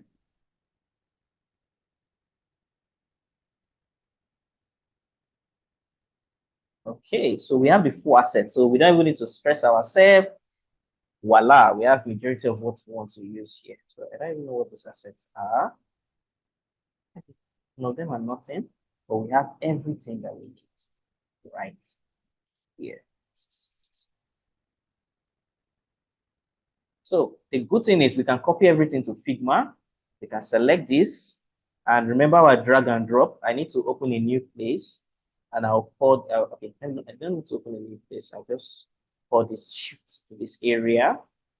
And I'll call this asset. So Oslo, if you are watching this video, sorry, I'm using your site for an example. I don't mean to, this is for educational purposes. So this is going to go to YouTube later. So I need to make mention of this publicly. This is for educational purposes. So we drag it and we bring in all the assets. So bringing in all the assets, you have everything in the design, then everything that we don't need, that is not clear, we delete. So you can do this. So now, in the beginning, someone asks, what frame are we using?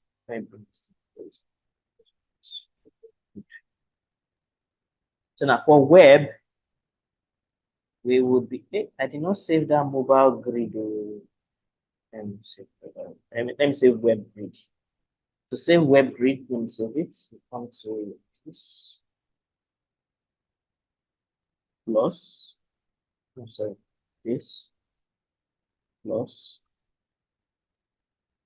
Yes, I use CSS Picker to download the assets. Yeah, but there's no way of accessing everything. So I'll name it web grid. Thank God I said grid unconsciously. So your stuff is even going to work on me. And web grid. Yeah, then I click create. So I delete this. Now the first thing, what do? We first of all come to assets. Your CSS paper is not working, and try it later, probably network or something, or refresh the page. Yeah. So the first screen we are going to use is we're going to go to desktop. Okay, the dimensions of the web grid. Like I said, let me draw a web so you see it. If I go to desktop, I go to wireframe. I choose a wireframe. Let me go back to the game so you guys will see it. Sorry, not wireframe. I choose desktop, right? We have MacBook. I don't choose this because this is like majority of the sizes of the screen. This is what the size is for desktop. I choose this. Then when you choose desktop, I'll rename it to post. So now the grid, he adds the grid. So if we click on an empty space, I can click here and let me bring in the grid. How to bring the grid? I select web grid. So now if you want to see it, so if you click on this and click on the settings, you could see the settings, not the settings. This, okay, so click on an empty space, go to web, then it's having two grid. Why are you having two grid?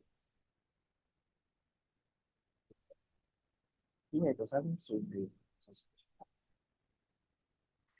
Sorry. So now when you click on this, you could see it's having this is the settings, so you can screenshot it, or when you are watching the video, this is the setting. Count first column, we use column instead of rows. If I choose rows, you could see what it did there.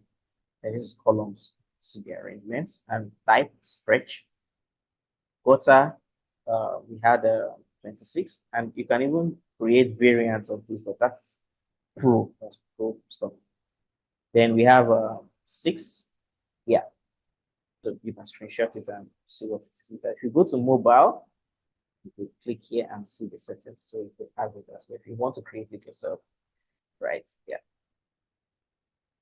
So the next thing is we zooming in.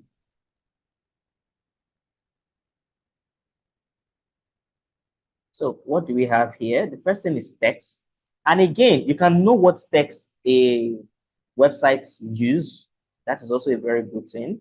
So if we come here and come to the website, there's another tool again. So as you are using, as a UX designer, you will be using several tools, especially Chrome extension or Firefox extension, as if you're using Mozilla Firefox to browse. So there's one font I've been using for a while. There are many other to, and be careful at which or what type of extensions you bring to your design, right? So me, I use what fonts. So I can come here and see these guys are using, this is Suzy Walk. This is Suzy Intel. That's Intel, whatever Intel mean. So you could see the various fonts that was used in the design. It would say Suzy fonts because of that is what it could read, but that is not. So you could see as it changes. So the body, like I think they are mixing fonts here. The primary font is kind of this Suzy Works, and the secondary font is a Suzy Intel. So we're going to use something close to it. I don't want to start downloading fonts. And but if you want your design to look exactly like this, you can at least this time around you know exactly what fonts to be using. So me, I'll be using Inter because at least Inter is now my new love. So I'll be using Inter for as an example. So like I said, Shift Control Shift 4 to hide and bring it back up. Then the next thing is first, let us work with the header. So I'm still going to bring this. And if you want to be more explicit, you can go online and search, okay, what is the size for an header, for the height and width. You can go deep. For this time around, we are just starters. Let's do this. So I can bring this guy in and so that I can see what I'm doing closely. So first is the logo. The logo is kind of scattered. I don't know why they separated it. So I'm going to group it so that I don't have issues with it. So group is Ctrl G. Then I can simply copy it. Instead of I copy this, I come here, select this, then I paste. So this is it here. I come here, and let's see I kept this. So I'm not going to be writing everything. So I'm just going to use header and navigation.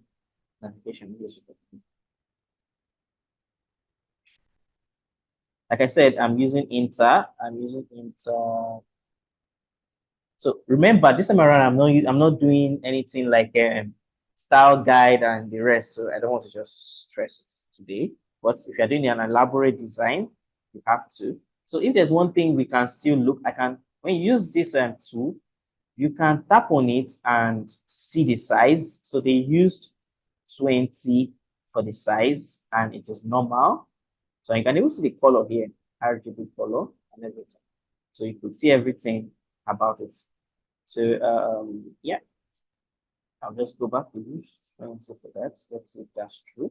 You can see that that's not a lie. That is actually true. So, and how many navigations we have? 1, 2, 3, 4, 5, 5. So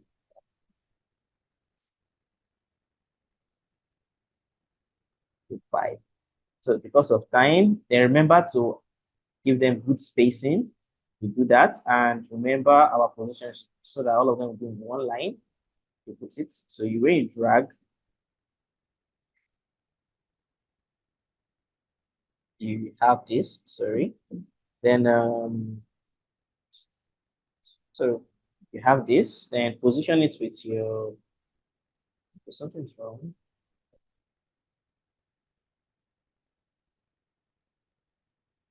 Let me put this guy first.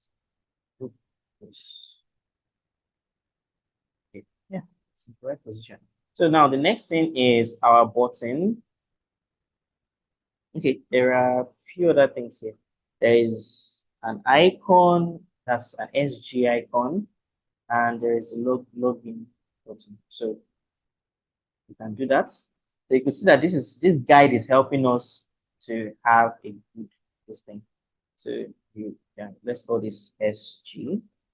And remember, if you have an assignment, it's good to have your icons in one file. So that assignment page that you have, you don't need to delete your icons and everything. So you can just have different page. Assignment 1, page 2, assignment 2, everything in one page. And it does not compose this. For example, now I did mobile UI here, and if I prototype it, it shows as a mobile UI. Even if I'm doing a web, take for example now, this particular class is about web, I can still come here, I come to prototype, I come to show prototype settings, and I still can change this. So I can use Surface Pro. And even if I put and click on the play, it does not affect my, because there are two separate pages. Okay, look, you can see it. It does not affect my design because there are two separate pages and they have two separate presentations. So you can have a mobile and have a web in the same design file. Yeah, so in case that's, yeah, big question for this part. So you can see how it looks like. So the next thing is there's this SG. I have to remove it from this group. Write it out of the group. So it's going to be something. You have this, so it's going to be somewhere here. Then I think I just need a globe icon. I go to my components. I search for globe. Yeah. Yeah. I look for it.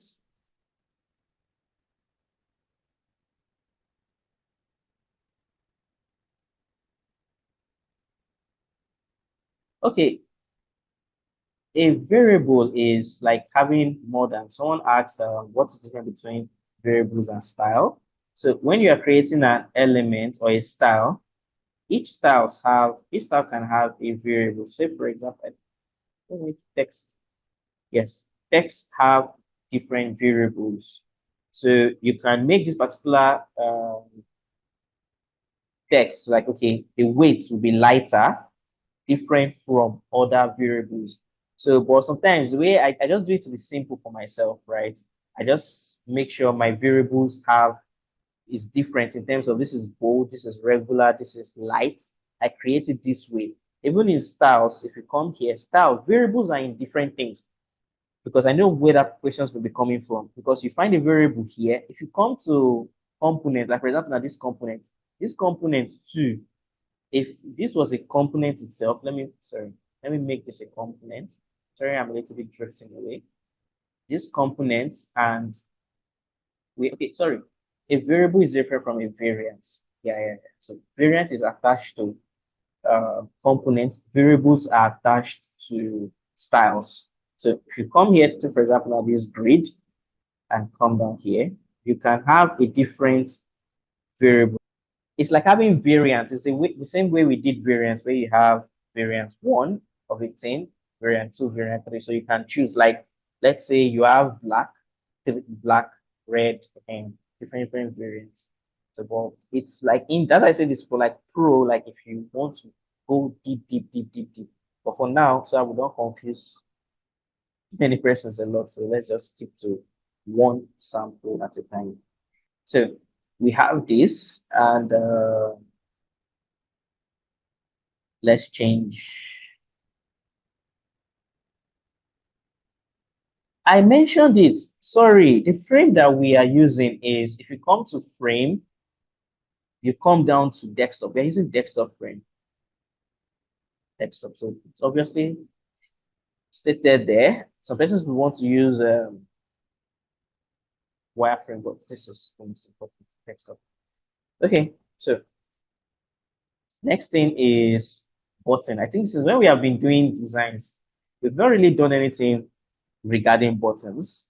So if you want to draw your button, you can come here. There are different buttons. Trust me, anything in UI has story. Like when I mean story, a button now, there's a 1 hour to 3 hours class on button, just button alone. Buttons has a lot. So button is a very important element in a design. Button can make people click bad or click good, and buttons can confuse people. So what is a button? A button is something that gives you a call to action to do a particular. That's why if you say, when people marketers are talking about CTA up and down, it's just a call to action. So the call to action is going to be either book now, watch a demo. So it's the English call to action. It's calling you the particular action, right? So it's self-explanatory. So when designing a button, there are simple rules. Majority of the button's height is either 47 or 49. Check. Majority of the button, the height is either 47 or 48. It now depends on the width. Width means this is height, how tall, width is how long. So the width doesn't really matter at times, but the height is very important. So if I have this, let's say 46 or 40, from 46 and above, 46, I can have this. Then the most important thing is text. This guy is like going to box. Then we can bring it in here. So now it's very easy to create a button. So now when in buttons, please try, so these are the buttons to promote to buttons. Try to always make sure your button is centralized. You can't have a button that the left-hand side is larger than the right-hand side, except you want to have an icon here. So make sure the left is equal to the right, right? So many persons can have longer buttons, shorter button in terms of width. So if you check this design now, this button, to an extent, is different from this button. If you check the distance between the top and the center, this button is different because this one looks more like a label button and this one looks like a larger button, like a big button. So it's always good to know this. Then this is where we have something we call auto layout. I rarely use auto layout. I use it, but not that often. But there's a good thing, there's a reason why I like auto layout and not on everything. There's sometimes if I need to design very fast, I don't use auto layout, especially if the client needs to go fast. But if it's like, okay, I am cruising, I can use auto layout. So now many people will be asking me, bros, what is auto layout? So this is auto layout. Normally, if I design this design, right, and the edges, I just put something like 15, let's say. So depending on how curvy you want, these guys, I think their buttons is full curve. So I can put it at 100, full curve. So I make sure everything is aligned in the middle, in the center. And remember, buttons can have variants. We have what we call active button and we have primary button. Or we have active and we have the dormant button. Sorry, sometimes English is really hard sometimes. So active buttons are more like, okay, have you noticed that before you click a particular button, it's either faint. When you're typing out, when you're typing out a form, that button doesn't show or come out well until when you fill the form, the button now pops up and like maybe it now showed you a color as green or blue. That is like when the button is in a dormant state. So this is one thing with buttons. And there's what we call primary button and secondary button. So in these guys, they did an example with this. This is their primary button and this is their secondary button. So in as much that this thing keep repeating, okay, this is not the full page. Let me open the website. So let's see. So now, like I said, this is, let me turn off this guy. So this is the primary button. This is the secondary button. So when they move hover around it, you can see it goes back to the primary button. You get. So now, this is in their brand guide. They also have different kinds of buttons. You get. So this is when you're building your own platform, you could also do that. You have the primary, you have the secondary, and you can have another set of buttons that still has primary and secondary. So notice this, especially maybe when they call this a label or something, but that is still a button. So I'm trying to see if they use any different buttons. So you could see the color didn't change, but the primary being a full and the stroke, and when they added icon as an element, you get. So you could see how consistent they did it. So like I said, you can create a component or a variant from your button. So now let me going back to auto layout. You understand why I am, coming back to auto layout. So let's call this contact us. So if you notice, as I'm writing this thing, it's going out, and sometimes you now come here and start to stretch to position it, and sometimes you may not even know if it's positioned well. So now here comes auto layout. Very good marketing strategy. So this is why auto layout is very good. Let me go back.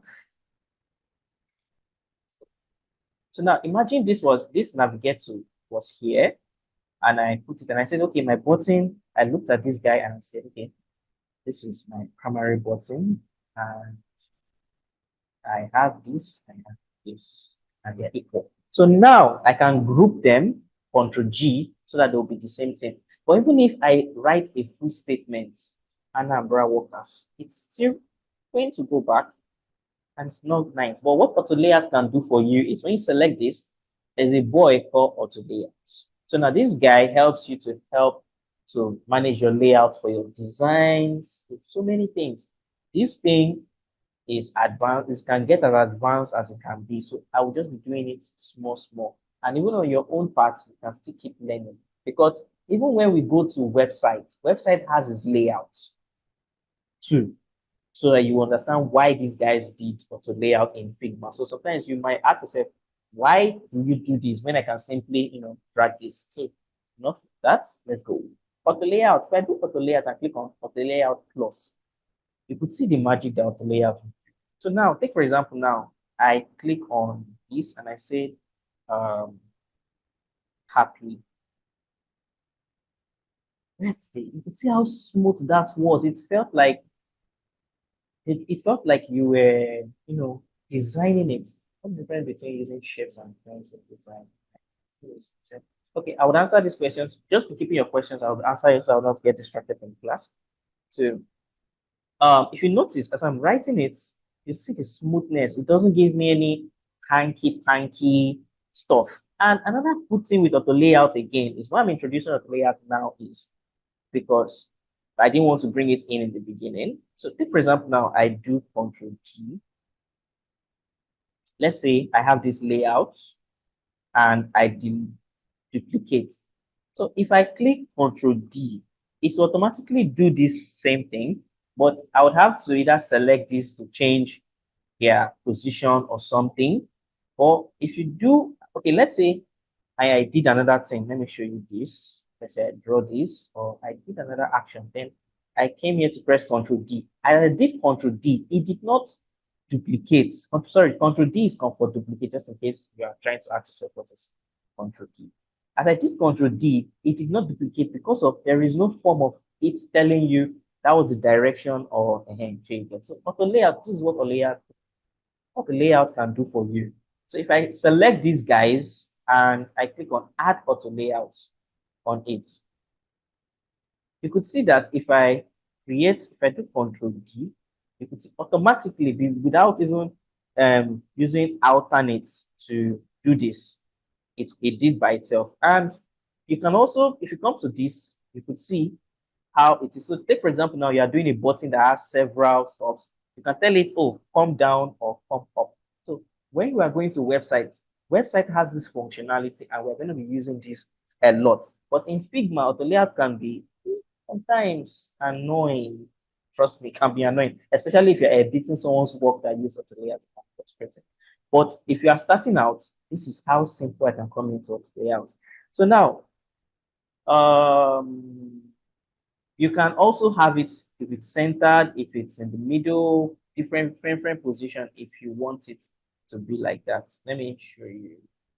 So if you want it to be middle starting from here, you can have different position and you can make it span across. So span across, let me show you what that means. So under the layout, you can also convert these guys, anything in frame or in group to auto layouts. So you can see these guys navigation and simple one button. They come to this kind of navigation. Simple, you can increase, reduce this, do whatever you want to do. I don't want to do that. Then you can also position them depending on how you want to position it. And you can tell it to start from the middle or it can, okay, for example, now this guy is not a layout and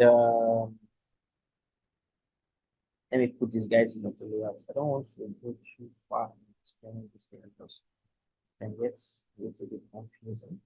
So I did this as an auto layout and let's say I spread it across. Take for example now, if I let's say duplicate this, Control P, it still retains its form.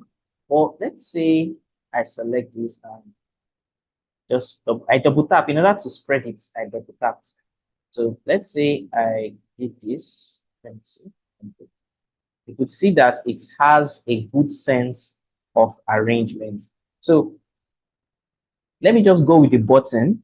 Let me don't go too far from this layout. Let me cancel almost everything I do. But for buttons, understanding that for layout enables you to have a good amount of space. And if you did something on the layout and you don't feel like you want it, all you just have to do is cancel it.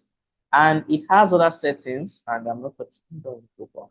When we are in other designs, I will show you what functions they can do. So I remove this. I put this. Move this guy from the frame.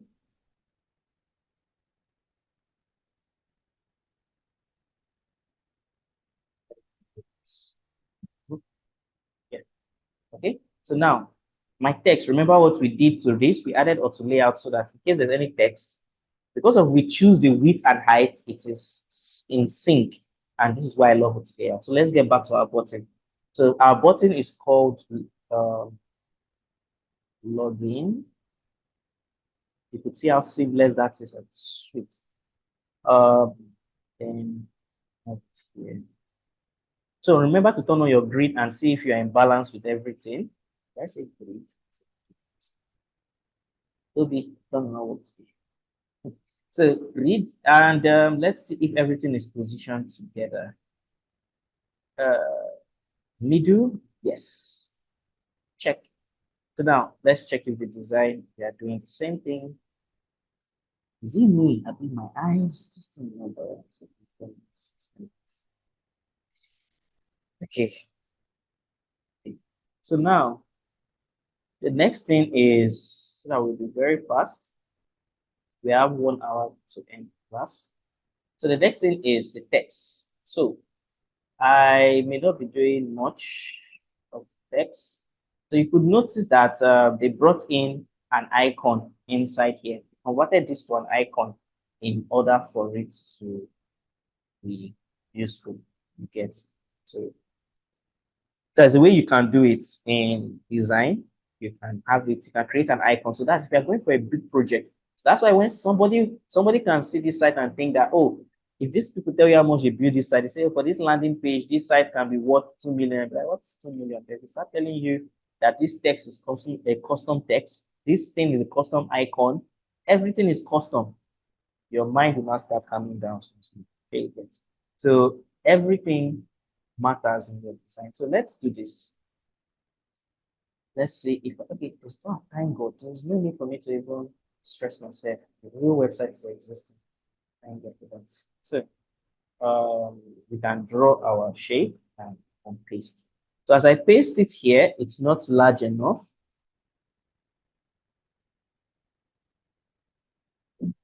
Then we can use our using our so we can use our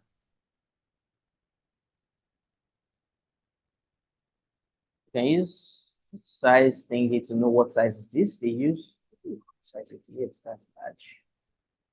So they use size 88. Let's see if that's true. Size 88.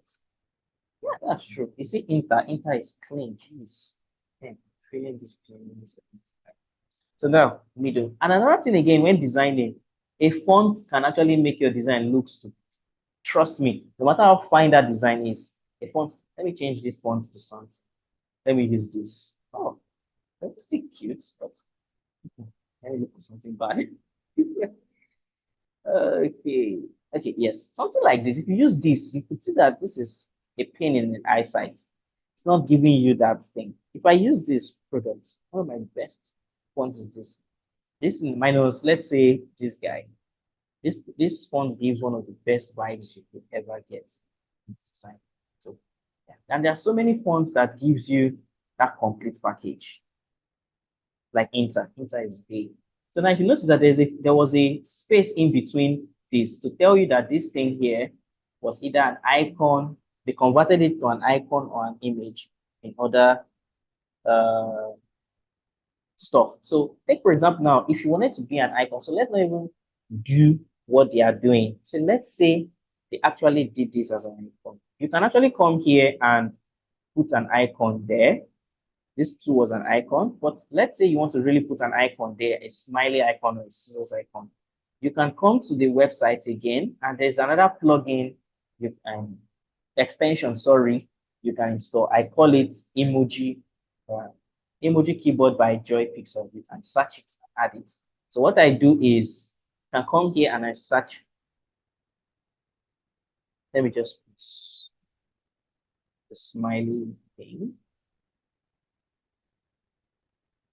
I can copy it. When I copy it, I can come here and paste it. Let's see that it gives you this unique feel and makes the design wise. But okay, we didn't have this as that. Let's just keep that space for the scissors. So that's to put emoji. If you want to go pro, you can do that, or you want to make your design look cute. That's scissors. Okay, I can start looking for that scissors right now. So let me just put that in here. Okay, so this is it. And remember that there were some guys here. So spaces are enough. Okay, yeah, they did it in a way that the 4 went to the ending. Good. So you have the assets, you don't have to create the assets. So you can see that this is otherwise. So this can be.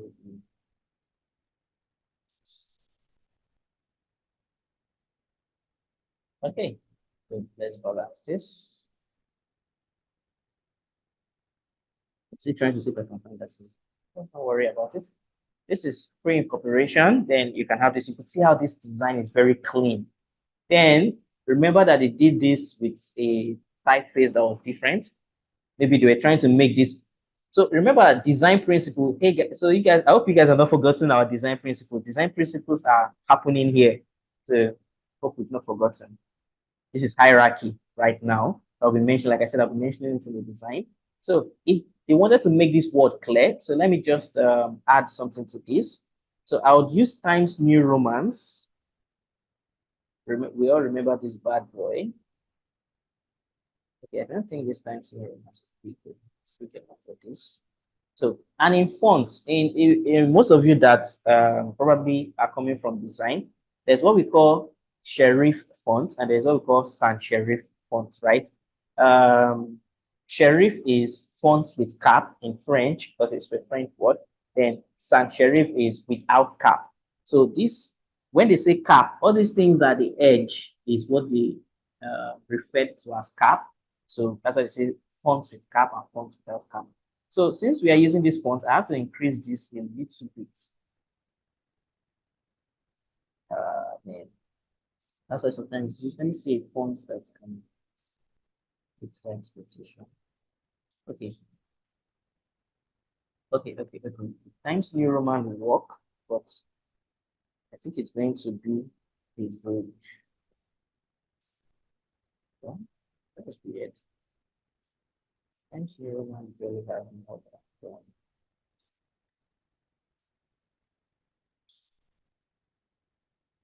Okay, because now I'm even noticing Figma does not have differentiation between serif and serif fonts.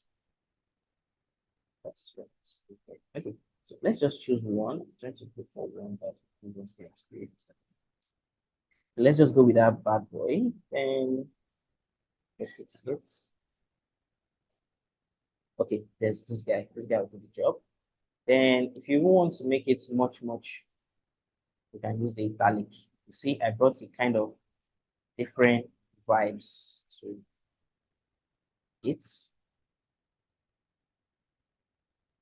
So if I was doing these guys, I would kind of lighten this color a little bit with contrast. You can see, let me see if I can. No, let me just stick to what it did. Okay, so there's a reason probably why they did it. So yeah, we have this. So we are done with this. So the next thing is our buttons. So we come here and we are using their blue. So there's another plugin again, but this other plugin, sorry, extension. Sorry, I'm not just going to be mixing extension with plugins. I'm not going to do price on this one, so I probably won't catch me just making that mistake. So you can, there's what we call color picker. You can pick any color from any design if you're not too sure what color they make use of. So there are two ways you can use this guy, but this guy sometimes would always make me refresh the page. So that's why. So you can come here and set some colors and you can see the colors out. So if you want the precise color, you can tap here, come down, choose this. Why is it? Okay, you see the problem I'm having, it's not even giving me this color. This is one way to go about it. And there's a second way I use color picker. You can come here, where is that? Okay, it's called Color Zilla. So I'll come here, pick the color. You can see it picks the color. When it picks it, I'll just come back here and copy the color code. So that is how we do it. Then you can paste the color. Yeah. So another thing again is one thing I like about this font is you can actually take the size of the button. So you could see that this button's height is 18. The button size is just the button. Okay, the button's height is I think 120. I'm not too sure about that, but I think so. Let's try that. Let's see. If it's not, we'll just use the button. So let me even use this. Let me just put this here to be very sure. There's another good way to catch that button. So you saw what I did. Remember, I use so you see, this guy is a little bit not too big. So let's see and try if we use 120. It's because we've used auto layout in this stuff. So let's use.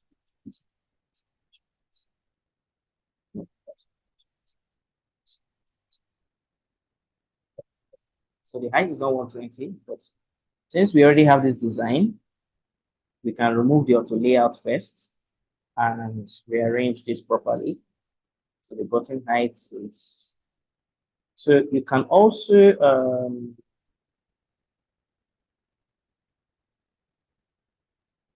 put this, bring it down here. Right.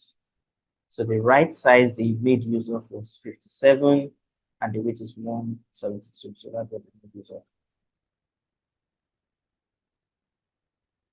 So we have this. And you can also check the size. So later on, you can check the size. We can use this to check the size. The size is size 16. This have to be very sure. And what size do we have here? I kind of still like the 20.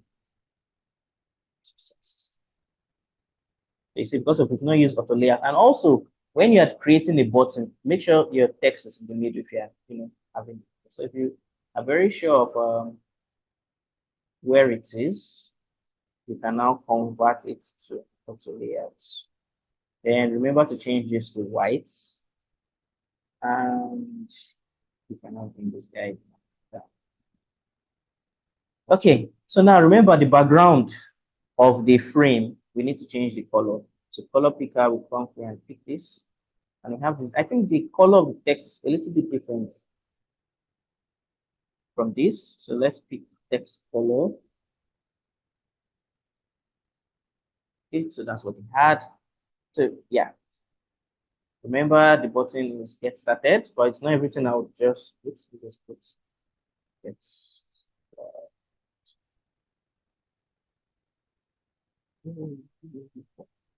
okay. So remember that they have two types of buttons, the primary button and the secondary button. You have these two here.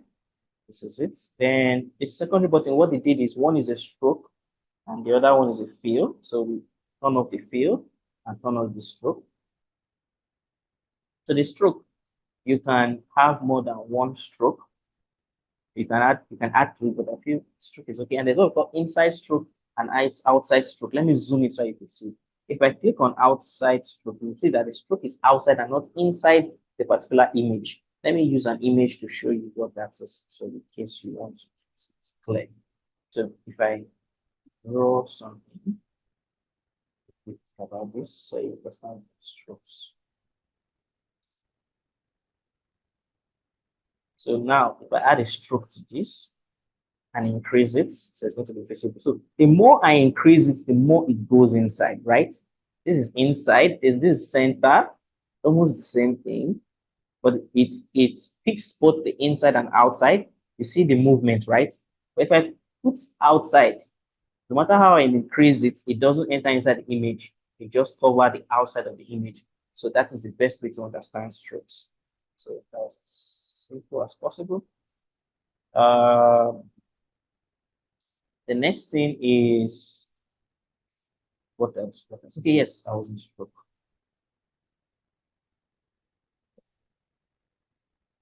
Okay, yeah. So stroke, we increase it. I don't know how many stroke these guys use, but that is very vivid. I'm going to use this. Okay, let's use this. We're going to put it outside. And remember the stroke will have the color of this guy. And let's see. Okay. The outside color to this guy. So that's us. This is watch now. Okay, watch them. Watch demo. So yeah, and this is and what they did again to make it very vivid is I think the logo, the button was thick, was very thick.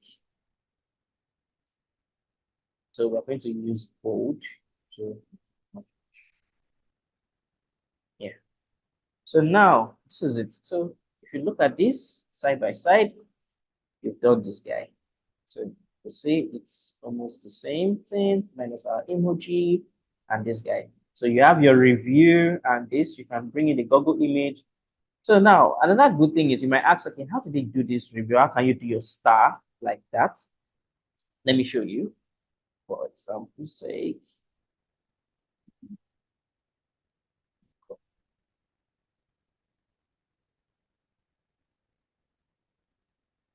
so that's okay. That's okay. Sorry. Let me show you another tool. So I actually did that fast. So take for example, now you want to crop an image and you don't want to see a particular thing. How to crop an image? You could, because probably that will be a question later in future. So if you want to crop an image, you can come here and choose how to crop it. So the reason why I was cropping it so that I'll be able to see this side. So when you crop it, you can, or you can just come to the image and select crop instead of fill. So that's another way to go about it. Then, so this logo, I believe we don't have issues with logo. We can bring that in. Because there's something I want to do at the end of today. Then if there's a star, you might have to say, okay, how do we do half of that star? Let's try it. Okay, star. This is star. This is star. So you have several stars.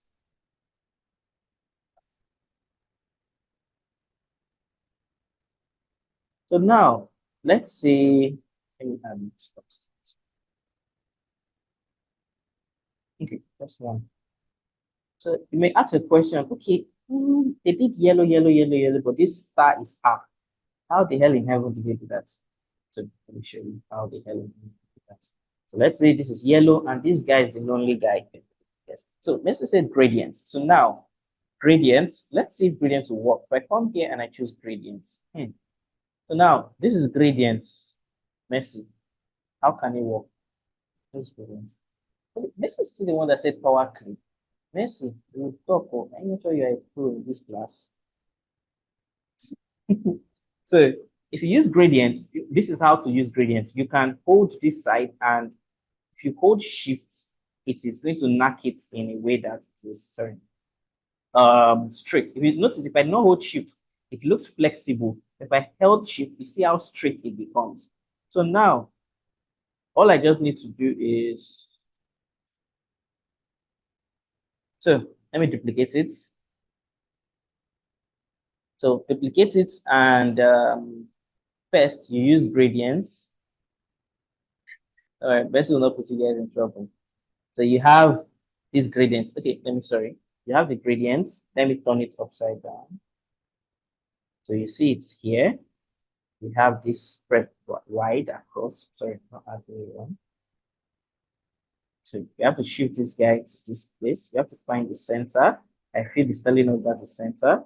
You can hold shift and this is the center. So now when you've gotten the center of your design, so the next thing you'd have to do is you come here and these guys have to meet in the center. So that is what I noticed. So they have to be in the center. So now they'll be moving together, right? So the gradients in Figma is a little bit different from the gradients in Photoshop. I've not used it to write this stuff before. So first time conversion. So if you shift it here and you shift this, let them be in the same space. So that when you do that, you can now have this. But the question is, okay, if you now have this, what now happened to the background? If you notice this guy, there is still two ways they did it. They made sure that they had a, what do they call it? A stroke. Let me show you what I mean. They had a stroke on the, they removed the Google rating from here. That's weird. Whatever the case may be, this one has a Google rating. So what they did is, you can do it in two ways. Way one is adding a stroke. So when you add a stroke, it makes this much vigilant. Or if you don't want to add a stroke, you can add a second background, like the way to be suggested initially, but not for this purpose. And you can put it at 10% or even 5%.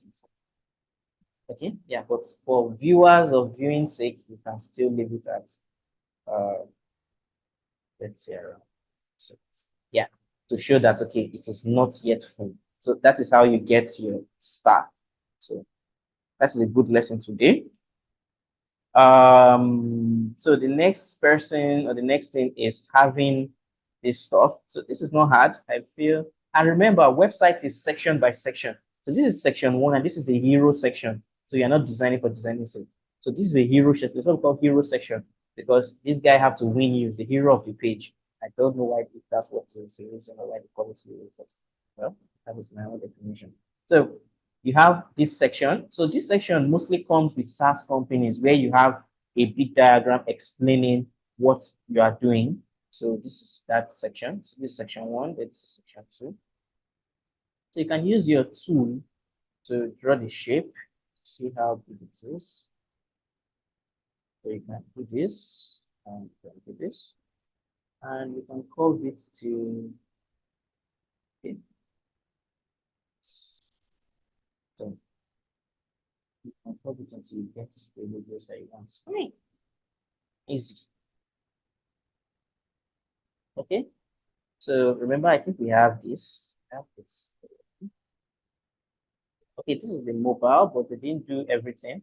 So I believe you guys can, even if you were to create this, I think this is going to be fun to create. Let's say we want to create this. I think creating this other elements in the background, you guys can create it. So let's expand this. Remember, you can convert this to a frame. If you don't want to do clipping, you can convert this to a frame by right-clicking it. So you right-click. You can convert a shape to a frame and write frame selection. So now automatically is a frame and we will make it clippable. So when you make it clippable, you drag it and you can see that done that job for us. But expanding this image is not good enough. And also if you notice the curves are in the shape and not the frame. So you have to make sure the frame too has the curve. You come to the frame and you put in the curve. So, okay. So when you expand, sorry, not select this, so you can see it like this. But the problem here now, the problem we are having is this image is blurred. So please don't use blur images. I'm just using this for example purposes. So now I believe you can create this. I don't want to go over this. I'm looking for the harder stuff here. So to create something like this, it's not that difficult. You can zoom in. First of all, you create this great triangle. Make sure it hits the side. It hits the side. And again, you shift it. So this is 3. So you can just have it this way. So, and these 2, you bring them to the bottom. So let me change the color so you can understand. So the second one, let's give it this color. And the third one, let's give it this color. So the third one will come out. Third one will come out. So now to give it that illusion, so the sizes would shrink. Let's say, let me put K and shrink it by 50%. This one should be 0.8. If you want to do your math, you can do math here. You can reduce this one very well. Just reduce this, and you can increase this one a little bit to give that illusion. So you could see this has given that illusion of zooming. So as easy, as simple as possible. But I think that's the only hard thing I find there. So you can bring in, you can group the elements. And okay, yes. Okay, group the elements, then take the elements to your design, right? So you could see this. And a good thing to do is make sure this one has make sure your frame has an overlay. So you can add an overlay to it. Okay. Let me see. Okay, no, not the frame, the picture. The picture needs to have an overlay. Okay, yes, that's what I'm looking for. So that whatever you put on top of it will pop up and be very obvious. So before I go, let me answer one of the questions, the last question that someone asked. And if you have any question, you can drop it.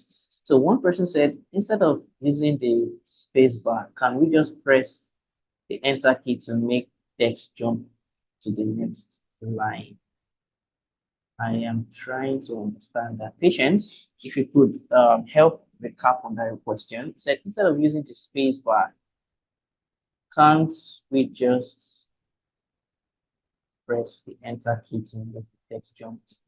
Okay, I think you're talking about the button. When we're in button, so let me experiment on what you said. Said instead of using space to jump to the next line, if you use spaces, even if you do space to the very end, it does not do anything. If you use enter, enter means this is what enter does. Enter is like going to the next line. So I don't know if I've answered the question based on the assumption. If I have not, please clarify me. And there was a question before this, which is what's the difference between using shape and frame in design? Any limitation or advantage of using one over the other? For example, with these buttons, which is better to use, triangle or frame? For frame, for buttons, if I was not using auto layout, I prefer a shape to a frame. The reason why is sometimes, take for example, let me show you something. Let me remove auto layouts. So if I say, okay, let me centralize, let's say I put this thing here and I say, let me make it closer. And I like, okay, centralize. You could see what it does. It can be easy to work on that. And if I say middle, it can be cool. Why this is happening is because it's positioned well, because you can have step to left constraint, left to top constraint. But sometimes why I like shape very much is I can control what I want. Meaning, let's say I have this and I have this.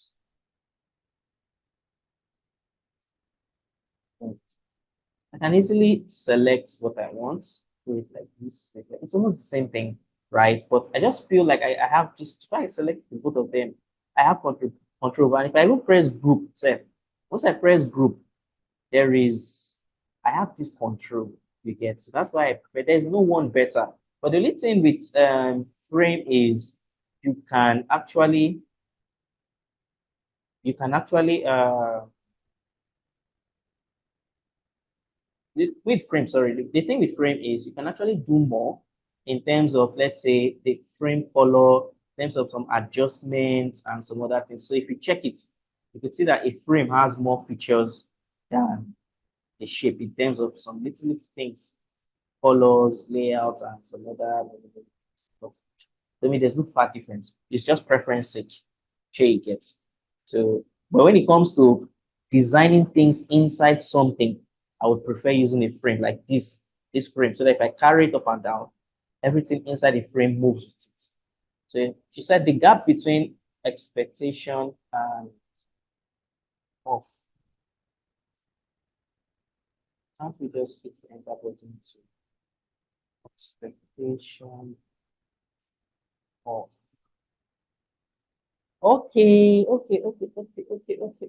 Yeah, when we are doing this, yes. Okay, when we are doing this, let's take, for example, now this. Now, let me turn off this guy. So if you turn it off, normally I can simply do this and give it this spacing, right? But if you notice, if I turn this guy off, there is no difference. Okay, you see. So now I have to imagine this thing is actually occupying a particular space in the design. So now I have to give it that space at which is occupying. If not, this design would not have a feel that there is something going to be in that position. Sure, you get. So that is why I use space to tell it that. Because remember, this thing is the way I brought in this emoji. Because this emoji is an actual word or an actual thing. So you can bring it, so they made it like and a writing stuff. So I'm happy you understand now. Yeah. So on to the next. Let's see which is difficult. So the assignment for you guys today is when you get home, design the rest of the page minus the footer. Minus the footer. This footer can be chaotic. So minus the footer, design the event. I want to see how fast you guys can design something. So before tomorrow, design this and submit. So now the last thing that you might be wondering, how do they get these icons? If not that we actually took it from the site and made use of it, sometimes you might ask yourself, okay, how do I come across these things? So you can create this yourself. If you were an illustrator or an illustrationist or whatever English you call yourself, you can actually create this from scratch. Normally, you can actually use Figma to create this, but that is you being very good with the pen too. Okay, you get. It's not hard. It's actually not difficult. Say, let's say we are doing this trouser. You can. So this is a pen tool class. I don't want to go into details with pen tool. So you can come here. Let's say this is it. So I want to just show you that it's possible. So this is more like you going for an illustration class. So let me just show you. Let me just draw this. Let me just do it like this. I don't have time to that.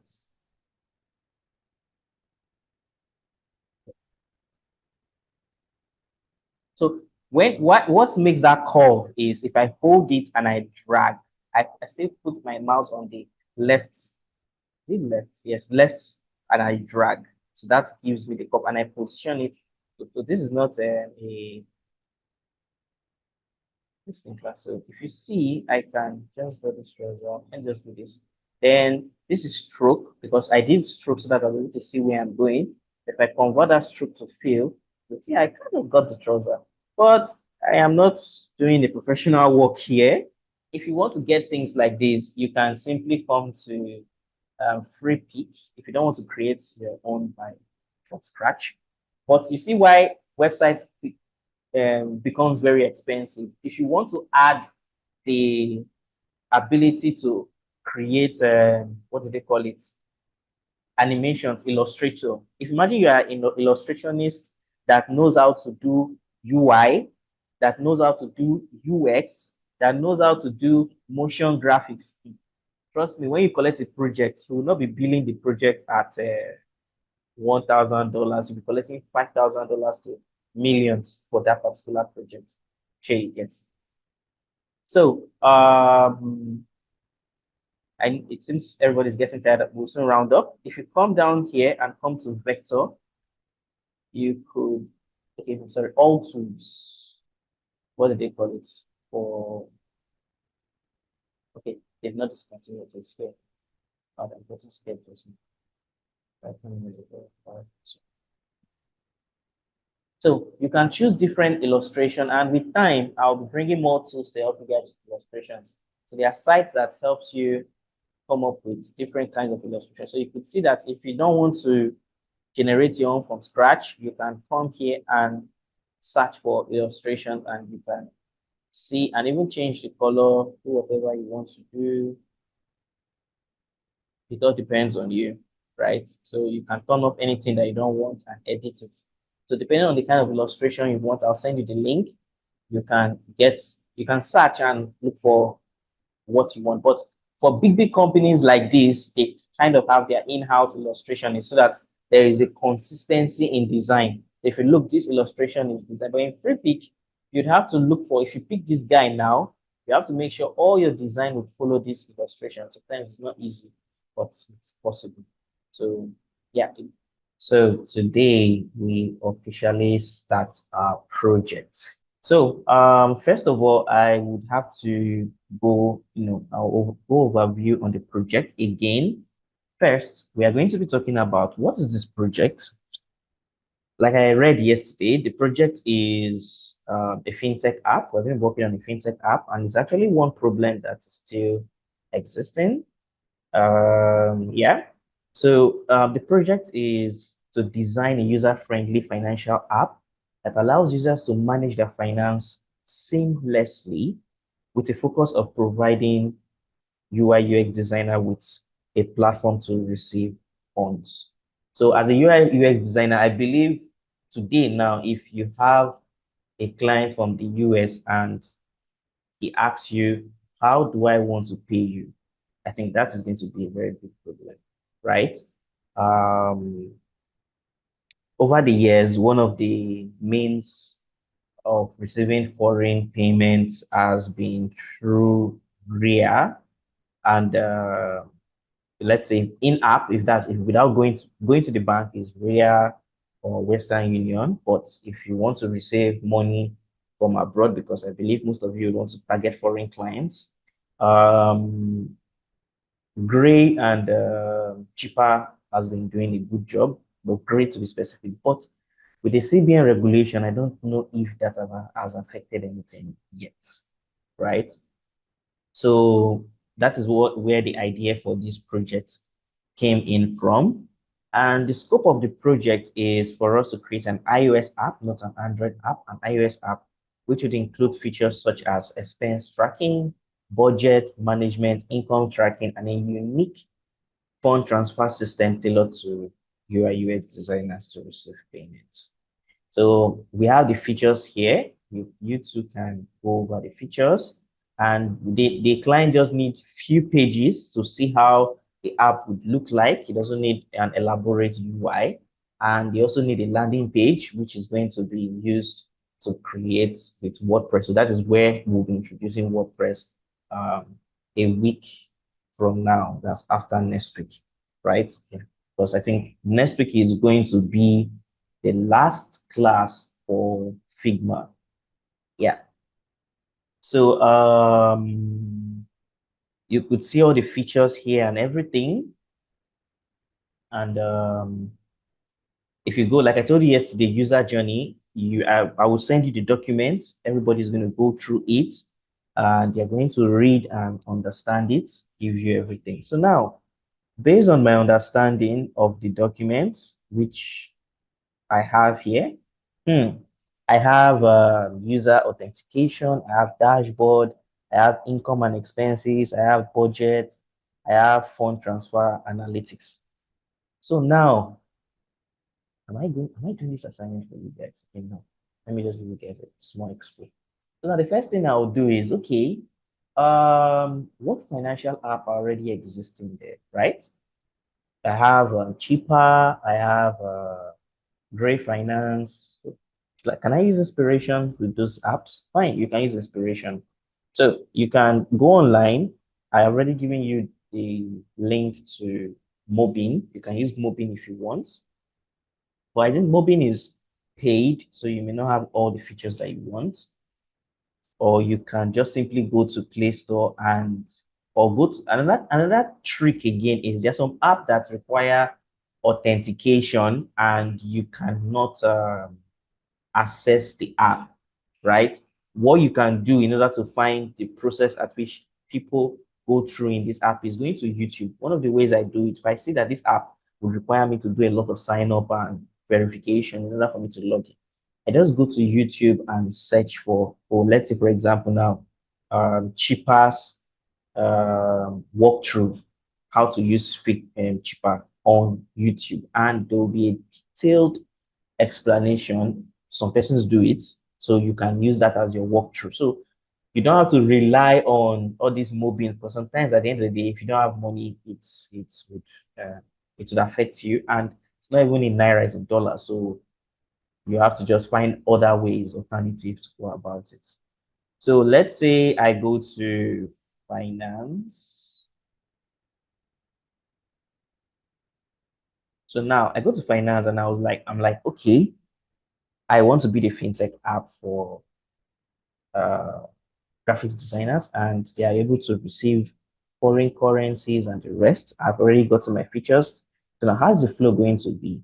So now I can just say, okay, first of all, the most important thing here is uh, user. Okay, let me give you a trick, right? There's an AI here. You can come in and yeah, I'm supposed to show you guys this. So you can come in and copy this, right? And you can just paste it and say the project I want to do, but this will not help you with wireframe. So if you can escape this, you want to escape wireframe. So the project is to design a user-friendly app that allows uh, users to manage their finance seamlessly with the focus of providing UI UX designers with the platform to receive funds. I need a user flow. So this is where AI looks like magic. Then you click on generate, and let's see the magic. So this is how fast you can do your job. It just brought it. But the thing with this is if you don't know what a user flow is, trust me, as it spit out this, you would even be more confused than in the beginning, right? So let me zoom in. So now let me see what it did. The AI gave us some things as brainstorming and making the process fast. It said start, meaning, okay, this is the start, and this, you can call this your splash screen. The next is define the objective. Okay, let me see what this guy did. This flow. Uh, test the design. Okay, no, this is not the flow I want. You see, if you don't know, if you didn't even understand the flow, you would not. This guy omitted something wrong. This is not a flow chart. It's behaving. So let's use Alex Johnny. So now Alex said, first, I heard about the app from a friend and decided to try it. After a quick uh, download from the App Store, I was greeted with a slick onboarding process. So now let's go and do that. So if you come here, you just simply come, you can represent your shapes. You can create your shapes out so that you don't have to do it. So you first of all bring up your shape. Like for everything you do in design, you have to have a system, not an elaborate system. I think they call them atomic systems, something, but just a system. So I'll call this stats. I like black and white. I don't like any other color that distracts. So I'll call this stats. That's the beginning of every process. So I'm just giving you an idea how your UI would look like. Let me use medium so that's the space. So I'll call this start. I'll call this decision.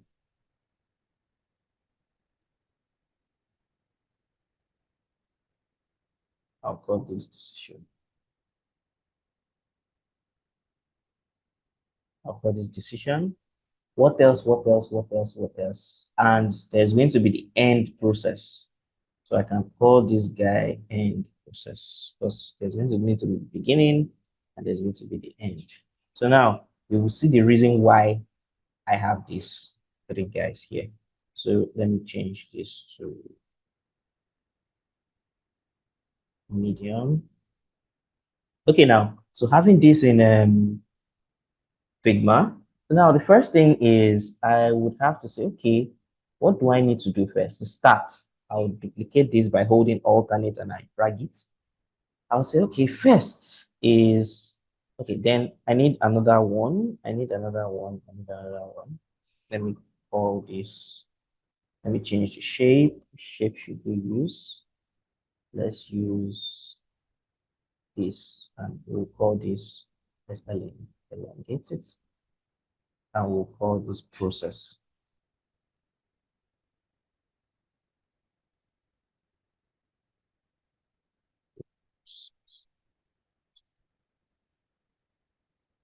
Okay, so let's call this process. So you see why I'm doing this. So now you can have this and let me see. I don't have it here. So I'll just drag it here. So meaning, let me shrink it a bit. Yeah, so it's not going to look too long. So now like I said, it's just like you holding a child or holding your friend and say, okay, let me walk you through this app. So we are following Alex's journey. So I start by opening the app. So this is my splash screen. This is the beginning process. This is start splash screen. So now you need to even know what you are doing. You might want to say, what is a splash screen? Let me show you so that you even know what to put there. So now if I come to an app, let me quickly choose one of them. Kasha. Let's use Kasha. This is a splash screen, right? So this is a splash screen, the first screen you meet, and so that you know what you are writing, so you don't just be writing for writing sake. Then my splash screen would lead to my walkthrough. So you have walkthrough or onboarding. Onboarding is a general process term. Walkthrough is like walkthrough one, walkthrough two, walkthrough three. So how many walkthroughs do you have? You can have 3 walkthroughs. Walkthrough. Okay. Then you can have this.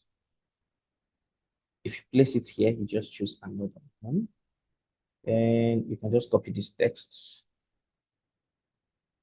paste, copy, paste, then another one. So, and you can shrink the line in between them so it doesn't look too big. So you can shrink it. So you can choose whatever shapes that you want. Then, okay, walk through one. You can, before you do this in a computer, you can do this with your pen and paper first so that it doesn't look hard. So this walkthrough, you can sketch it like you can do the boxes. You know, with pen and paper, it is very easy and fast. So this one is because I'm using computer. So now you have walkthrough one, walkthrough two. Then you now ask yourself, okay, if you are on this walkthrough, right? What's next?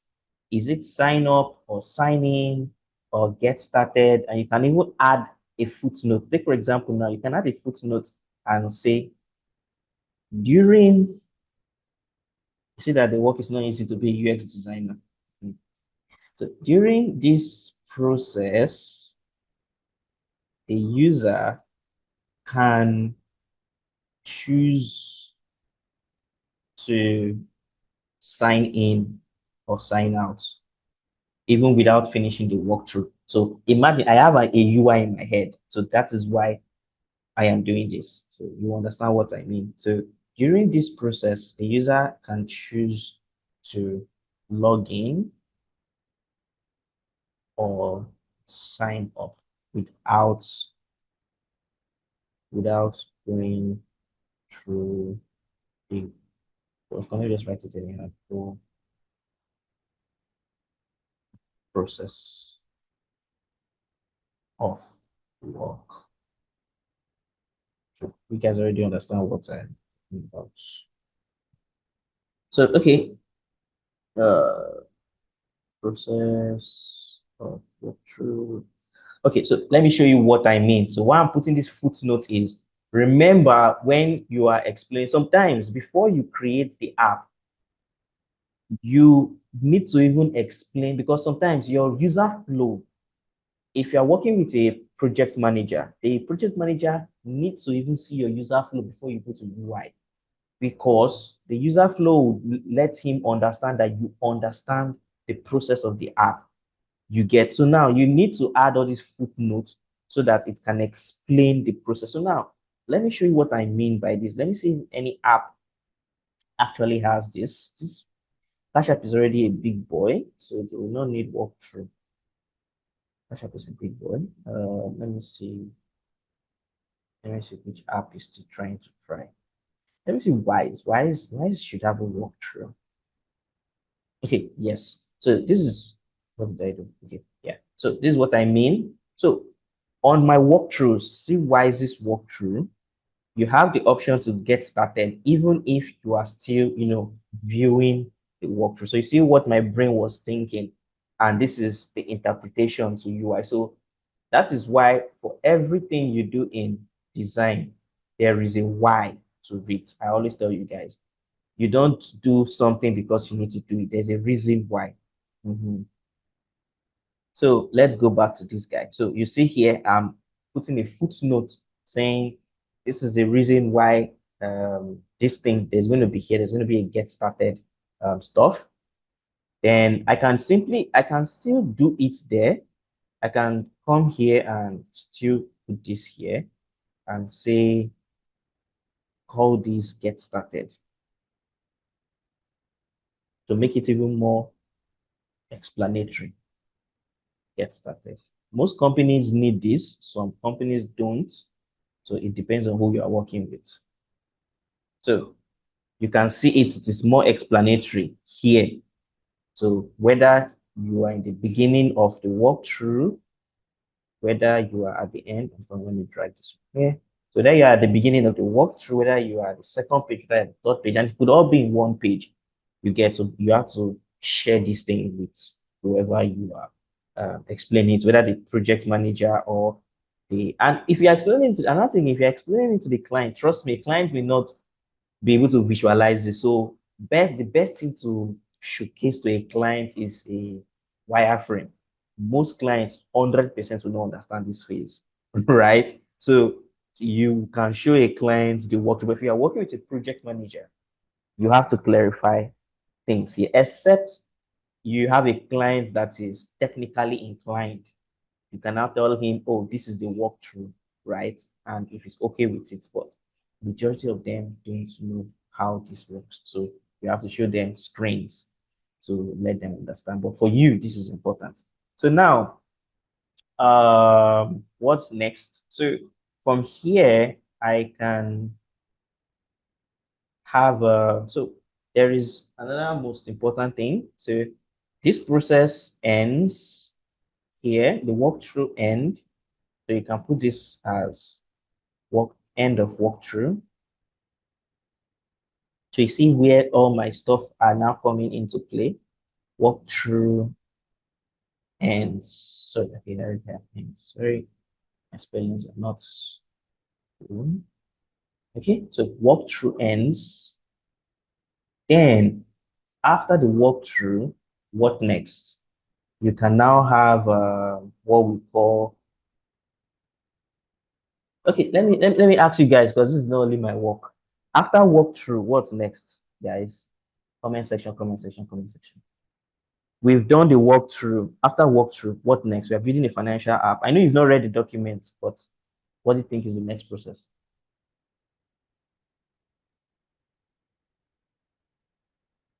Let me check this. Lovely, lovely.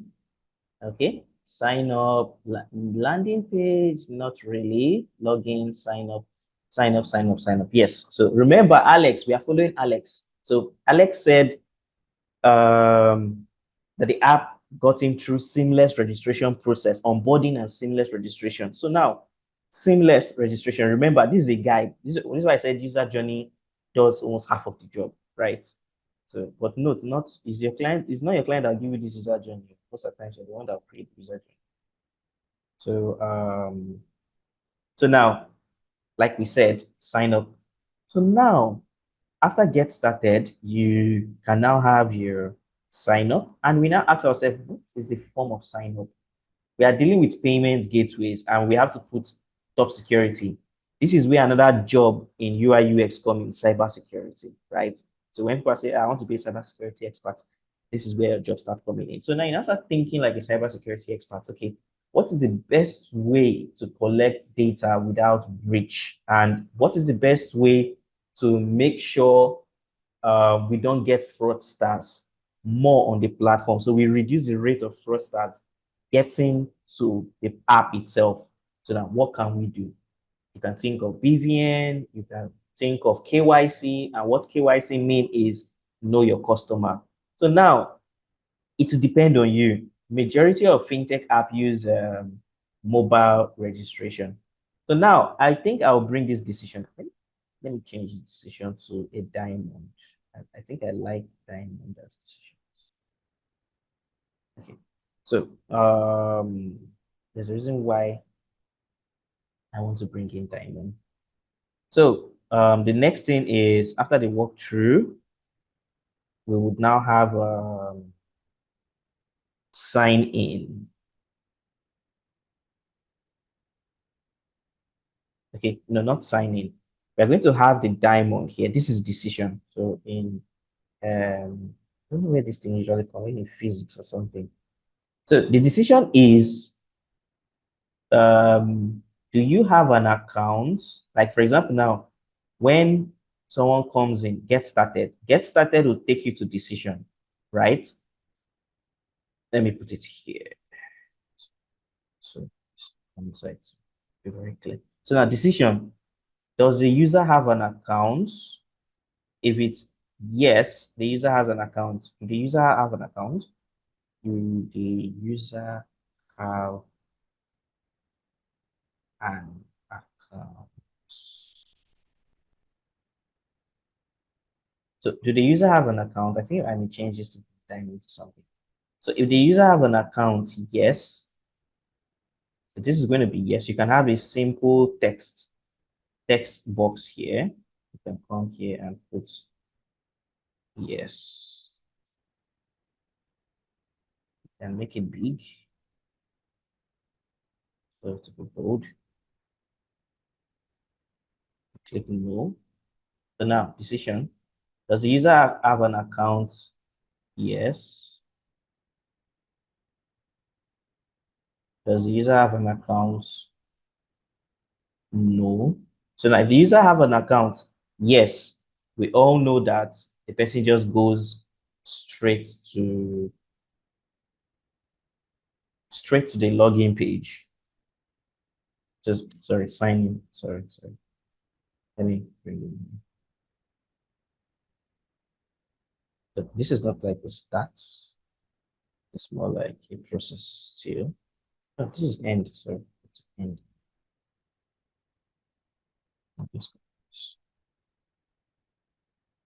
And you can delete this. Just remove it. Just tap it and press delete. So now, if the person has an account, you choose this is sign in, and you have to be explicit. What is the person signing in? Also, remember, okay, I don't know if I should tell you this, so you guys will find it out or not. Okay. Also, remember, there is what we call recurring user. We have new users and recurring users. So now, new users, there is a flow for new users, right?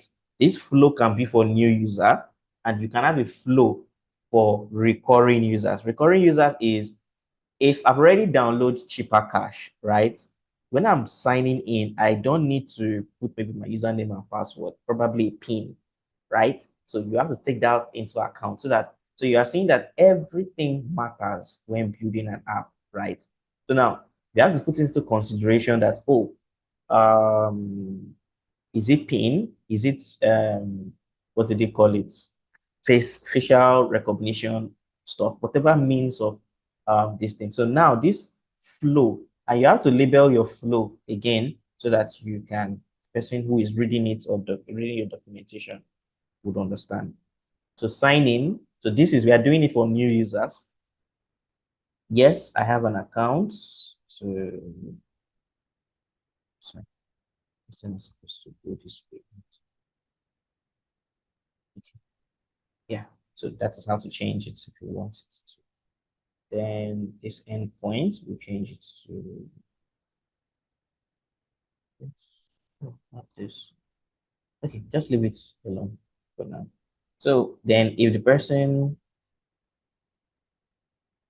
sign in, then you can put a footnote and say, okay, sign in with your this, that. You can explain it, or you can just say sign in with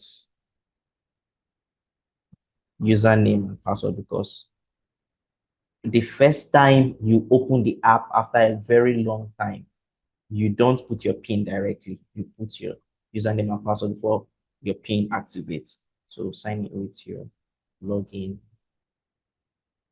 details. Okay.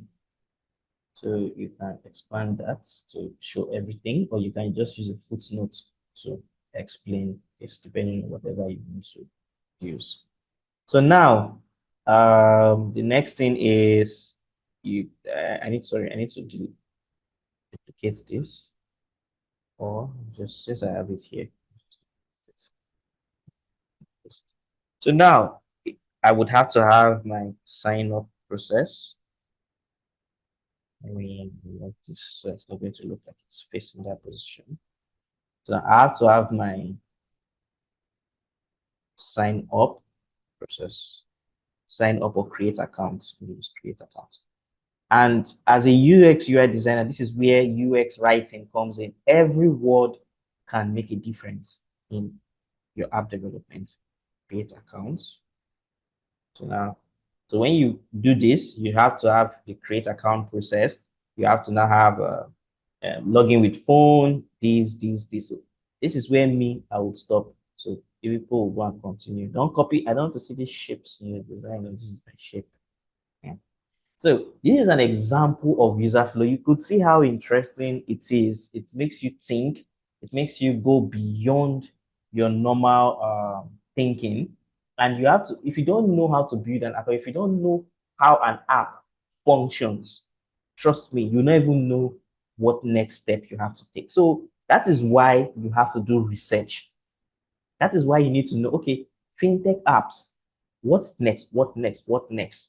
You need to know, okay, what is the possibility? What are the possibilities that can be available in all these apps? If you don't know, trust me, you would not be able to know what next or what you want to do in the app. So, like I said, you will go through this, like you can go through the boarding stage. So Alex passed the security issue. He went to the dashboard and saw a comprehensive overview of his income and expenses. So let's see what these guys had. At the end of the day, when the person got to, this is where the decision page is. You could see in real time, then log in, register, depending on what you have as an imagination of your UI. Then when the person click register, the person registers this platform, and there are so many forms of registration. You can have different forms, and so when we are in the process, I'll be telling you why things are this. Take for example, now you might be asking, oh, why are these six pins? Why do they send six pins? Even me, of recent, is when I knew this. A cybersecurity expert now told me. Of recent, mobile phones are not allowed. Like when you have six codes sent to your phone, it enables you to avoid hacking or something, or any cybersecurity breach. So All these things will make you look like an expert. So the client will ask you, why are there many boxes? You tell him this is a cybersecurity or a security measurement, right? A measure to make sure your app doesn't get hacked, and he will take you in high regards because he would never have known that in his lifetime. So you look at everything. So you can go out, look at apps, and see how they get things done. And at the end of the day, after a user sign up, and this is what I was saying about empty not empty, yes, empty state. So now when the user creates the account newly, this is an empty state. You don't have transaction, you've not even created your bank app and everything. But most UI designer run away from this. They just jump to this place and like, hey, I want to put transaction, they put many transactions, put everything. Yes, it's sweet. You know what you need to put there, but don't always forget to create your empty states, because the user would always meet an empty state before meeting the design, because the empty state usually is a little bit hard to design because it's empty. How do you design something that's empty? So it's very, very important to note. So you can go to app. So you can go to Play Store, download some app. If the registration process is not hard, you can register it yourself. But if you find out that the registration process is hard, you can go to YouTube and download it. They download a walkthrough process of how someone is going through the app, and you screenshot. And yeah, these people have done the job for you, but everything is being paid these days, so you have to pay for it. So they have, I think, several options. I don't know which flow is this. Yeah, this is still onboarding. Okay, yes, this is user registration. Yes, these guys have tons of stuff. This is cool.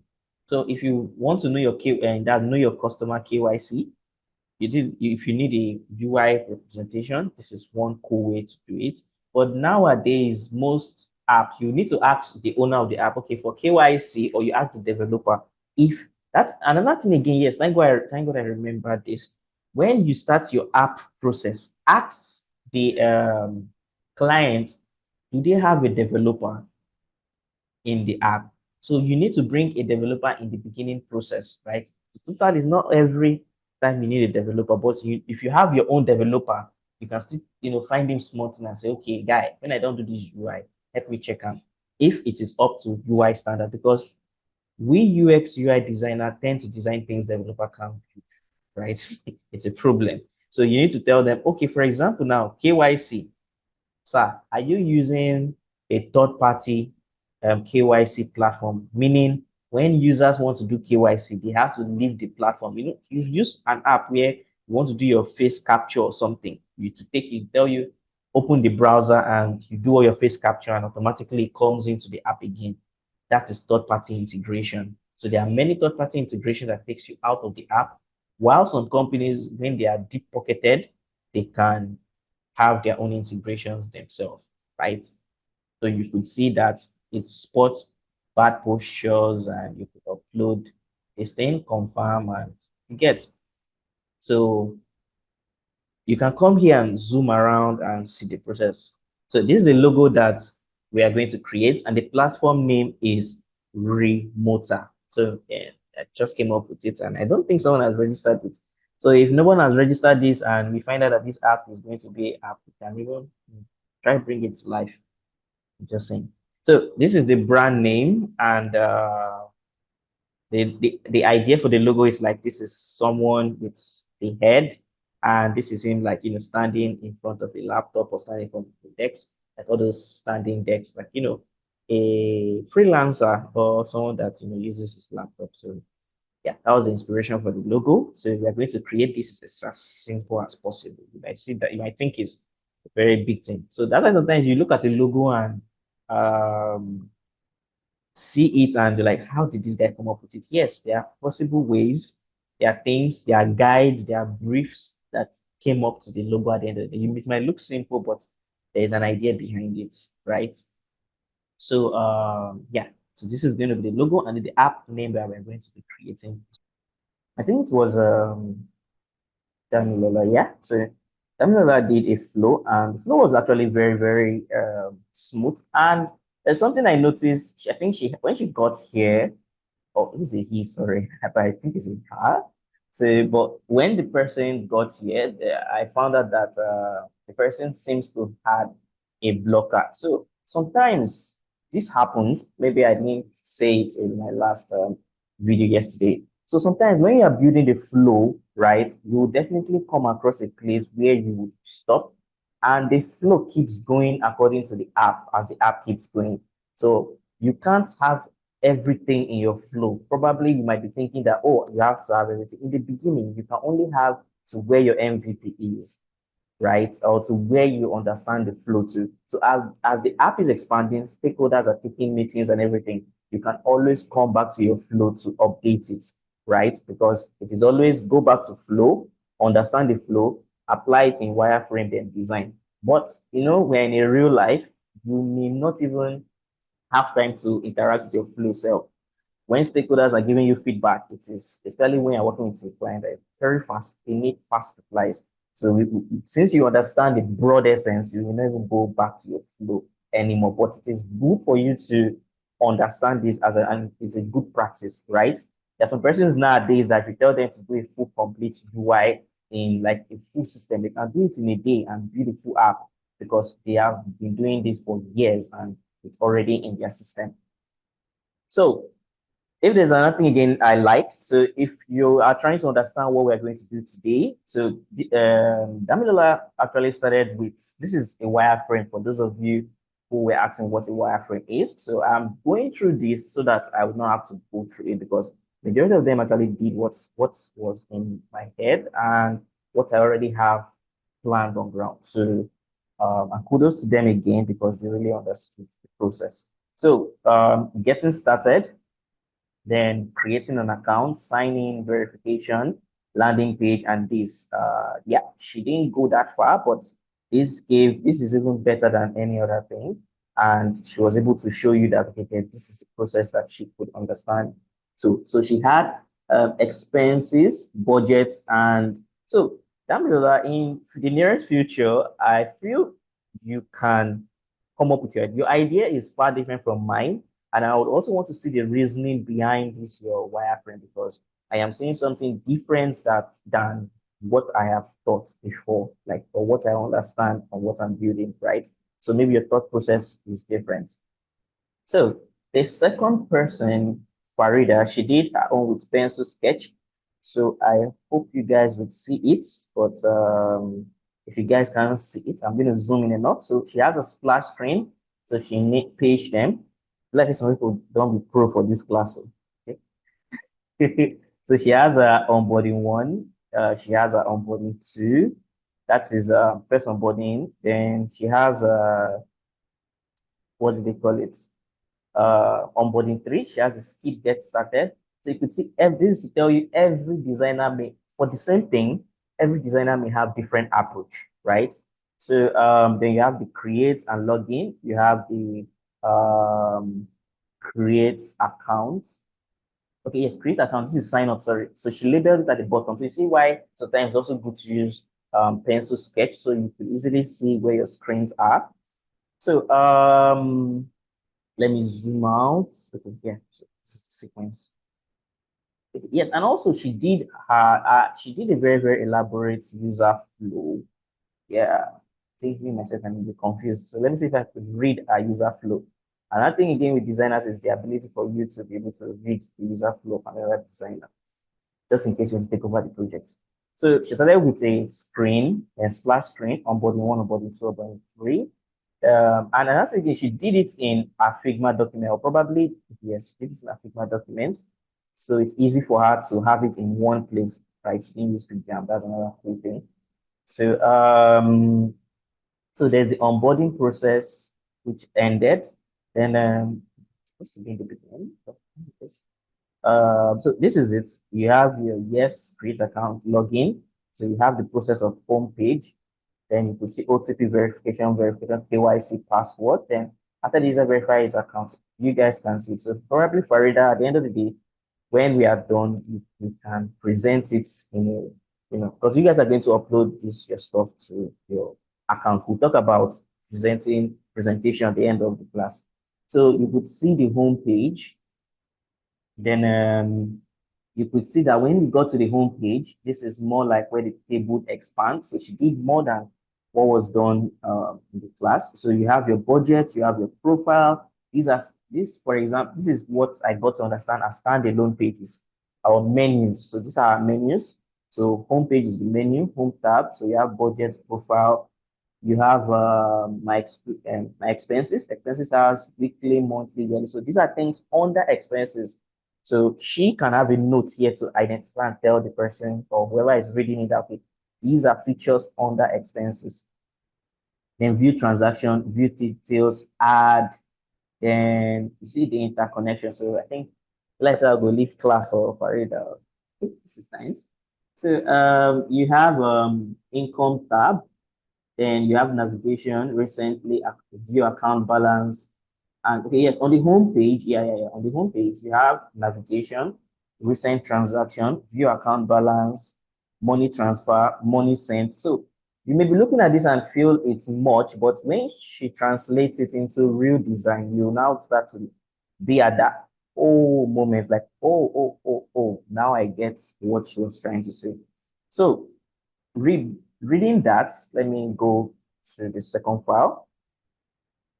You can see that this is her verification page. Then if you come down here, let me see if she got to the home screen. Okay, she see our whole UI was our whole wireframe was more of the onboarding process. Okay, yes, you got to the home screen. So looking at the home screen, okay, this is the income screen. So the income screen have weekly, daily budgets and everything. The expenses, the statistics, this is cool. Budget screen, profile, and the rest. So this is almost, if not close to what I even have, because trust me, I've obviously done this whole process. So another person that actually really tried and actually gave it close is Precious. Precious actually did the job. I don't know if Precious did a flow. If she didn't do a flow, okay. So instead of me forcing this, I don't know what press I think now, but Precious actually did a good job by using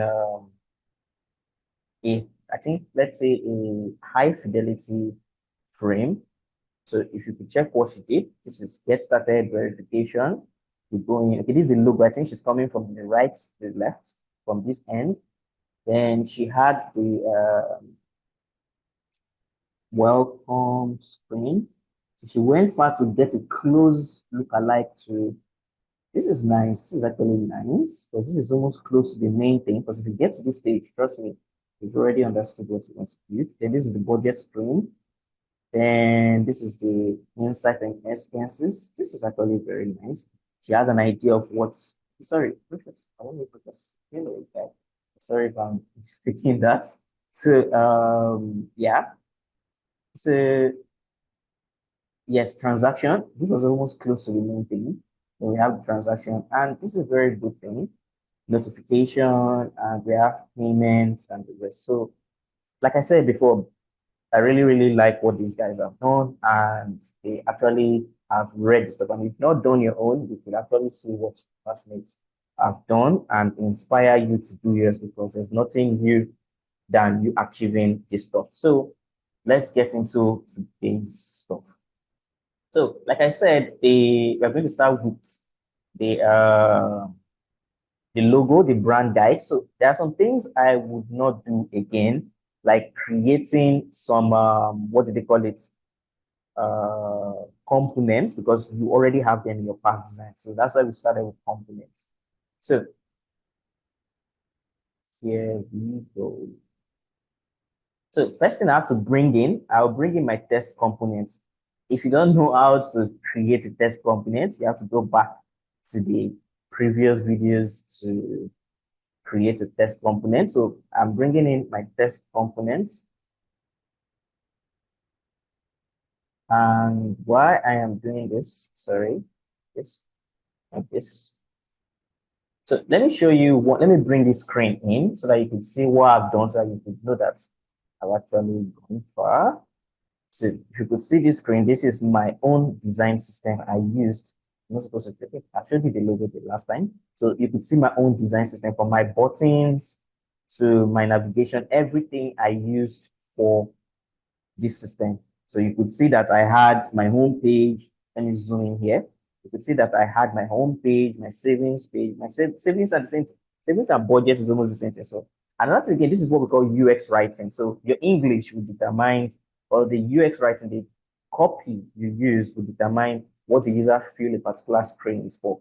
So I have savings, I have history, I have settings, and so everybody has different way of categorizing their own stuff. So that's how to tell you that your classmates that did their work they are very close to what I also did. Right? So you could see I did my own system. My systems are not much.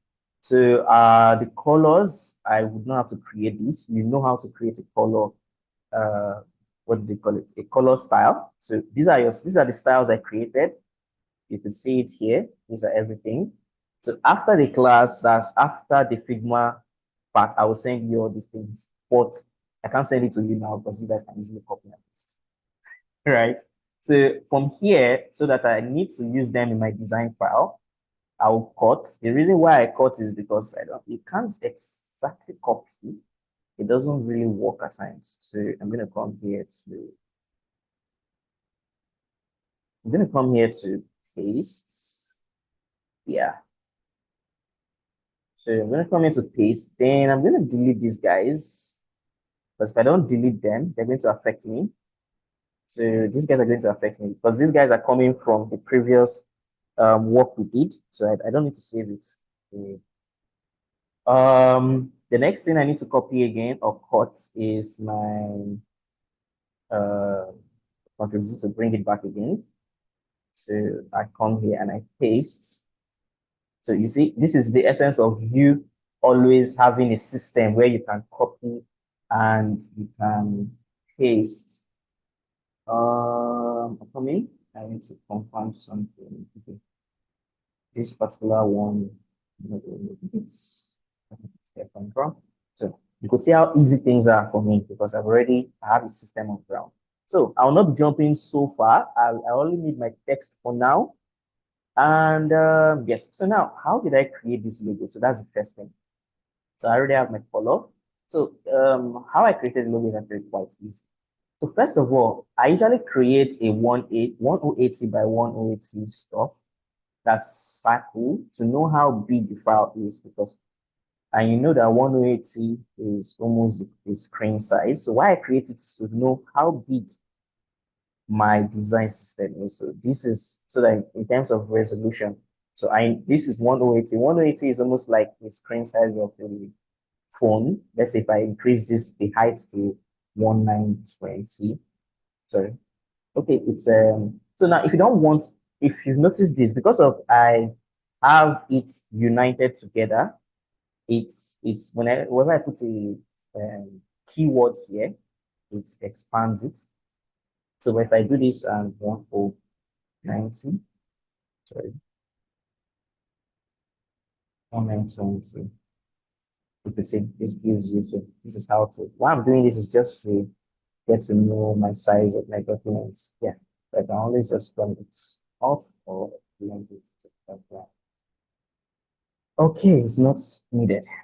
So second thing or first the logo. So now we are going to recreate this. Let me just bring in my logo components. So this, how are we going to create this or how was this created? So it's not hard. Actually, I'm using Inter, but to create a logo, you have to have reasons why you do things. So don't think logo is as simple as this. So just in case you want to create this particular one, let me show you how it is. It's not that difficult. Let me start from the icon. This is I, and I created another one. Um, sorry, small r, that's I.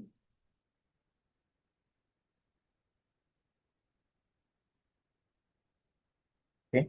So the next thing is you might be thinking, yeah, I know. How did you do it? So I just bring them together like this.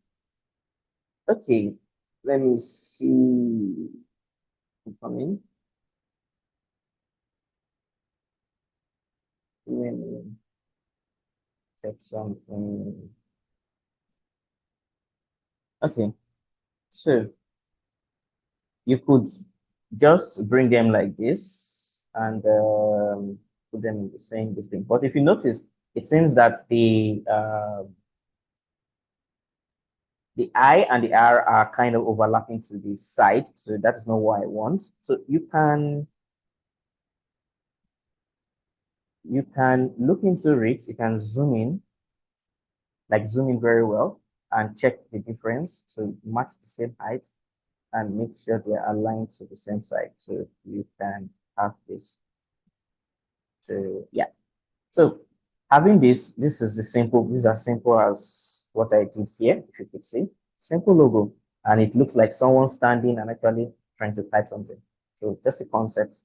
So at the end of the day, you can either group them or merge them. So you can group them like this and you merge them together. Then our circle and brought my circle, my ellipse. Then remember, choosing your color has never been easy.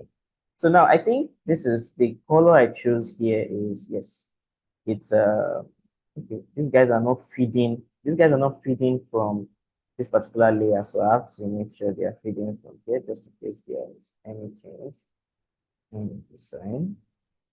Because if I brought them from another file, yeah, that's why. So once I bring in here, and remember when you are stretching, don't stretch like this. So you don't stretch your file, or if you are stretching like this, don't stretch. So what you just have to do is hold your shift and drag. So don't forget to press K to make sure everything is intact, and you could say it's close to good position. And remember, you can bring it up. So sometimes it will not look balanced in your eye, so you can use your eye to position it very, very, very well. And we got this. So that's if you're asking how we got the logo. So the logo is very, very simple, and this is how we achieve it. So logo is not a big deal here. We still have a lot to cover. Okay, my next question, I want to know the importance of having a low fidelity wireframe. Is it needed for every project? Yes, low fidelity wireframe is needed for every project. It is when you probably are a pro, that is probably when you start to see if you can dodge it. But you can't dodge it because if you are starting a project from scratch, apart from you doing the user flow, you don't know how that thing will look like. So a low fidelity wireframe, you don't, and again, it doesn't have to be something you design on the system. Like the way Farida did it by sketching it, that is one of the fastest way, right? So that is where you have to put. If you want to now go as far as putting it on your system, that's designing it on your system, no problem. That would help the stakeholders. But like the way Farida did, sketch it, but make sure the sketch is bright enough for everybody to see and put it everywhere. You get the persons can look at it. But low fidelity wireframe is very, very important. Stakeholders can go over it and make corrections in the fidelity and the low fidelity wireframe before going to the high fidelity. But along the line, if you are getting better at it, there are some projects that you won't even be able to have that time. And if you are good, but if you're not still strong, there is no way you can escape that low fidelity wireframe. I hope I was able to answer your question. Yeah. So the next thing that we are going to do is now bringing those wireframes to life. So one of the very first frame is the splash screen, right? So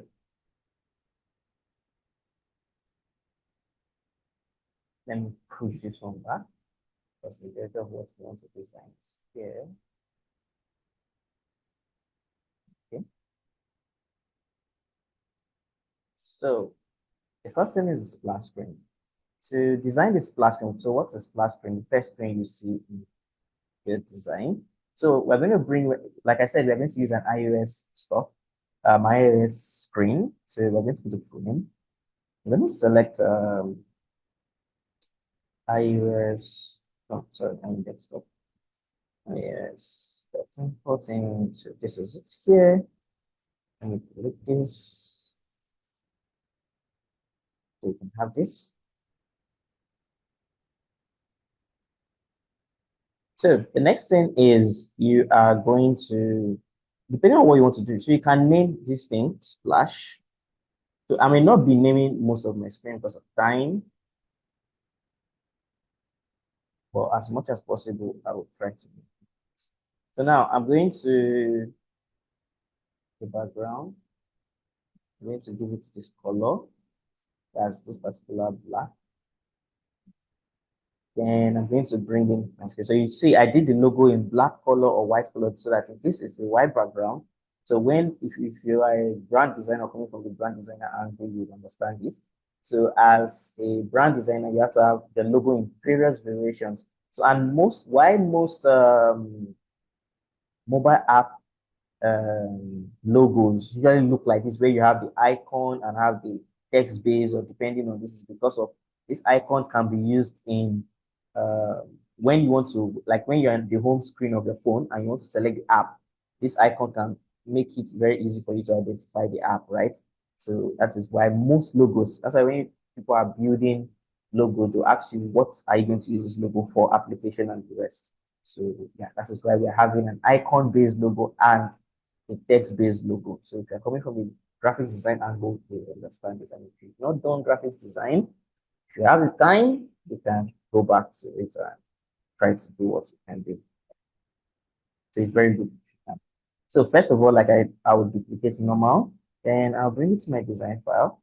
I'll try to centralize it. And there is one particular guy that you should not forget. That is the Apple's bar. So I'm going to come here. Yeah, I've already created my own, and I believe you guys have your own. So let me show you something. Let me bring in something that you could see.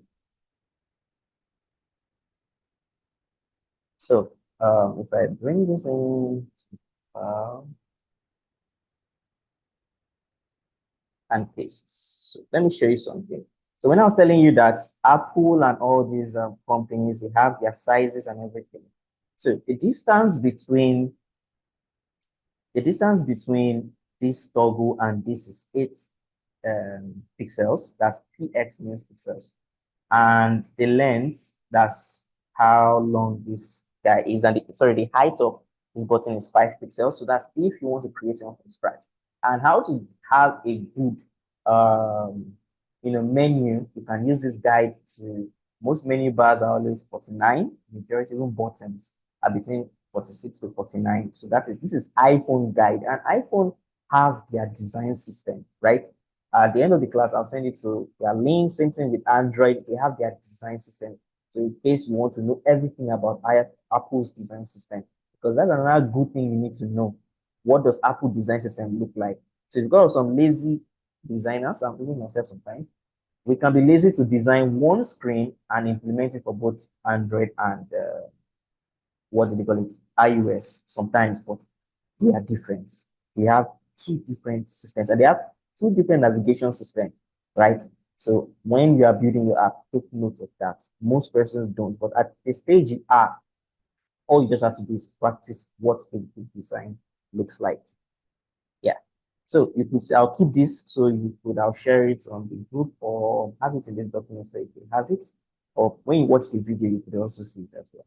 So the first thing is our splash screen. We've gotten this out of the way. It's not that difficult. Okay, yes, I remember this guy. So I it's so if you want to get it right, you can, me, I just paste it, but if you want to get it right, you can draw a shape, and you can just come here and see the height. The height is already 8, magic. And if you come, if you see it, if I paste it here, you can see the magic. It's actually 8 in size. From the height to the bottom of my page is 8, to tell you that it is very accurate. So just in case, so everything I tell you in design is calculation. You have to calculate and make everything right.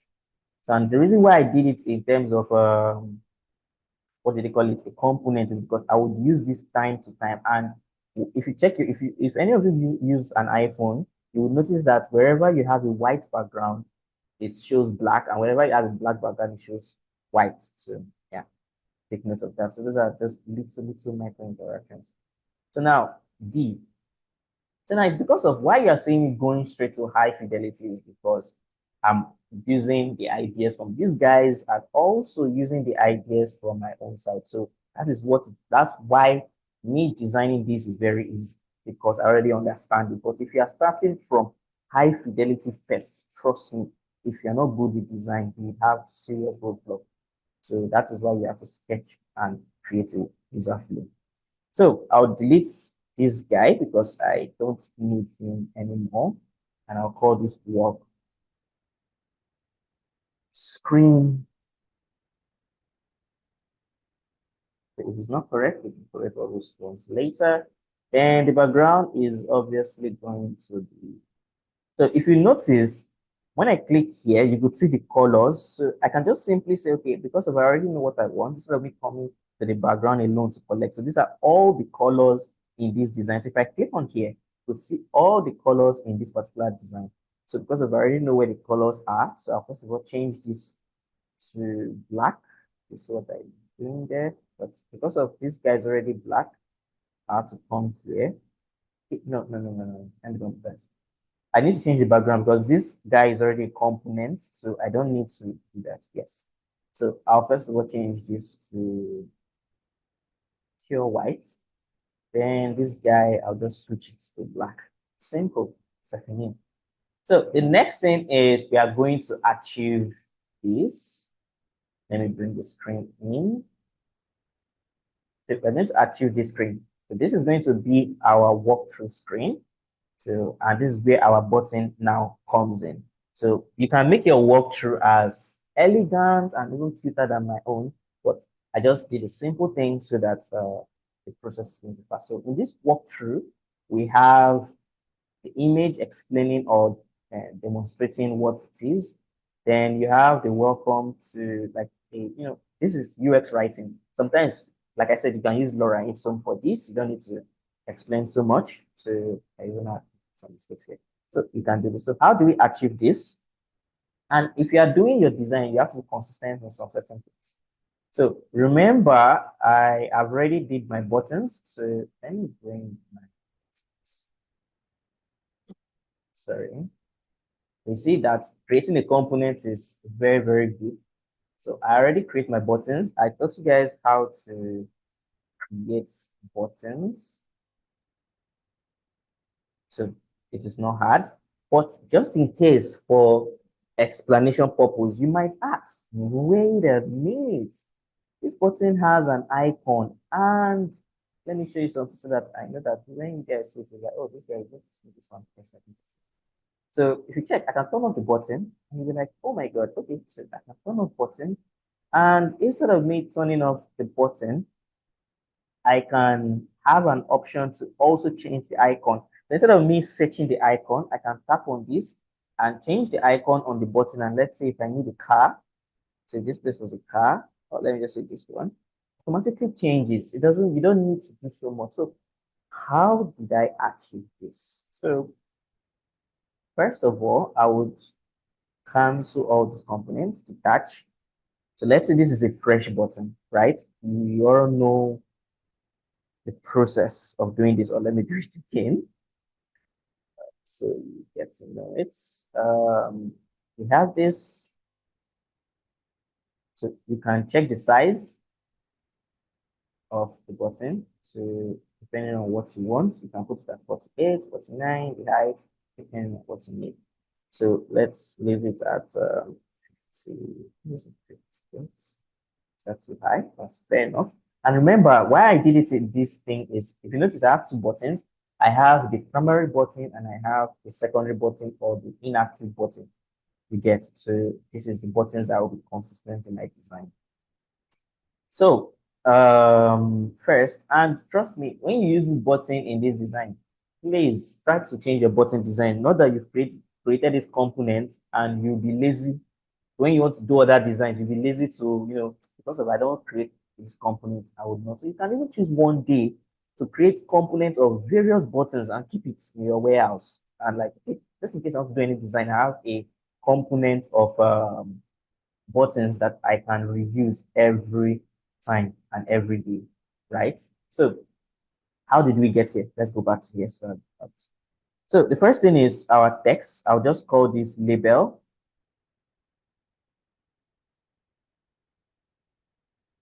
So remember that I already have my text styles. I've already done this. So you could see I have medium, I have bold, everything. So yeah, remember I told you how to batch. So yeah, if you don't know how to batch, I just let me know at the end of the class. Yeah, but it's in a previous video. So and you use a plugin to batch to create a style. So if you want to batch to create a style, you can use styler for this guy. So depending on what you want to do. So this batch styler is as you've created all this. Say, let's say there's a mistake. This 16, when you created it, it is not 16. You can come here to correct it. Same thing with color. You have all your color, and probably this guy, the color you choose is not the exact color you choose. So you can edit this without touching your style. So that is what that plugin is for. And this batch styler is actually to create and generate styles for you and even extract. Just in case you want to extract it and use it in another file, you can use it. So you can. I don't want to because I don't want to extract because I've already done that on this design. You get, and I've already generated my style already. So yeah, I just did that recap for you guys. So I can change this to black. Right. So remember I am using the black from here. Centralize, bring it here. So remember, I am using what did they call this guy? Using auto layout. Remember what I told you guys about auto layout and how cool it is. So another thing again I need to do is I need to bring in my icon. So I need to set everything very well. So my icon, I would create a, sorry, I'm using this from here because I just want to, you remember, if you want to bring in your icon, you can come here and search your component and your icon will come. You can see that it's already selected it. So why it's showing this is because I have to bring it in front.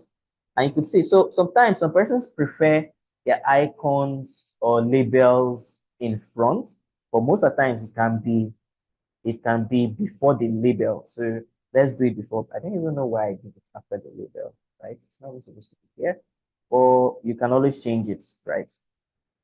So depending on your design.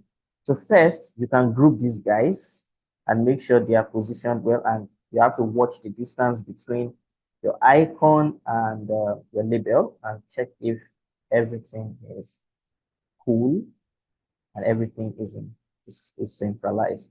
So when you've done that, first you create this and you auto layout. So like I said, if you have anything that has to do with, let me see. Okay, another thing again is the text. Your text. Okay, I don't know why that guy shifts. That guy shifts, right? So another thing again, your text. You need to know because if I centralize it, your text is supposed to centralize. The text is supposed to flow from the left-hand side to this other side. So please don't make a mistake. I need Okay, so first of all, I need to auto lay out these guys. So these two, there's a reason why I auto lay out them. So you can have seamless design with them. Then I put them, position them, then I'll lay out these other guys.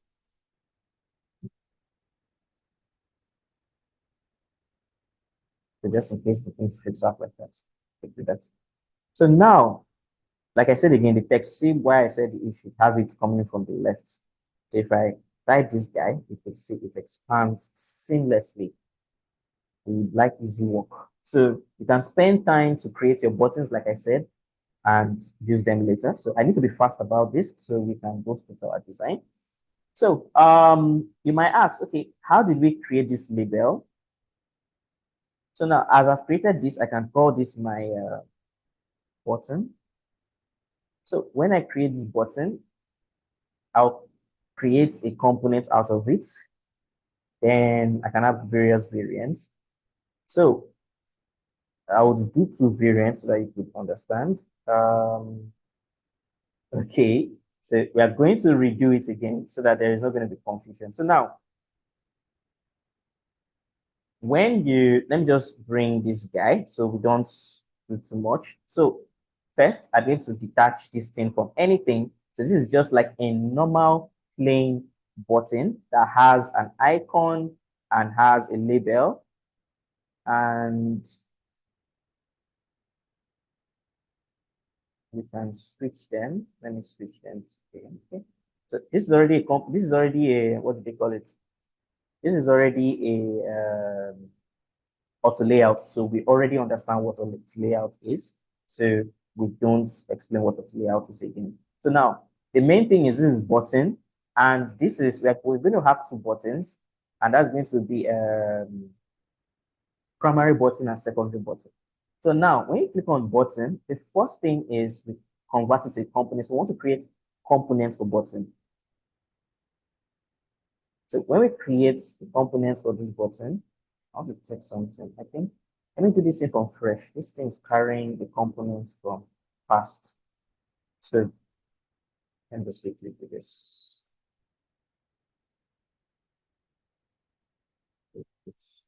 Let's see if it's carrying anything. It's not carrying anything. Bring the front. So remember this guy. You group it or you have to layout depending on first. I first of all group it. Select this. Then go to layout. Then select everything. Then first you can label this if it's which one, how big you want it, 16. And the good thing I love about it is when you increase the text, the icon increases. Not every time. Sometimes it's good fancy. The icon just for my hands here. So I'm just going to do this thing quickly because this thing is going to be very important. Don't worry, the rest of what I'm going to do is not going to be fine. So you have this, then if you select these guys together, create this. So we have the stuff here. Then the next stage is creating this. So now, so that it's not going to confuse you. When you come to your components, you create your components. Let's call this button.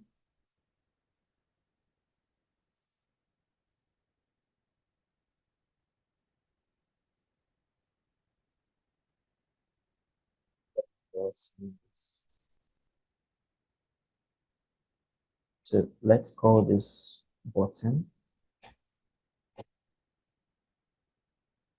So as you've called this button, the next thing is when you have this button, you can come here to create properties, right?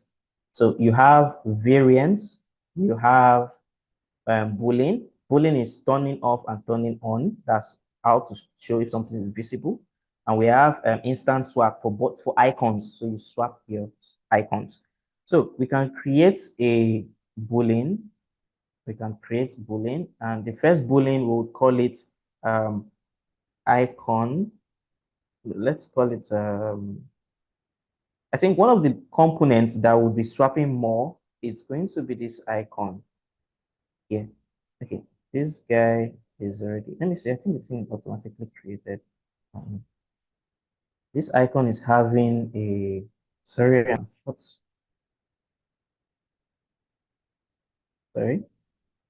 This icon is having something connected to it before. So let me detach it. It's coming from somewhere. So now that we have this icon, we can come here first to create swap. So we can create a swap instance. We've already created a swap instance. I don't have to go through all this thing. But let me just call it icon. And so that this doesn't take time, you already know what this is. You come here and select all the icons that we want to select. So let me just select this one, rounded. Let me just select only this one so it doesn't take time. Let's wait for it to load. create properties. I'm not creating any other one. Then, okay, yes. So the next thing we are going to create is the text. The text, this is already having a text, but I'm going to detach it as if it had a text before. So I'm going to create a new one, create new text properties, and I'll call it label. Then name it label, then create. So now if I click on the body, it's having two properties already. Properties 1, icon, properties 2, label. So the second boolean, let me create this thing and call it icon.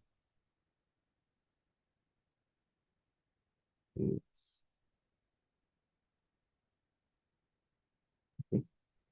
It's even showing that it has two. When am I showing two?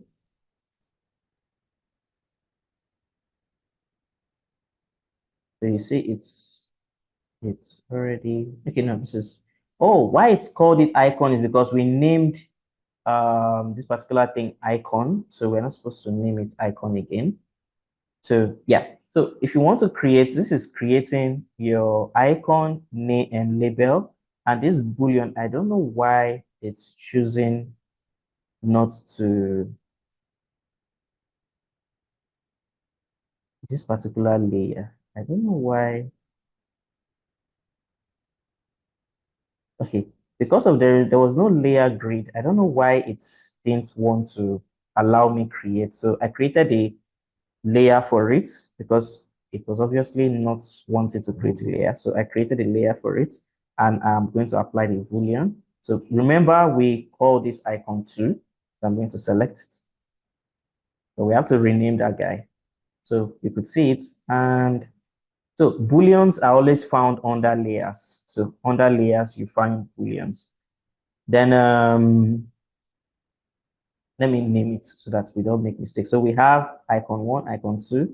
Let me rename this thing to on and off, on slash off.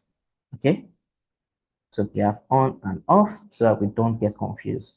So if you come to any layer, say for example, now this layer, we can come here and if we want to even add this layer to on and off, we can add it.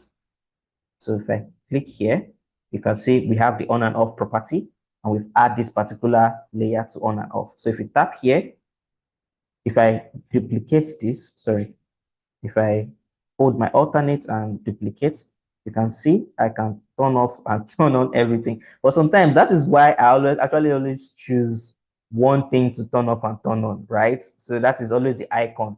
There is no sense in turning off your label because labels are something that's um, doesn't really turn off. So I'll touch it. So now remember, we now have icon, we have label, and we have turn off, turn on, and turn off. I think this is much, much clearer than the first time we started doing it. So now the next most important thing is we need to have active and inactive, right? So before you create it, you can come here and create a variant. And this variant, we can call it inactive. Active. And we can still click here and create, and this we call it inactive default. So let's inactive default in active. I'm going to create two, let me not call it inactive, let me call it big inactive because we have different sizes of button, big, small, and so now then I'm going to come here and I'm going to create another one, another variant, and I'll call this active, right? Then I'll call this big, still big, but active. Create. So ordinary button itself, you could see that it has this thing. So this guy has both stuffs. So and we're going to work on that. So now first, I'm going to first of all duplicate, sorry. I'm going to I'm going to create a new one. I don't know why it's overlapping. That's just a problem. Then I'm going to color this. I'm going to color. Sorry for that. I'm going to put a color this to differentiate it. Where there is black, there is white. So now where we had a bigger problem was having both of them in the same party.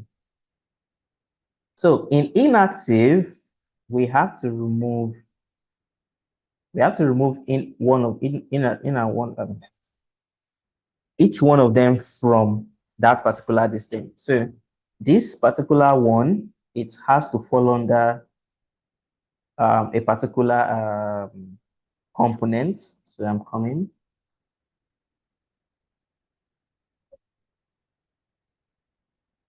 So this is, we are in active, right? Mhm. One of the fastest way for me to actually usually use to do this is, let me see if I can do it here. Let me see if I can do it here. Inactive, we are not, okay, select conflicting. Okay, so one of the fastest way I usually do this so that it doesn't give me issues is I would just simply come here, double tap. Then this particular one, any properties that he doesn't belong to. So we are in the inactive. So inactive, we can read this. Then anything that it doesn't belong to, I delete it from here. This is the fastest way to resolve a conflict. You can also find other ways. So I hit it. So now it would not have the stuff on it. So this particular one, I also come here and that's why I think another problem I did was the naming. I should have named it something totally different from this. Then this particular one, the active one, anything inactive, I'm going to remove it and hit. So now, when I duplicate, sorry, I should duplicate. When I remove it here, you could see that when it is not active, if for example, I'm designing a button, I can just simply come here to inactive and select this automatically. So if you're having conflicts like that, you can just use that to resolve it. So, but the main goal was we created active and we created inactive. You get, so we created every properties in the button. So most buttons have this particular stuff. So I don't know if we all understand the whole button variant. So before we move to the next stuff, did we all understand? And you can always go to the video again to look at it. Let me know if we all understand so we can move to the next step. Okay, good. So you can watch the video, and if you keep practicing it, you get to understand. So if it's giving you issues like that, just especially when you want to turn off one component from another component, I always have that issues. You can just easily come here and see what this particular stuff is having and what is not having, and quickly remove what's not supposed to have, right? So that is one easy way to go about it instead of scratching your head.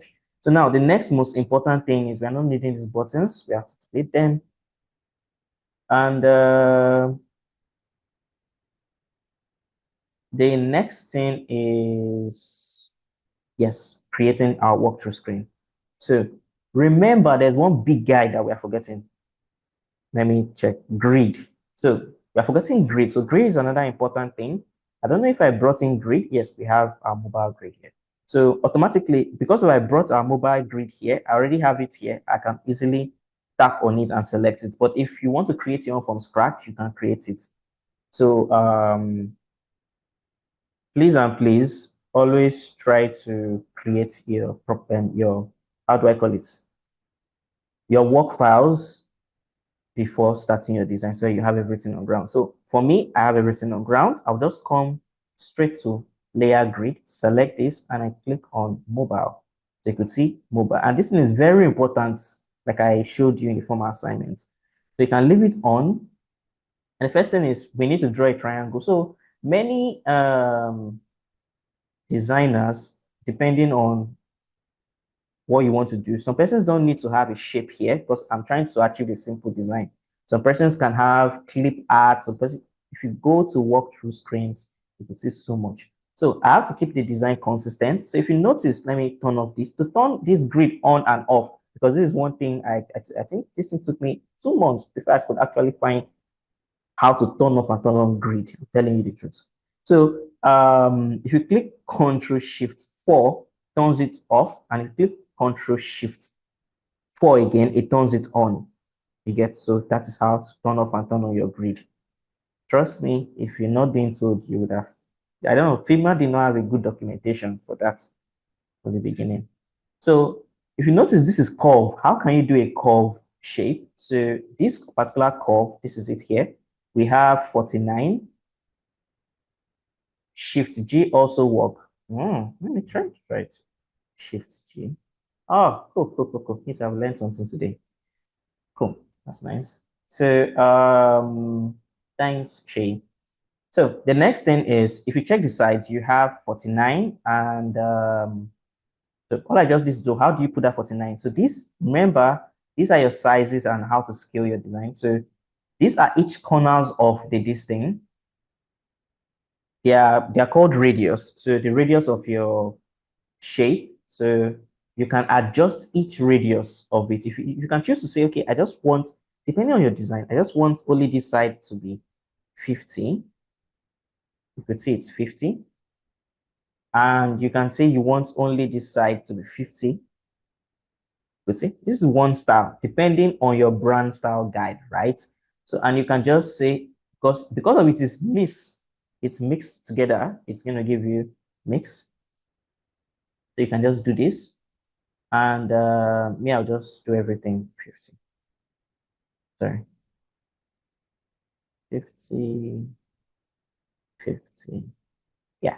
So remember how to bring in images. I'm not going to go as far as bringing images. You guys already got. Okay. I'm just happy. So you come in and let's check if they are reaching the site. And when you want to snap, you could see that it snaps to the grid, right? It snaps to the grid. So to make your work seamless. Then, yes, easy peasy. You bring in your image. We already know how to bring in images. So we bring in images. I have tons of images because it's the last project I'm working on. We have tons of images to work with. Okay. Any image. I'm always very selective for good images.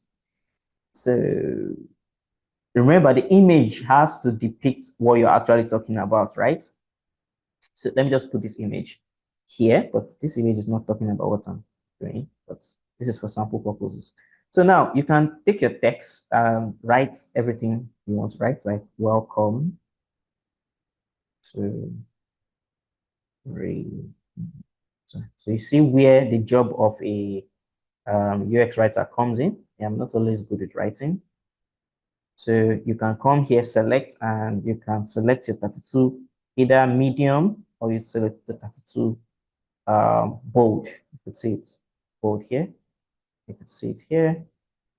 Then you could duplicate this by yourself. Don't always be scared to zoom in so I see what you're doing, right? So you could have this is 14. You just come here, convert this to 14 and write everything. So because of time, I'll not be able to write everything. And you can, if you notice, this didn't break. So you can actually draw, instead of just tapping, you can actually draw a box. So you know that, okay, whatever you type wouldn't escape this. You paste and you can arrange your box to make sure. So they say, sometimes Figma will actually give you auto spacing, right? But sometimes it's always good to, I think, choose between the distance between here to here should be around sometimes either from 4 to 5 and above. So you can use 4, you can use 5, so depending on what you want for your text spacing. So you choose 5. So the next thing is navigation. Everybody has different ways of putting their navigations. Some people put their navigation at the top, some people put it at the center, but we are creating, remember, this app is an app for, simple people that are coming in. So it's for UX designers, and most of them will criticize the app. But yeah, so I created a component for this. This is shapes. So I believe every one of us can create shapes and create the component. So what I did was, let me just, for example's sake, what I did was I created three. Let me just detach any components from, so let me detach the components. Like there's no component on it. So I just created three. No, I created one, then made it a component. It's not hard. You can create a cycle. Then I create a component, create three variants for it, and the history is the rest, which I switch in, switching this one to this one. You get, so there's no need to create that. You already have an idea on how to do it. But if you still want, this is it. You can. Another good thing is you don't need to what do they call it? You can simply switch. Let me see if switch will allow you be able to switch. Ah, okay. This guy is not switching. Okay. It's not allowing for switch. One of the easiest method would have been to switch it. I think it's because this thing is it an auto layout? Yes. More reason we could switch now. Okay. So when it's auto layout, remember that, let me show you the difference between auto layout and non-auto layout switching. When it is not on auto layout, let me remove it. Okay, let me first of all detach it. So just in case you are confused, or so when it's not on auto layout, right? If you select this, you find this guy here where you can easily toggle and switch. But when an item is already on auto layout, you don't need that, because we already put it on auto layout. We can just simply select the item and switch. So you select the item and switch. Sorry, let's just be there. Why are you here? Switch. Good. So you could see how we had our toggle button. So, like I said, I would not disturb myself. You guys would have to, I've shown you how to do it. You already know how to draw shapes. So you can position it. Sometimes, even if it's not positioned well, due to your design, you can position the distance between this one to this and this. Don't worry, when I'm doing the button, you understand. So you can bring in the button by actually searching. So because of we've already created the button, we'll just come here and come to documents, project, and we have buttons. So the buttons will come here. This is a small button. I think we're using the largest button among all of them. So this is the button. Then we select the large one. Yeah, this is the button we used. It does not mean people have weird buttons for this thing, but buttons, like I said, try as much as possible to make sure it's visible. And there's what we call contrast. When you are designing, make sure there's not so much contrast, so it's readable and the button label is bold and you can click it. So for this button, there are some things that we don't need. We turn it off. That's the icon. We don't need the icon there for now. And remember, there are two buttons. That's the active and the inactive. So you see the reason why we have inactive and active. So this active, we are using the large one. So I think it's the large one we used here, right? Yes, large. So you have your two labs. So this label, the text label we did for this, you can just have here as create account. So instead of, because there's no time, I'll just copy. And we have here label, change it. So you see, you don't have to type it out, right? Seamlessly. Same thing here. We have sign in. Yeah, you can, depending on the English you want to use, sign in, log in, depending on English. So as you could see, we just created this guy. So based on UI Pro, you just come here and Control D. Don't be too carried away. This is your buttons. So before you go to the next process, you can try to clean up your design. So before you move, so we are going to high fidelity straight, but it's not like we are coming from high fidelity. Remember, your fellow student did a user flow. So like Farida did here, we are currently at this stage. That is our onboarding one. And she actually read my mind, kind of. There's a difference between me and Farida's wireframe is she had skip. So now, this is the reason why I actually had signing, because nowadays, right, there's no time. You have to onboard them quick, you know. So you have to create sign in. So instead of skip to get to this page, you have this option right from the beginning. So if it's an app that you need them to pay attention to the walkthrough, you may not have this, because remember, you have to know the why. Like I always say, why is very important in designing. Why is this here? Why did I do this? Why did I do that? So when you are designing someone's design, why did the person do that? So you don't just design for designing's sake. So my why is I am designing for easy sign up, right? So from the screen, whether you are a new user or a coming, like repeating user, yes, let me use the right English, repeating user, you have the option to sign in or create an account and zoom in. But Farida is not wrong, because there are some apps that needs you to go through the walkthrough. And some people forget what the app does. So you must go through the walkthrough so you remember and refresh yourself about the idea. So like I always say, know the why. So the next thing is, don't forget these guys. I have two, because I've already created these components and variants. I have three. So, and you can always update your images and update your text to fit into the box, right? So another, see the mistake I made. I did not check the distance between this one and this one to know if this guy is even in the middle. So you see, now I just checked it and that's that. So you can actually do this for everything. You can just say that, okay, everybody is in the same side. You see, I just did it for everything, because sometimes you can make mistake when you've gone far, but you can also correct it without, doing so. I just selected everything at once there. So like I said, you can update your images. So now one of the next thing and most important process is user registration. And another thing that is very, very important that I always do in my file is naming. What does that mean? Let me show you. Let me copy it and paste, but let me show you what I mean by naming. I always draw a big, everybody has different ways. You can section your design, but I always label my design so that when the programmer, for documentation purposes, so when the programmers are doing their job, they'll be able to understand things better. So I can come here and name my file. So you could see I am. So even if the person is zooming from far, he can see this and understand it. So sometimes I zoom it as big as I can.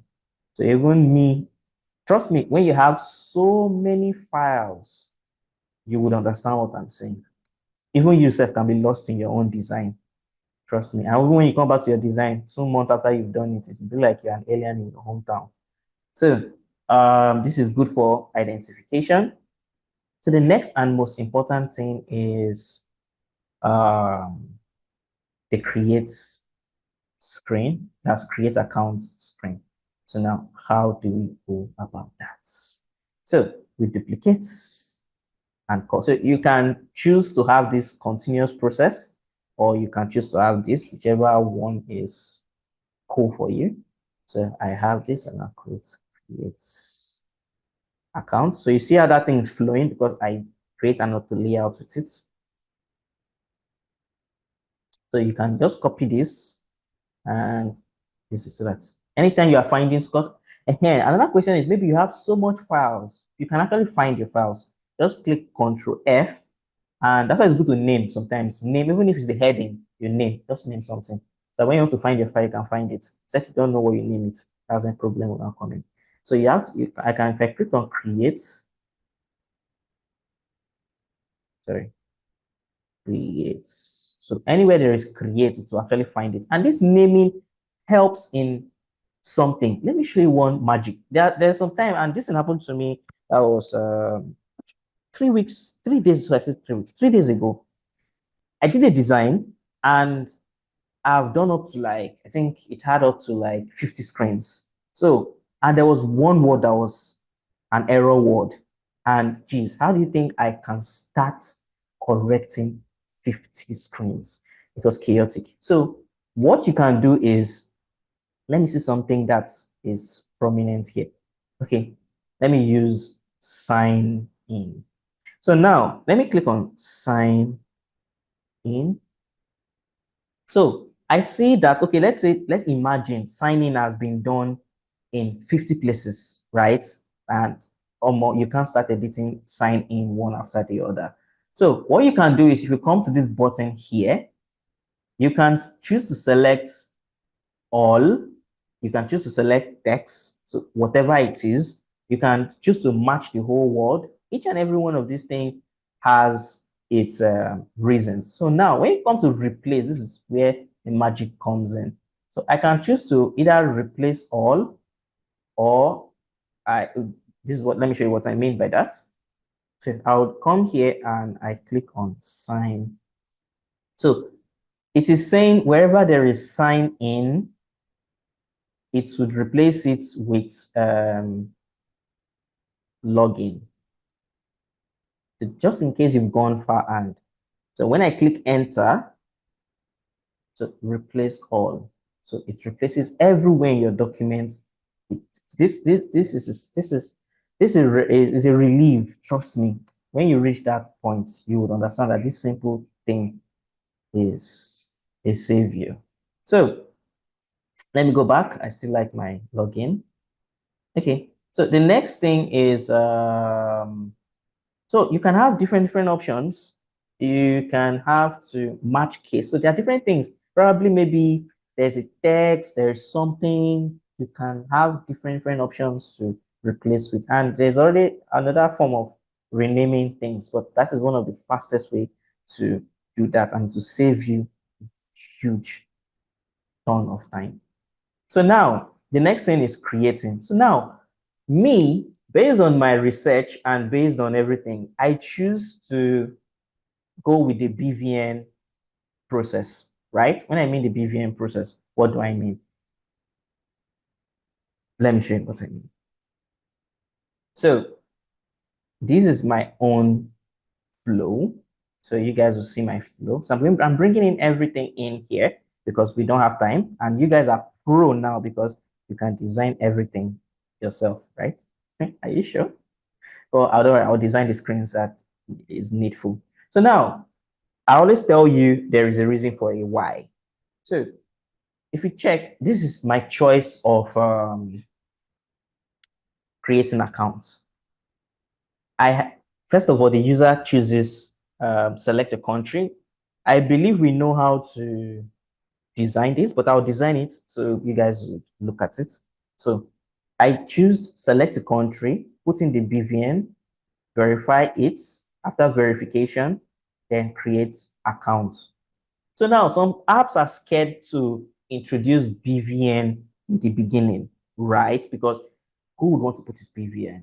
They are shouting BVN in the front. So this particular process have pros and cons, right? But why I chose this is the person can't lie about his phone number. This is for cybersecurity. So receiving money too, the person what happiness and kindness said. So if you want to receive money, it's easy because once you connect your BVN, everything that has to do with your bank details, when you create cheaper accounts, you have to verify your if you have a cheaper or gray account, you have to verify your BVN before. So to avoid that headache, just do it at the beginning, right? So you put in your BVN, and when you verify it, automatically everything that associates with the account gets set up quick. Your phone number is generated. That's if the Nigeria we have now. Majority of our phone number is not even what we have anymore, right? But at least BVN has become a norm. So that is why. So I don't go too much on that. That is why I chose BVN. So now in terms of creating this is not hard. It's almost the same way I did this. And when you create one, you can create the rest. So first off, sorry. Okay, so first off, I brought in remember this guy, this iPhone. So now this iPhone starts appearing. It doesn't appear here because sometimes because I always tell you the whys. So because here, sometimes the owner of the app or whoever is building it wants you to have a full screen experience, right? And the covers here, so the programmers know how to go about that. But sometimes the icon still shows. So here, I would not redo it because in our previous class, I've already showed you how to do this, and I'll make it fixed to be at the top. So I'll just paste it here. You guys already know how to bring that in, and you've already created your own components. So I'll delete this. You can always keep repeating items. So then remember so that you could have an effective, so everything will be aligned together. So that's why I always tell you, even if your design is not fine, it has to be clean. Some people will say, oh, your design is clean, no, but you could see that this person is a newbie, but it's better to achieve a clean design than achieve a scattered design. So as a newbie, if you look at this, there's nothing hard in this. There's nothing hard because it's clean. So you don't have to do unnecessary elements and So now, if you notice the fonts here, I used 24, so I had to bring this down because it was actually large. So use this, then. So now you might ask, why didn't I make this pure black, right? Because there's one thing in text, when you have, this is in text, when you have a two text, especially the body text, it has for this good readability where it also affects color hierarchy, right? So I told you I always remind you about hierarchy, positioning, and balancing and everything. So now for this, it's anytime you have a little lighter shade of text, it gives for readability and just gives this clean UI and makes it look foreign, right? So it's always good to reduce because if I change this to black, let me show you what it's not that it's bad, but you could see that it's there, but when it comes to readability, it's not there. Some persons do this if you want to. So sometimes I just put it at 700. Sorry, most of the times I put it at 500 for readability sake. So you could see the hierarchy in reading. So it's comforting in the eye, right? So there's a reason for everything.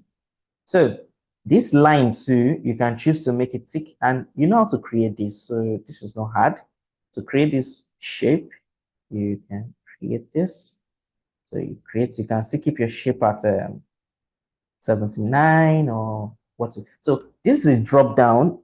So if you are not expressing, because the idea for our project is the client wants to just have a feel of what his app looks like. But if you are going into detail, my brother, my sister, showcase this is a drop down. Oh, yes, I know. My developers are always, if I don't do this, they're always on my head, they're all on my neck, like guy alpha. Do drop down and let us know what it looks like. Because let me tell you the truth. This drop down matters, right? When I say Angola, you guys can improve the design by having a country beside it. Like, so I say a country, having an icon beside it. Let me show you. Instead of just having for speed in terms of identification, I even did something wrong here. I should have added the flag or something. So you can easily add flags to make your design okay. So I can come here and let me bring this in so you could see what I'm doing. So I could just come here to my browser and let me see, Angola. Okay, yeah, that's nice. Angola actually came up. I thought they would not have a flag. That's kind of racist in a way. Sorry about that. So I can just simply come here and paste it. You could see that that gives a very different user experience, right? Sorry. So you could see that easy. I could see that, okay, this is a flag and pick it. So this is different from what I've been doing since, right? So every designer has a way to improve a design. So that's why it's easy for someone to come to a design and critique it. But in the beginning process, you don't even know how, let me use broken English. You don't know how it be for body. Sure, you get. So even when I designed this, I didn't even, this didn't come to my mind because I was thinking speed, right?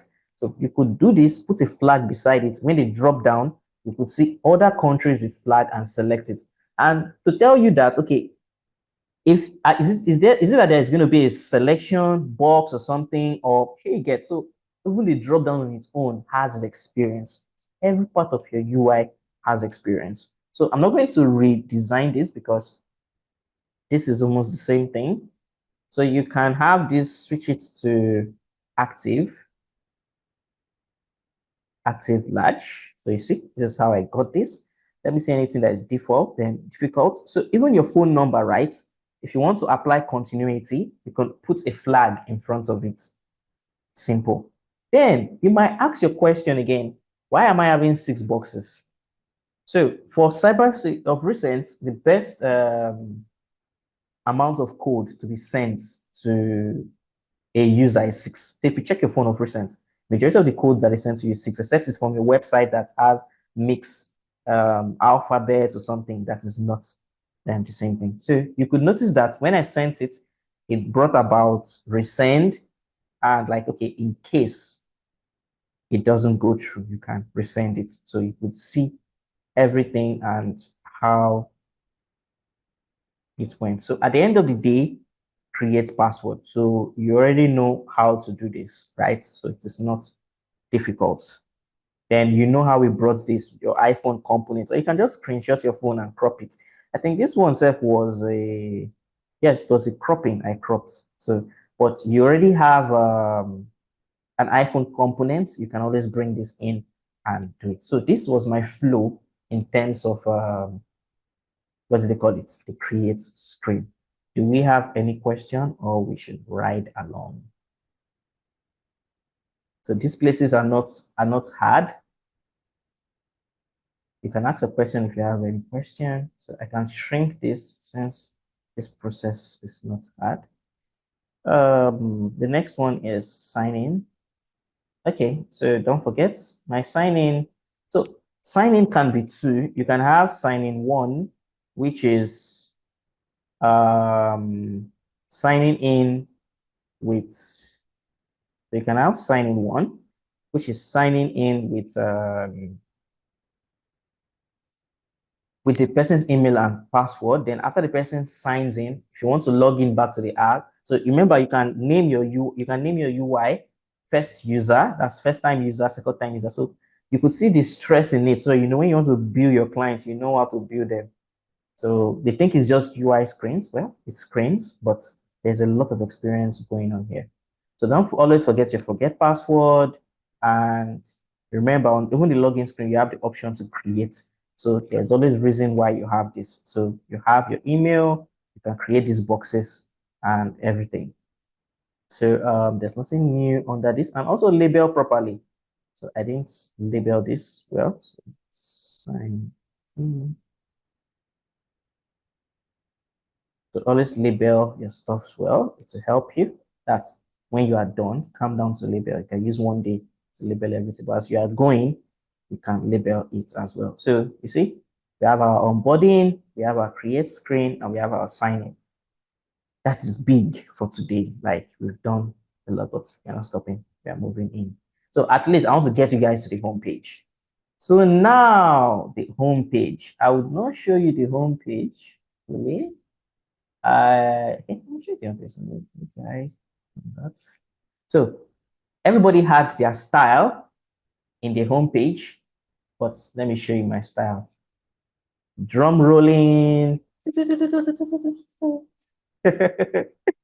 Okay, so homepage, Farida and Damilola and Precious will be like, okay, did this guy do the same UI like my own? Let me see if I'm thinking like our tutor. Okay, let me call it homepage. Emmanuel, thanks for the drums. Homepage. Why am I sounding like a TikTok live presenter? Thanks for the likes. Homepage. Okay. So now, drum roll and paste. So now, the moment of truth. Boom, boom, boom. Wow. Okay, so you guys should rate my homepage 1 to 10. Rate my homepage 1 to 10. Rate my homepage 1 to 10. 10.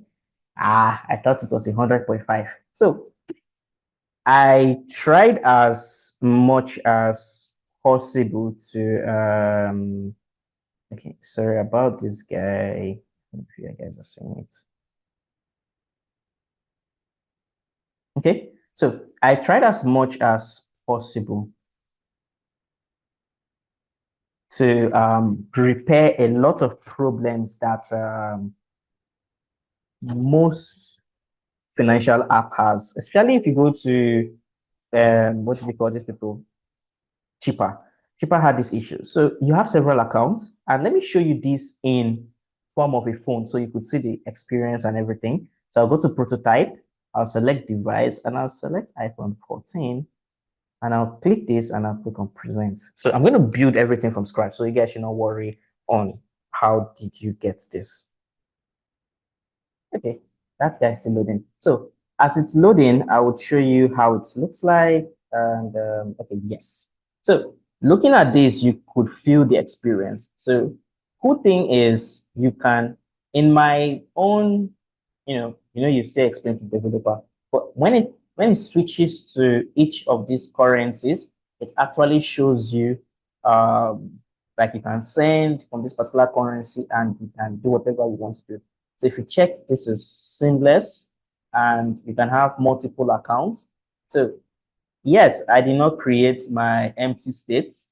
I know about just running away from empty states, but empty states just have a simple, you guys create your empty states. Let me see. Let me explain that way. So you have your money transfer, you have everything that you have here, your last transaction seen and everything. So I'll show you how to do this and make it seamless in your own prototyping. Yeah.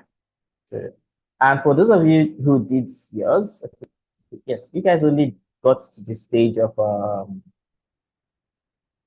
you got to the stage of prototype. I think it was Dimola that entered. I think it was Precious. Yeah. Aha.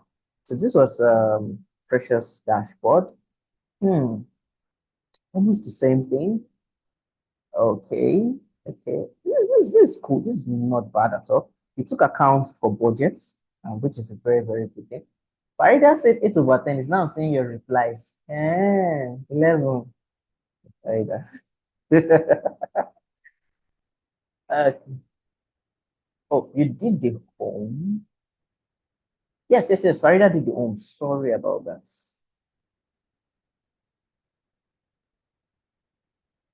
Okay, so she did her own home page. Of, okay, yes, this is the home page. So, okay, total income, quick access, send, transfer, transaction. Okay, cool, cool, cool, cool. So don't copy my own. You did your own. So both all of you would do your own. Different styles. You can copy mine, but you can improve on it, right? That is essence of being in this class. So how did I got how did I get here? So first, let me don't copy any. Let me just pick from the existing guy. I'll bring it here. So remember, we already know how to create our menu, right? So that is not a new thing anymore. If you need to know how to create it, you can. I'll reference it. This is for when it goes on YouTube. I'm going to reference a link to the previous files. Yeah. So now, do I need any of this? This. Okay. So the items I may need, I'll keep. So now you can easily create this. You could see hierarchy in names. Some people have different things like welcome or something. So all I just did is create a shape. I believe you guys can create this, right? So I created a, so, and this thing has sizes, right? If you are creating icons, that's a profile icons, if you check, profile icon have sizes. So you can have size this, like it goes like this. It keep increasing to you have bigger sizes, right? So that each of these icons, this is you creating your icon sizing in design. So you can create your own icon components so that you can use it in both, uh, what do we call it? Both mobile apps and web app, right? So particular icon size is, let me go back to design, is 37. So I use, oh, it's got at this moment, I can see a design and I can almost create the exact size. Oh, that's good. So the next thing is remember that this stuff has a distance, so we have to keep the consistency. So let me just show you guys how I did it. Don't worry, I know that some of our devices are already dying. I would be fast. So the first thing is the icon. So the reason why I just created profile, a welcome name, and notification icon. So you can create this. I think this is the less of the problem. We have, other, I know you guys want to know how I did this. So I will just create this. So this, here, this is 12. We'll have this as 12. Remember, we have 12, and I think we have this as 16. So 16 bold, from bold, 16. And the color is black. So always remember to use your colors. So first of all, make sure these guys are aligned together. You can even group them first. You can group them. Then when you measure it with this, make sure it's in the middle. So you can write your name, all of it. Then text label. And just put text label. So it's label and copy. And instead of me pasting, I'll just paste and match style. Because if I just paste, this is what it's going to do. But if I select and paste and match style, you see it matches the style of the box. So and you already know how to bring an image at this stage. Time of design. This is not a problem. And it's a profile image, so depending on what the person used. So yeah, you can put this. And yeah. So you already kind of know how to, remember, Shift G. Then you can put this and call it the bell.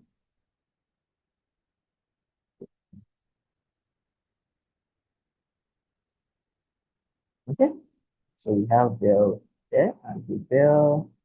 You can add these guys and group them again. You can use auto layout, but because of time, you can use grouping so you don't stress yourself. Then this is a small dots. You can just have small dots. Maybe I have to zoom in. Skills. So you can always ask your programmer what is adoptable and what is not adoptable. So if you know what is not in existence, it's like, well, that is existing.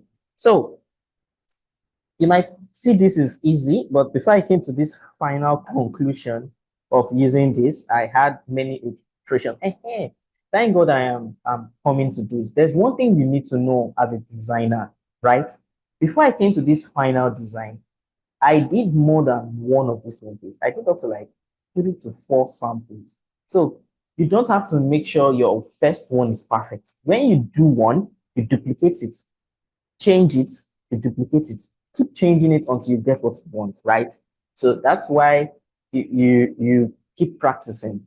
So if you are designing, no, you don't have to be like, okay, as I design this landing page, but it has to be good the first time.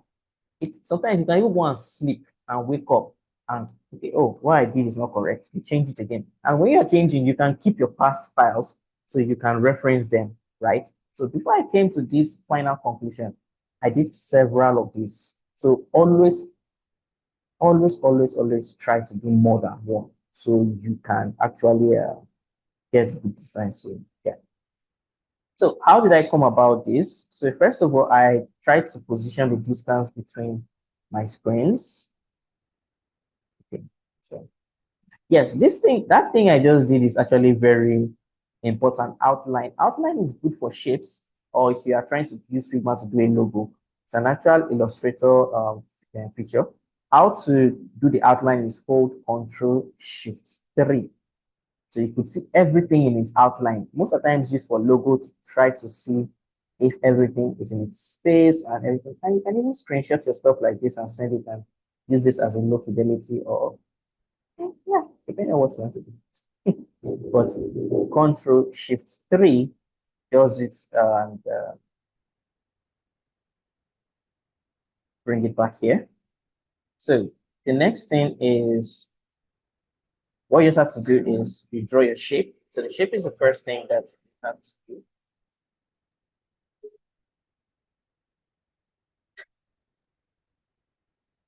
You draw your shape. So you can measure the distance between it. And so remember there's a consistency.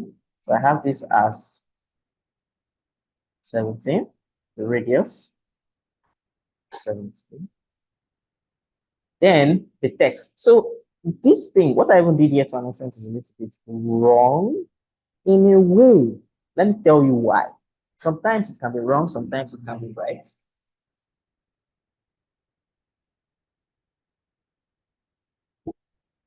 Sometimes it can be wrong, sometimes it can be right. So let me show you why. As I'm even designing, I'm even seeing my own errors. So we have these as not even errors, doing adjustments. Then we have 32 and 12. So first, I bring this. Then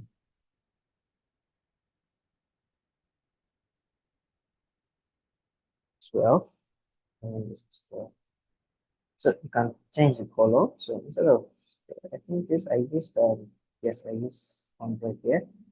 Then the big one, I used, let's see, gold.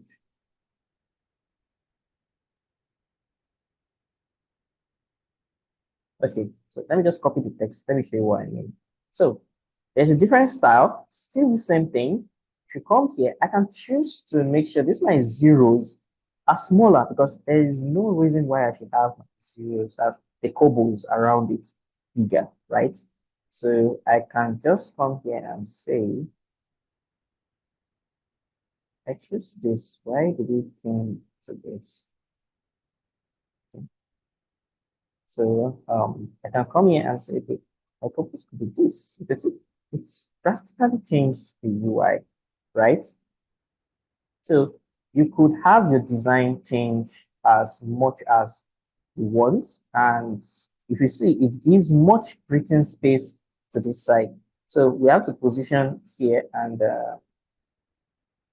make sure it's in the middle. This is why I think, I don't know who asked this question. If difference between a shape and a frame.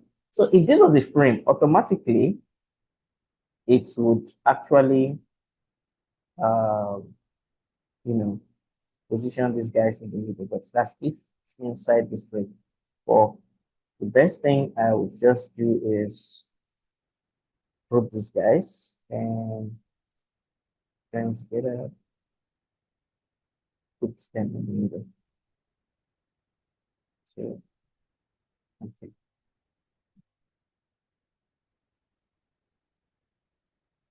Okay. So I have this. Then the next thing is the eye. you already know how to go about that. So you can also have the eye match the zeros, so it's not as big as the other part of it. That's if you check, I think UBA has, as UBA, GTB has this format in terms of this thing. So why sometimes you don't, this is not too much of an ideal, right?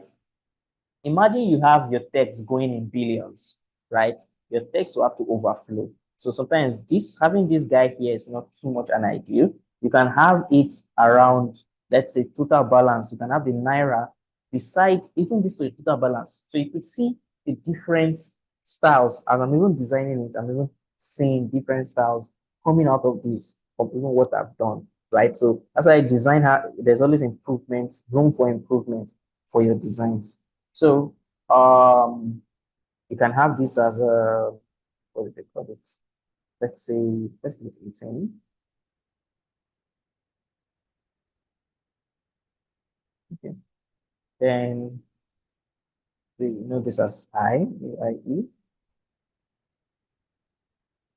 So, and you have to make sure you have the state at which it's open and at which it's closed. So you can choose to make sure this is not, this is a little bit, so you can fix that.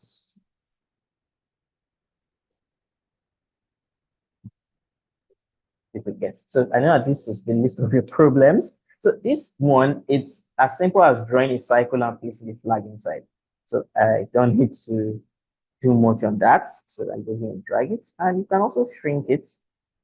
But because of balance, I made it. Oh, sorry, don't do that, please.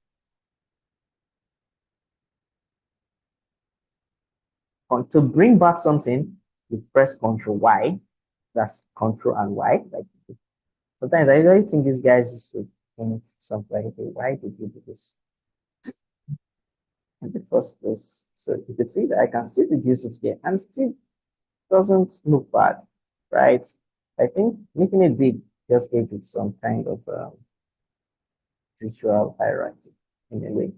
So you have this, sorry, and you can position it in the middle. So you make sure there is space and everything, every. So you already know how this came about. So you guys already are aware of this. So the next thing is how did I, added this and make it come up in a prototype like this? So that is the core thing because this is what I need to show you guys. So everything I would group it.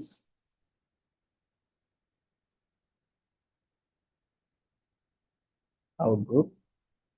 Then I would duplicate.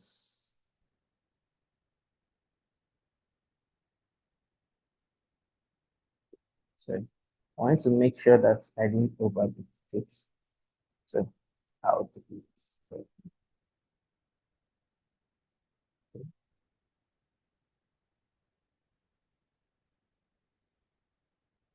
Okay. So you see, at least it's showing here.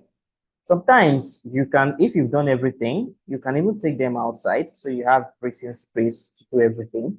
So you can take it outside and create the last one. I press Ctrl D to duplicate it. So you can change this to a dollar sign. And sometimes you might be asking, how do I get the Naira sign? It's not hard. Funny enough, I don't know how you get it, but one of the easiest way I've gotten it so far for a very long time is I just go here and search Naira sign. So if you have already on another way to get the Naira sign, let me know. That's why most people just use NGN, right? So I usually just come here and I just copy the Naira sign. Like this is one of the fastest way for me. And not all texts can even produce this Naira sign, right? So that is how fast I usually get the Naira sign, just in case you are wondering. Okay, so the next thing is, let me just change this to dollar to just indicate it's dollars. And you can always come here to pick the dollar sign and by the dollar thing, the US flag and change it. But this is for example purpose. So how do I go about this? So I'll select everything and group it. Then this group, I'll right click it and frame it. So let's just call it price. So I'll come here and I'll drag it inside here. So now the question is, how do I make it, move left to right, right? Because if I come here, I click on it and I do this, they move. So what do you do? So on your frame, this is your frame. If it's notice, if I do this, it drags.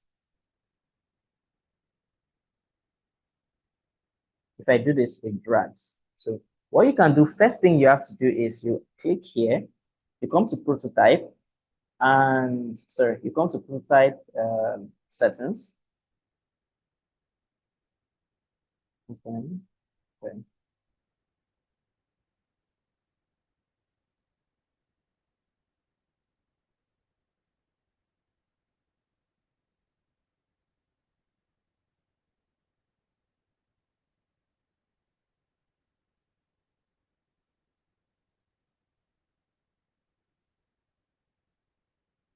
Something here. I'm supposed to have, yeah, supposed to have an extra option there. This is not a frame. Okay, that was not a frame. Okay, it was still in a group. Sorry. Why that thing didn't come up here was it was still looking at it as a group. It was a group. I didn't know it didn't convert to frame when I clicked on frame. So you frame section. So that frame becomes this. So I don't know why it didn't click initially. So when you click on frame, you now have the option, two options. And this I choose horizontal. Sometimes I do used to forget. Yeah, horizontal because we are moving it horizontal. So if you click it and put prototype and put horizontal, the reason why it is not moving yet is because your startup point and end point is already at the end. So what I do is you drag to check. You see, as I'm dragging it, it does not show. So if I put it here, if you come here, you can see it drags and stops at where that thing ends. But because of I had this and I wanted it to be centralized, sorry, I'm in prototype. Let me duplicate again. And I wanted it to be centralized. So if I look at it here, it's not centralized, right? So I have to come here and adjust the frame to make sure it's centralized. So you see, we got the stuff that you want. So you can come in and still adjust the space between your stuffs and make sure the space is not too much. So that even if it enters here, you can still see the details. So this is how I got this. So I believe every part of this design can be doable. You guys can do it, yes or no? Let me know.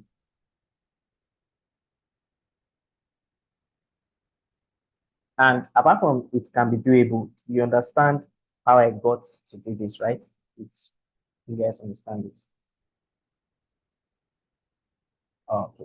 So you can zoom. So remember that this thing doesn't come only for this. You can have, let's say, it happens in different things where you have slideshows and so many other things, and you can use it to actually, prototype and tell the use the stakeholder that or the owner of the app, like, okay, this is what I have in mind, and you could have this in the app. So yeah. So this is where we draw our curtain today. So tomorrow we're going to come in and do budgets. We're going to do history is not hard. We're going to do settings, and we're going to start working on the landing page so that by next week we would now enter into the website itself. Yes, the color style and text styles, we've already created it, right? So I showed you guys how to create it.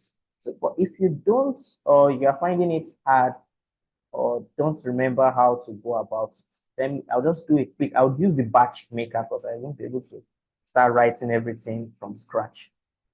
So let me show you, let me use another document to that. So if I quickly open this document,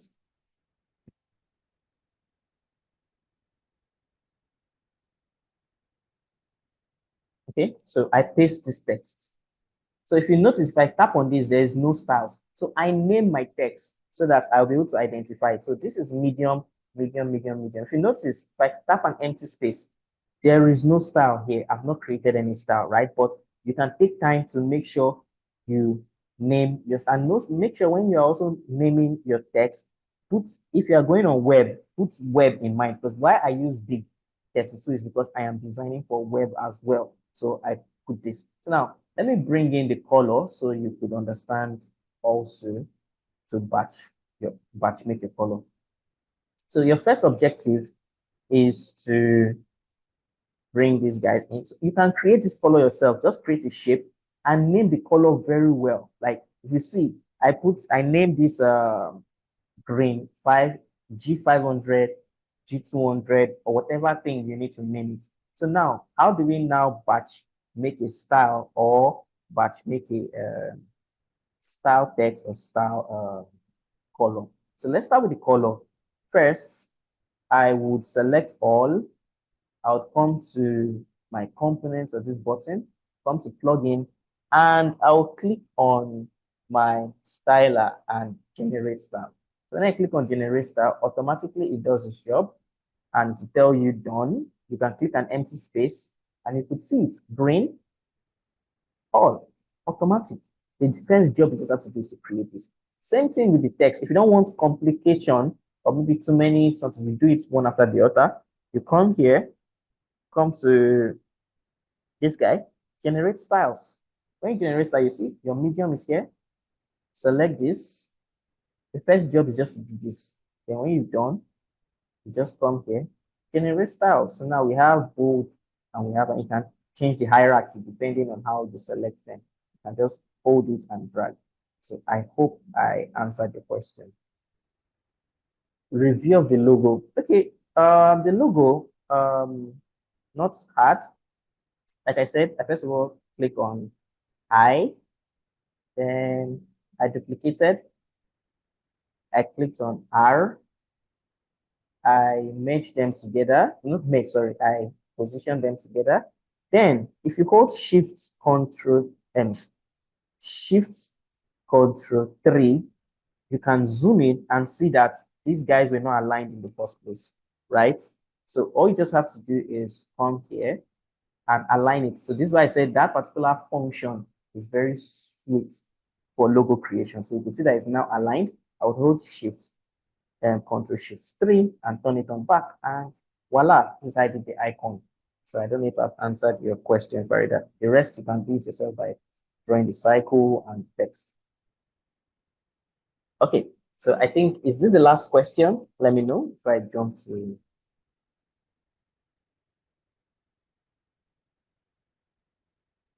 Okay, I think this is the last question. And okay, finally, we're going to wrap up the class. And I thank everyone who has stayed up to this time. I really, really appreciate. If not, I'll be talking to myself.